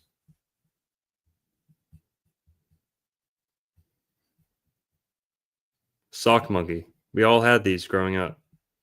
Look at that. With the fucking thing on it. That is making fun of the Moors and the Moorish scientists in the Moorish Empire. Come on.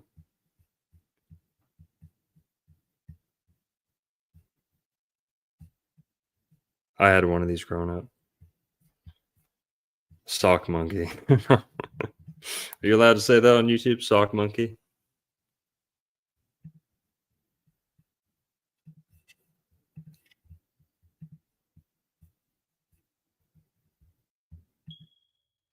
Let's hear it for the sock monkeys, y'all.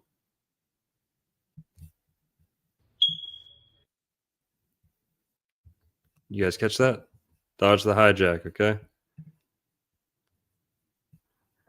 But come on, y'all.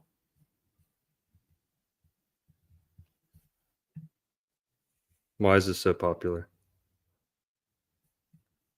Well, all right, I've got a couple more videos, interesting videos here. Maybe relate, maybe don't.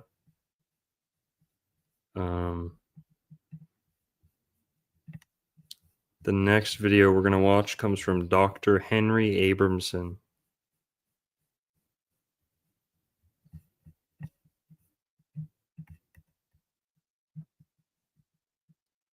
Here's how Red Barn made.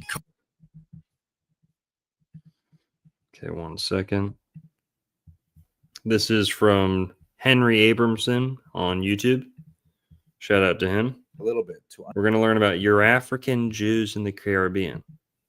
See if that plays a role in this at all. No closed captioning allowed. What the hell?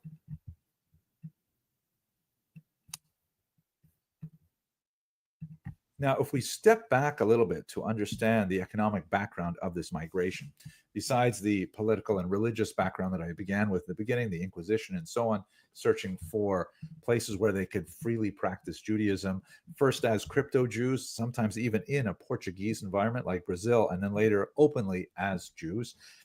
This was against the backdrop of a much larger economic phenomenon known as the triangular trade.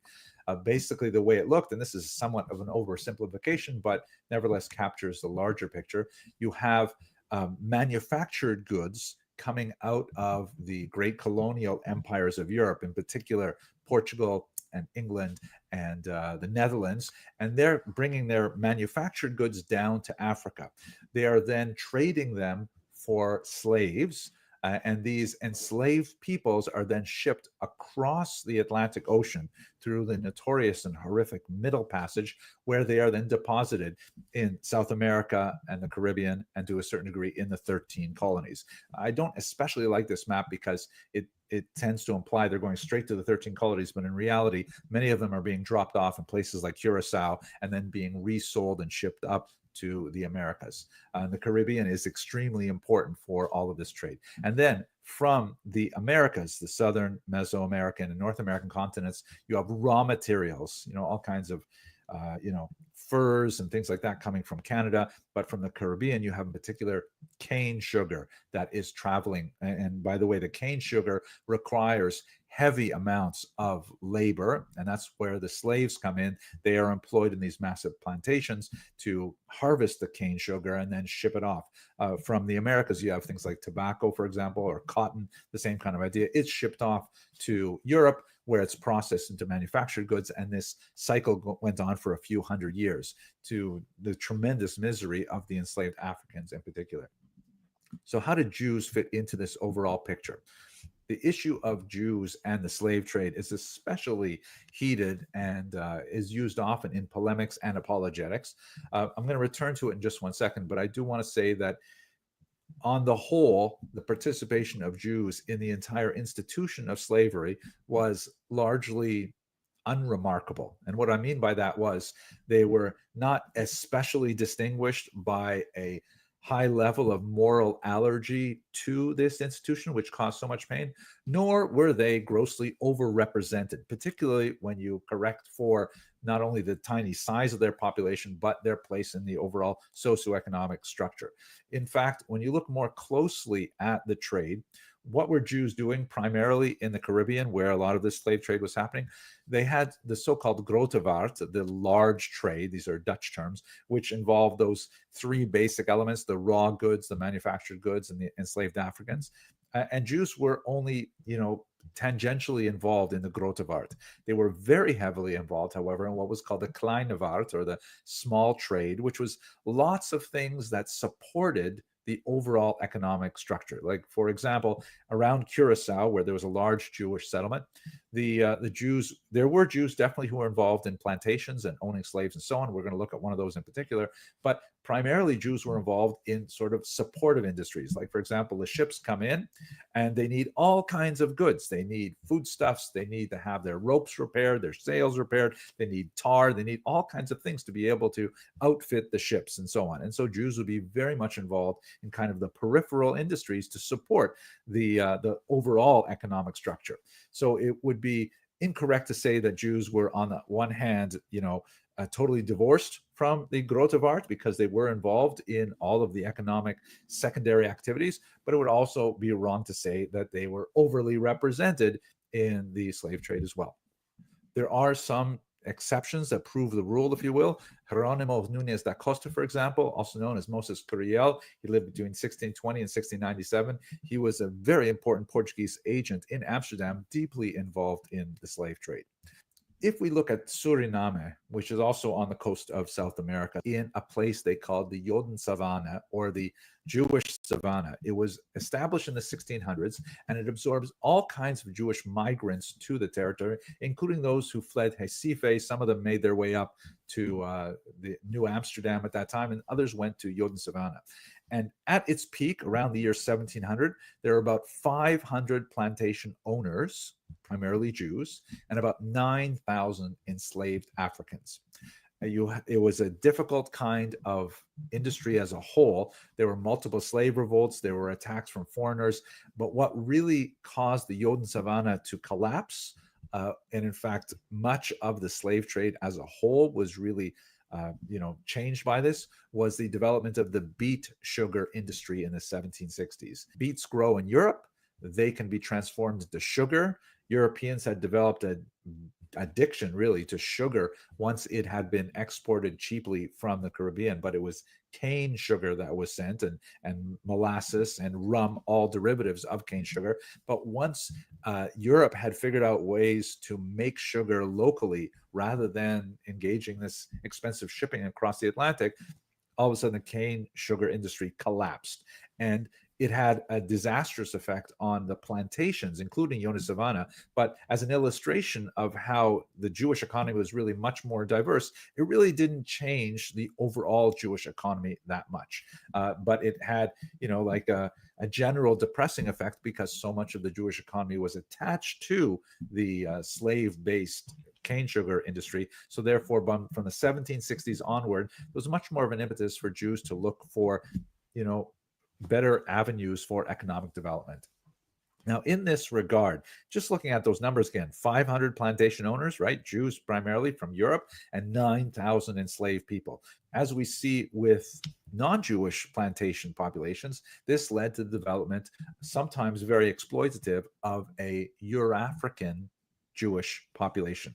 What this means is that many slave owners, typically males, would take female slaves as wives or as concubines and would produce offspring, and they would have some relationship with those offspring in some cases, but nevertheless, now you have a new population of people. And how were they dealt with in Jewish society? This is fascinating. It is important to note that the actual gender disparity of Jews was somewhat better. It was still definitely very male focused, but it was somewhat better than the non-Jewish population. This was due in part to the fact that Jews tended to migrate as family units at a higher rate than other Europeans. They're all fleeing persecution, and so therefore traveling as a family makes more sense. But it also has to do with the fact that there were specific institutions dedicated to trying and produce Jewish marriages. The Dotar Society in particular was extremely important. This was a society based in Amsterdam that, collected Shout out to funds Kirkwood. and $10. Appreciate it. marriages as far as possible for poor Jewish brides. So the problem was not quite as acute for Jewish populations as it was for non-Jewish, but nevertheless, it was significant. So you have a look at this remarkable picture here, which I think illustrates the whole story. On the left is Maria Louise de Hart, obviously with some African descent, and she is married to Johannes Ellis, also of African descent. They're dressed, however, in very European clothing, and they are, in fact, very important people. What's their parentage? So Maria's father was a Jewish plantation owner, and her mother was a freed slave. And Johannes Ellis's father was a non-Jewish Dutch governor of the region, and his mother was a woman from Ghana. This picture was taken, by the way, in 1846. So how do we know about these populations that racially look different from Ashkenazic Jewries or even from Sephardic Jews coming straight out of the Iberian Peninsula? There's amazing research done by Professor Aviva Ben-Ur. And basically the kind of sources we have are slave manumission records. That is when slaves are freed. This is something that had to be recorded because obviously, if a person was a freed slave, they had to have paperwork to ensure that they could preserve their freedom. And it's also important to note that this was an opportunity for the state to tax slave owners if they wished to free their slaves. It was an expensive proposition to free a slave. You had to provide an annuity, you had to provide income for them and so on. And so people would generally only manumit their slaves if they felt an emotional connection with them, for example, if they were concubines or if they were children. And we have significant numbers of these slave manumission records that give us a sense of why Jews would engage in this process. Related to this, by the way, is conversion, which we'll talk about in a second. We also have wills of former slave owners who then freed their slaves and then chose to bequeath money to them. And finally, we have burial records, which indicate what happened to these freed slaves or their offspring once they had become Jewish. Were they buried in a Jewish cemetery, for example, and so on? And you have this large phenomenon of what were called reputed children. And these are the children typically of Jewish male plantation owners, like in Yoden Savannah, with wives or concubines of African descent who may not have had the benefits of conversion and so on, but nevertheless were included in the wills of Jewish testators. Some of them are quite fascinating. For example, Emmanuel Baruch Lusada, who died in Jamaica in 1795, he left a very interesting will where one of his sons was to be awarded a significant amount of money. And he also, this son, by the way, who was a reputed child, was actually raised by Emmanuel Baruch's cousin, who apparently had a tremendous amount of fondness for him. And in her own will, she had left money to this child as well. But what is especially ironic is that Emmanuel Baruch was cognizant of the fact that his children, presumably from his European wife, it appears that his reputed child was the child of a mistress.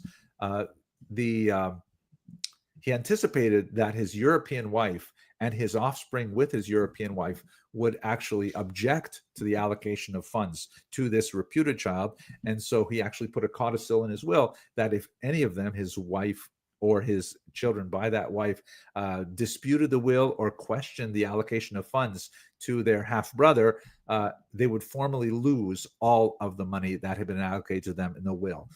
It gives you a sense of the range of emotional attachment that these Jewish testators had for their offspring, even though they weren't necessarily born by European mothers. Now, it is important to note, as Professor Ben-Ur points out, that the records are spotty and inconsistent, and it's difficult to really project the overall picture based on these cases. They might entirely be something that reflects on individuals who had particularly close relationships, where otherwise one can imagine the horrific degree of abuse that could arise in these family relationships because of the intrinsically exploitative nature of the institution of slavery as a whole. We nevertheless do have lots of examples of the offspring of such relations being converted to Judaism upon manumission. We have examples of infant conversion. We have all kinds of things going on that are quite fascinating. This is, by the way, a picture of the mikveh of Suriname. It's now dry, but this would have been filled with water and would have been part of the conversion process. However, taking all of this together, it's a complicated picture. It's fascinating just to see the little details here and there, but it's a complicated picture. It is important to note that one other set of records, and those are synagogue records, are especially telling as to how this society functioned in Yodin Savannah. The reality is that it appears that the offspring of Africans who were converted to Judaism were accepted within the Jewish community, but nevertheless, there was kind of a layover of racial ideology within that acceptance. This is, again, not at all exceptional when you consider the complicated degrees of racial distinctions that the overall society was making between Europeans and Africans, and half European, half Africans, and 1/4 Africans, 1/4 Europeans, 1/8, and so on. And they actually had a whole chart to describe what a person was, depending on how much European and how much African ancestry they had. In the synagogue of Suriname, you have a racial distinction between two groups of people, the so-called congregantes or congregants, and that would refer to these partially African Jews, nevertheless Jews, but there was a distinction, and there were certain restrictions placed upon them where they could sit, often buried at the side of the cemetery, things like that, and so-called yechidim, which is hard to translate exactly. It sort of means like, it literally means exceptional people, but it really means like unique people. And that's the purely European Jews who have more privileges, are buried in the main section of the synagogue and things like that. So to think that, once they were converted to Judaism, they were automatically socially accepted, I think that would be kind of Pollyannish to think that would happen. Nevertheless, they were considered halakhically as Jews. And maybe I conclude by saying that, this is an interesting illustration of the overlay of societal prejudices upon a halachic basis, because in terms of Jewish law or halakha, race plays absolutely no status in the role that a Jew has with regards their obligations, responsibilities, and so on. There's no distinctions made whatsoever within the halakhic literature that bear any reference to a person's racial background or appearance or so on. So all of this other material of separating the congregants between congregantes and yechidim and separate burial sections, things like that, it's either totally innovated as a social reflection of that time, or sometimes it's a complete contradiction of halakha. Nevertheless, this is how the society functioned.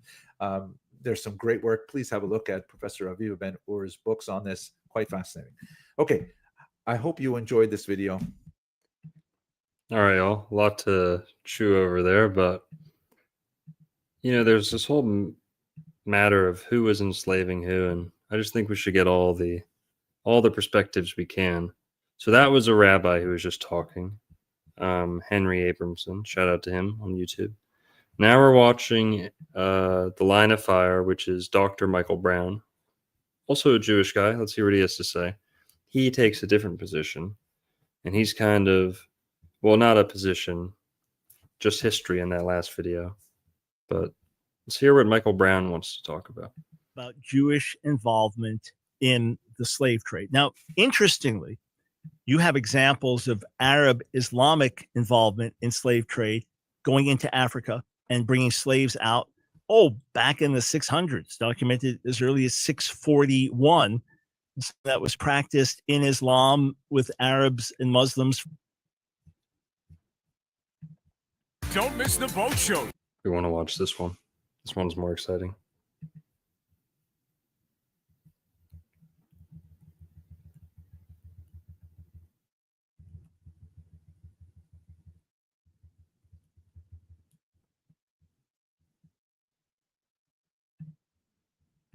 No one was stopping.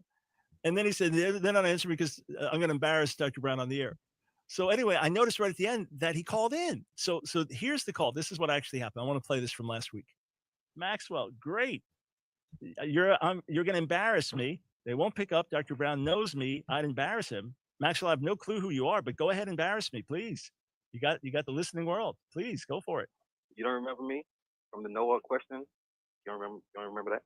What? But No. anyway, I've been asked hundreds of thousands of questions, sir, over the years. But go ahead. All right.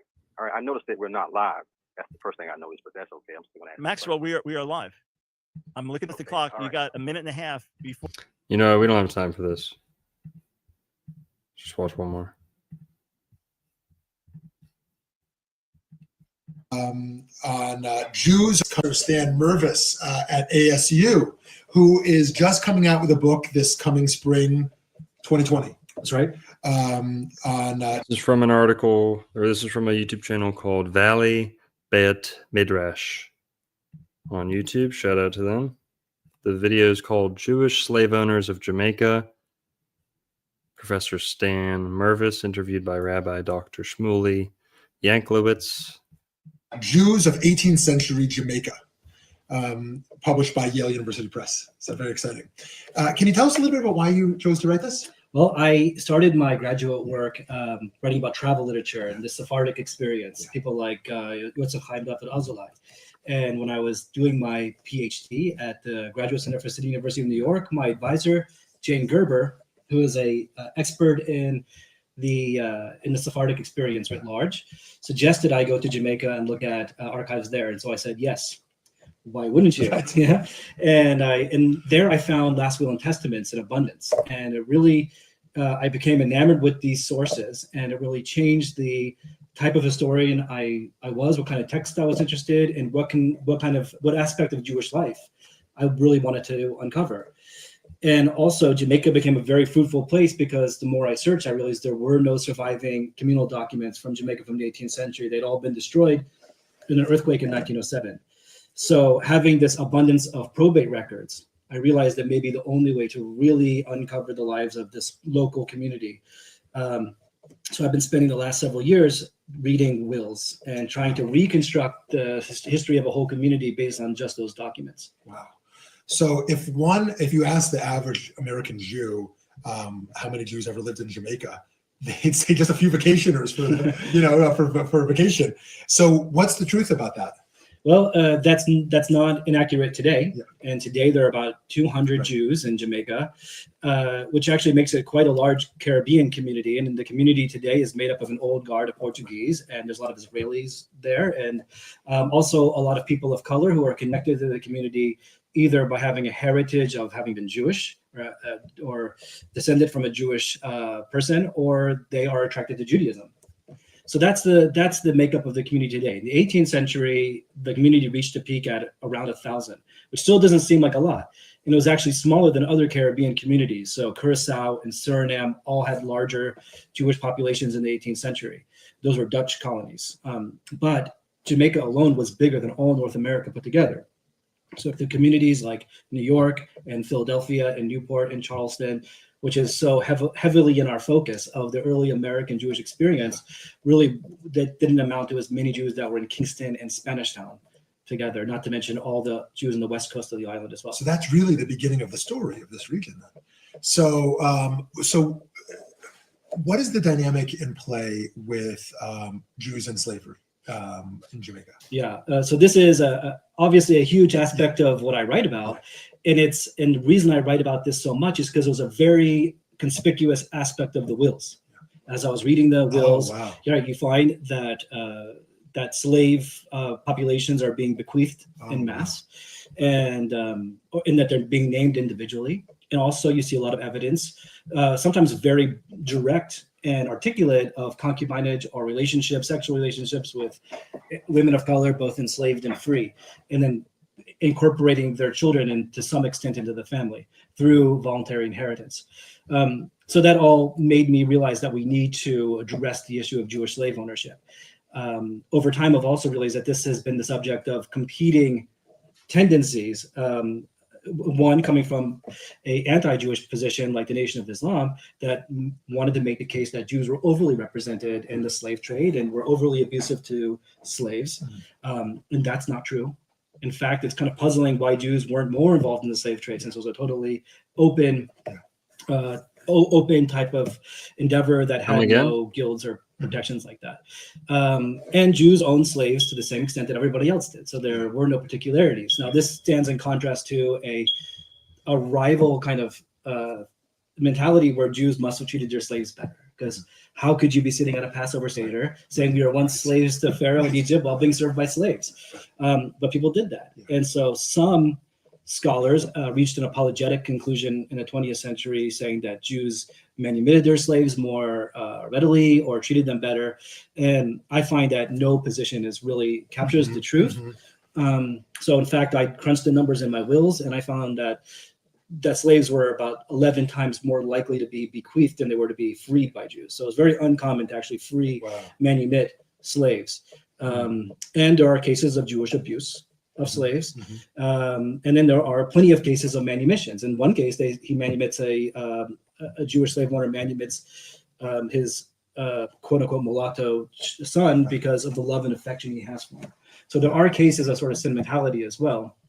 But Jews are like everybody else. There are some abusive slave owners, and there are some that own slaves because that's what's done in the colony that they live in. Yeah. So if it's the case that Jews were more or less following the same patterns as anyone else living in that area, is it your understanding that that's the same case for the Jewish North in North America and the Jewish South in North America, that essentially they operate no different than those in the region? Yeah, I think that's where we are in the scholarship on this issue right now. And there's some new scholarship coming out, especially focused on Suriname, where Jews had a whole plantation community of their own, autonomous Jewish plantation village called Yoden Savannah, where they enslaved thousands of Africans.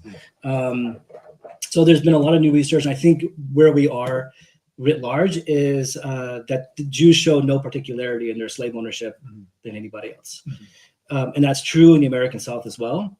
And there were, proportionally to numbers, because there were more Jews living in the North at the time of the Civil War, but proportionally there was as much support for the Southern cause among Jews as there were for as there was for the cause of the North. And ironically, the rabbinate was quite split on the issue of emancipation of slaves. And so in one case, Morris Raphael in New York wrote a very famous piece, an editorial, where he defended slavery because, after all, the Bible endorses slavery, and the Bible actually sets out very clear parameters by which a Jew should own slaves, or how a Jew should own slaves. That was opposed by, he was more of the Orthodox, you may call, spectrum, or a supporter of like Isaac Leeser type of Judaism in America, whereas the Reform took a more progressive policy towards that. And so people like, I think his name was. Now let's go check in with our friend, Dr. Michael Brown, from the Line of Fire. See what he has to say.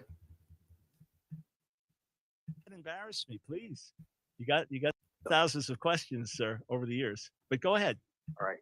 I noticed that we're not live. That's the first thing. A minute and a half before we know what you're thinking. Go ahead. Okay. All right. So I'm a student of history, and I know that the Jews were involved in the slave trade and a major part of the slave trade. And False. we're talking about False? What were we just listening to? Totally false. What? 100% false. Hold on. Can you believe the gaslighting?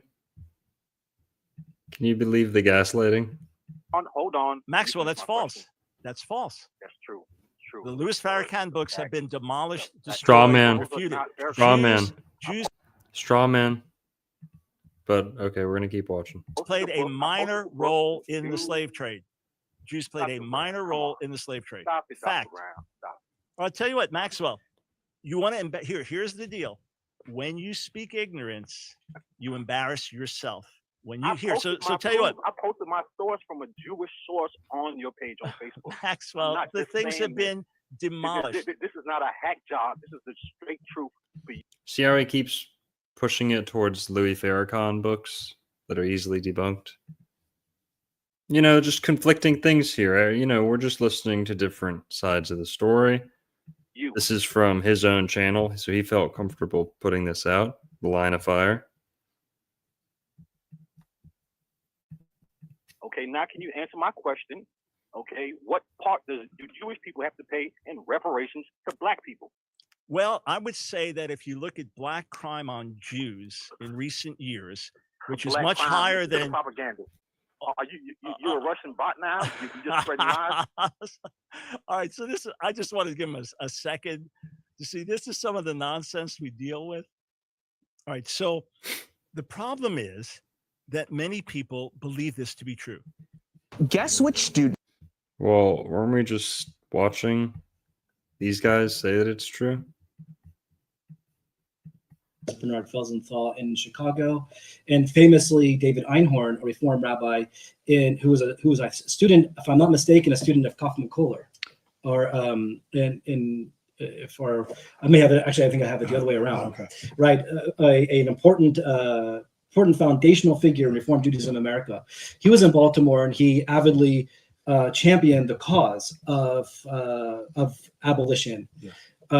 He was actually run out of his own home in Baltimore for doing that because it was a slave supporting. So all of the Reform Progressive Abolitionists would have been in the North or relatively close. We wouldn't be finding them in the South, right? Well, theoretically, in the South there were positions. So let's say the furthest south maybe have been Cincinnati, where someone like Isaac Mayer Wise, a towering figure in American Jewry, took a kind of middle position where he wasn't willing to say that slavery was antithetical to Judaism, but found some shared cause. One thing that nobody was an abolitionist. Oh, really? And that is because the abolitionism, the supporters of abolitionism in America had a very anti-Jewish rhetoric associated with their cause. Even Quakers did? Yeah, it's true. And William Lloyd Garrison also had said some quite hostile things towards the Jews. Wow. So you find that even rabbis like David Einhorn, who is probably the most supportive of emancipation, never really called himself an abolitionist. So it wasn't a difference in values as much as sort of identity. Exactly. Oh, okay, interesting. Now, of course, there were Jews of color in Jamaica, and so how does the Jewish community in Jamaica, particularly Jewish slave owners, relate to Jews of color? Are they primarily Jews? Are they primarily people of color? Did Jewish white folks own Jewish people of color? So what did all that look like? Yeah, so this is the $1 million question, right? What is the Jewish identity? How do you define it for mulatto Jews, as they're called in Suriname, or Jews of color, people with Jewish ancestry? Did they identify as Jews? Were they incorporated in the community? Were they incorporated into the family? And it's hard to answer that question in Jamaica because there are no communal records. But there are communal records in Suriname. So this is what we know about Suriname, was that these Jews were part of the community. They were called mulatto Jews in the records. But they were not able to achieve the status of Yechidim. So they are Kangagansh, which were lesser status, where they were paying taxes to the community but couldn't receive communal honors. And in fact, there were moments when they had burial that was in somewhat of a less choice area of the marginal status. Yet there was racial or natural children, and so some don't have a connection to one example in the family wealth in that way. And then when you read the will closer, you find that there isn't really one clear answer in any of that, and that's probably true about the. Okay, maybe we'll finish up with this one. This is from Afolabi Chima Bako. Video is called Minister Farrakhan on Unity Between Black Americans and Native Americans. Every year since I've been on the air at WPFW, which is 15 years, I'm the only Native American voice on the radio east of the Mississippi on FM radio. Every year, I ask my listeners and supporters to help me fill 2 to 3 53-foot tractor trailers of clothes and toys and food and medical supplies to take out to the people of Pine Ridge, the people of Rosebud, the 3 affiliated tribes in North Dakota, the San Carlos Apaches in Arizona. And people have been good in helping us do this. But you know, I'm hearing what you're saying, and it makes sense that if we were united, then we could eliminate poverty within our own communities. That's correct. If we were united, then we could stop the defamation of Mother Earth. If we were united, we could stop pollution in our waters. If we were united, we could bring an end to the pollution that comes from coal and digging for oil. If we were united, then we would be able to find the answers that our ancestors had, mine and yours, thousands of years ago, when God told us that we are the caretakers of the earth. We could find the way back to natural living through solar energy that's free, through energy from the water that's free. But as long as there's not a $ tag knowing it, they're not interested. And they don't care about the people. That's why, my dear brother, when you say if we were united, in whose interest is our division? It's in their interest, because as long as we are not united, they can continue to do as they've been doing, and John McCain and the McCains of this country will continue to rob the Indians. The Iceman, the Wild Man, the European Wild Man. He came from the ice. Of the value of their land, keep us divided, keep us poor. That is their tactic. That's their goal. Now, if we know that, and we do know it, then it is in our best interest to knock down every artificial barrier that keeps us from that power that comes from our unity. And we don't have to send 3 trucks of supplies to Rosebud or to Pine Ridge. If we are united, the land that is under our feet that we have control over, we can feed, clothe, shelter, produce jobs, because it's all in the land. So some of my brothers used to say, free the land. And if the land and much of it is in trust, we need to free the land. And we can do it if we are united and, wait a minute, and we are willing to not talk about it, but be willing to pay the price to free the land. There is no freedom without the shedding of blood. I'm sorry to have to say that. Nonviolence is not going to bring the land back to us. Our unity will keep us from having to fire a shot. But if we are not united, the only way we're going to get what belongs to us is to make up our minds, either to live to get it or die trying to get it. And when you are willing and not afraid anymore to pay the price for freedom, don't let this white man tell you that violence is wrong. Every damn thing. Tengu. Don't let this Tengu tell you. Okay. We're talking Tengu here. Let's be specific. That he got it by being violent, killing people, raping and robbing and murdering. All right. Chill, Louis, chill. All right. Who's ever heard of alligator bait? Got to fit this one in here before we wrap it up. Alligator bait. Depicting African American children as alligator bait was a common trope in American popular culture in the 19th and 20th centuries. The motif was present in a wide array of media, including newspaper reports, songs, sheet music, and visual art. The image of black children or infants being used as bait to lure alligators was widespread in white popular culture, often appearing in conjunction with other racist tropes. So, yeah.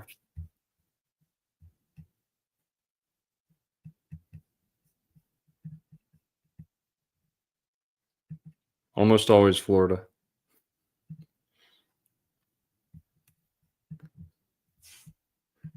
Honey, come down. We's a waiting for you in Florida.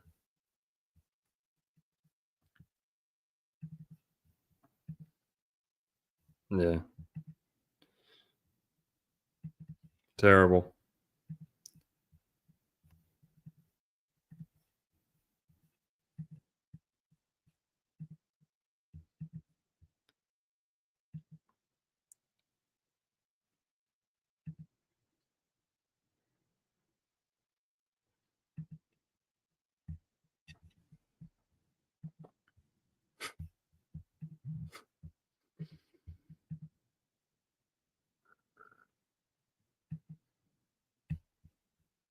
Gator bait. Well, all right. I think we covered it all. Hopefully, did some of that justice. Let's see what else. I think that's it. You know, were black people present in the Americas before the white man showed up, or at least before Columbus showed up? I'm convinced of that, at the very least. At the very least, I'm convinced of that. Now, as to who, whether that was part of a Moorish empire, whether that was part of... Hang on. 1 second here.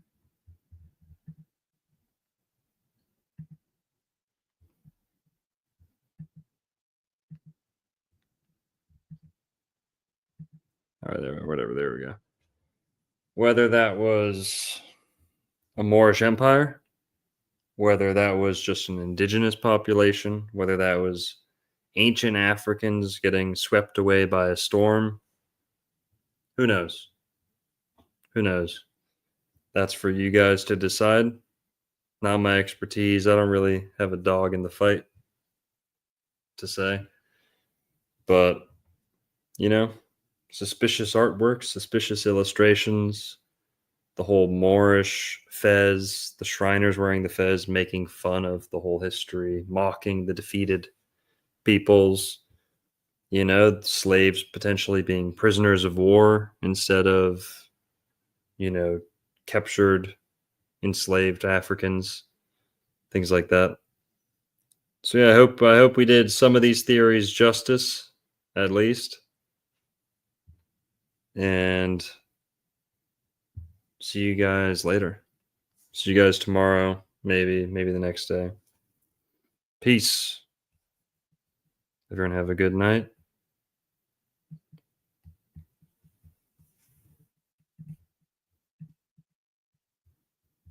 All right, everyone have a good night.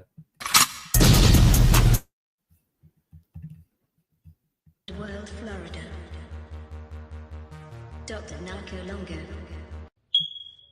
Old World, Florida. Remix. Dr. Narco Longo. Old World, Florida. Dr. Narco Longo. Peace. Good night. Brought to you by the Florida Department of Magic. Welcome to Florida, baby.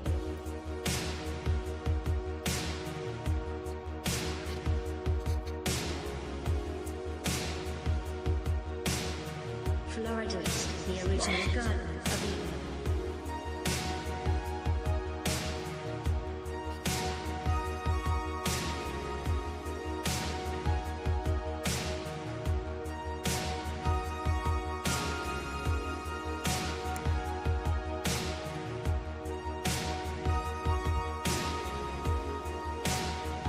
Florida has the highest concentration of freshwater springs in the world.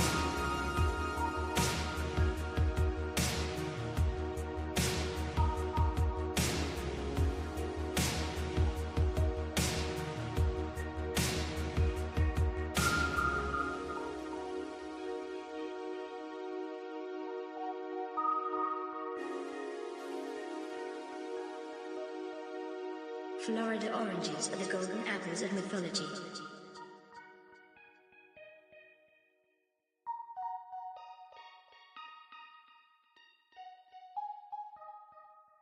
A race of giant men once roamed this peninsula.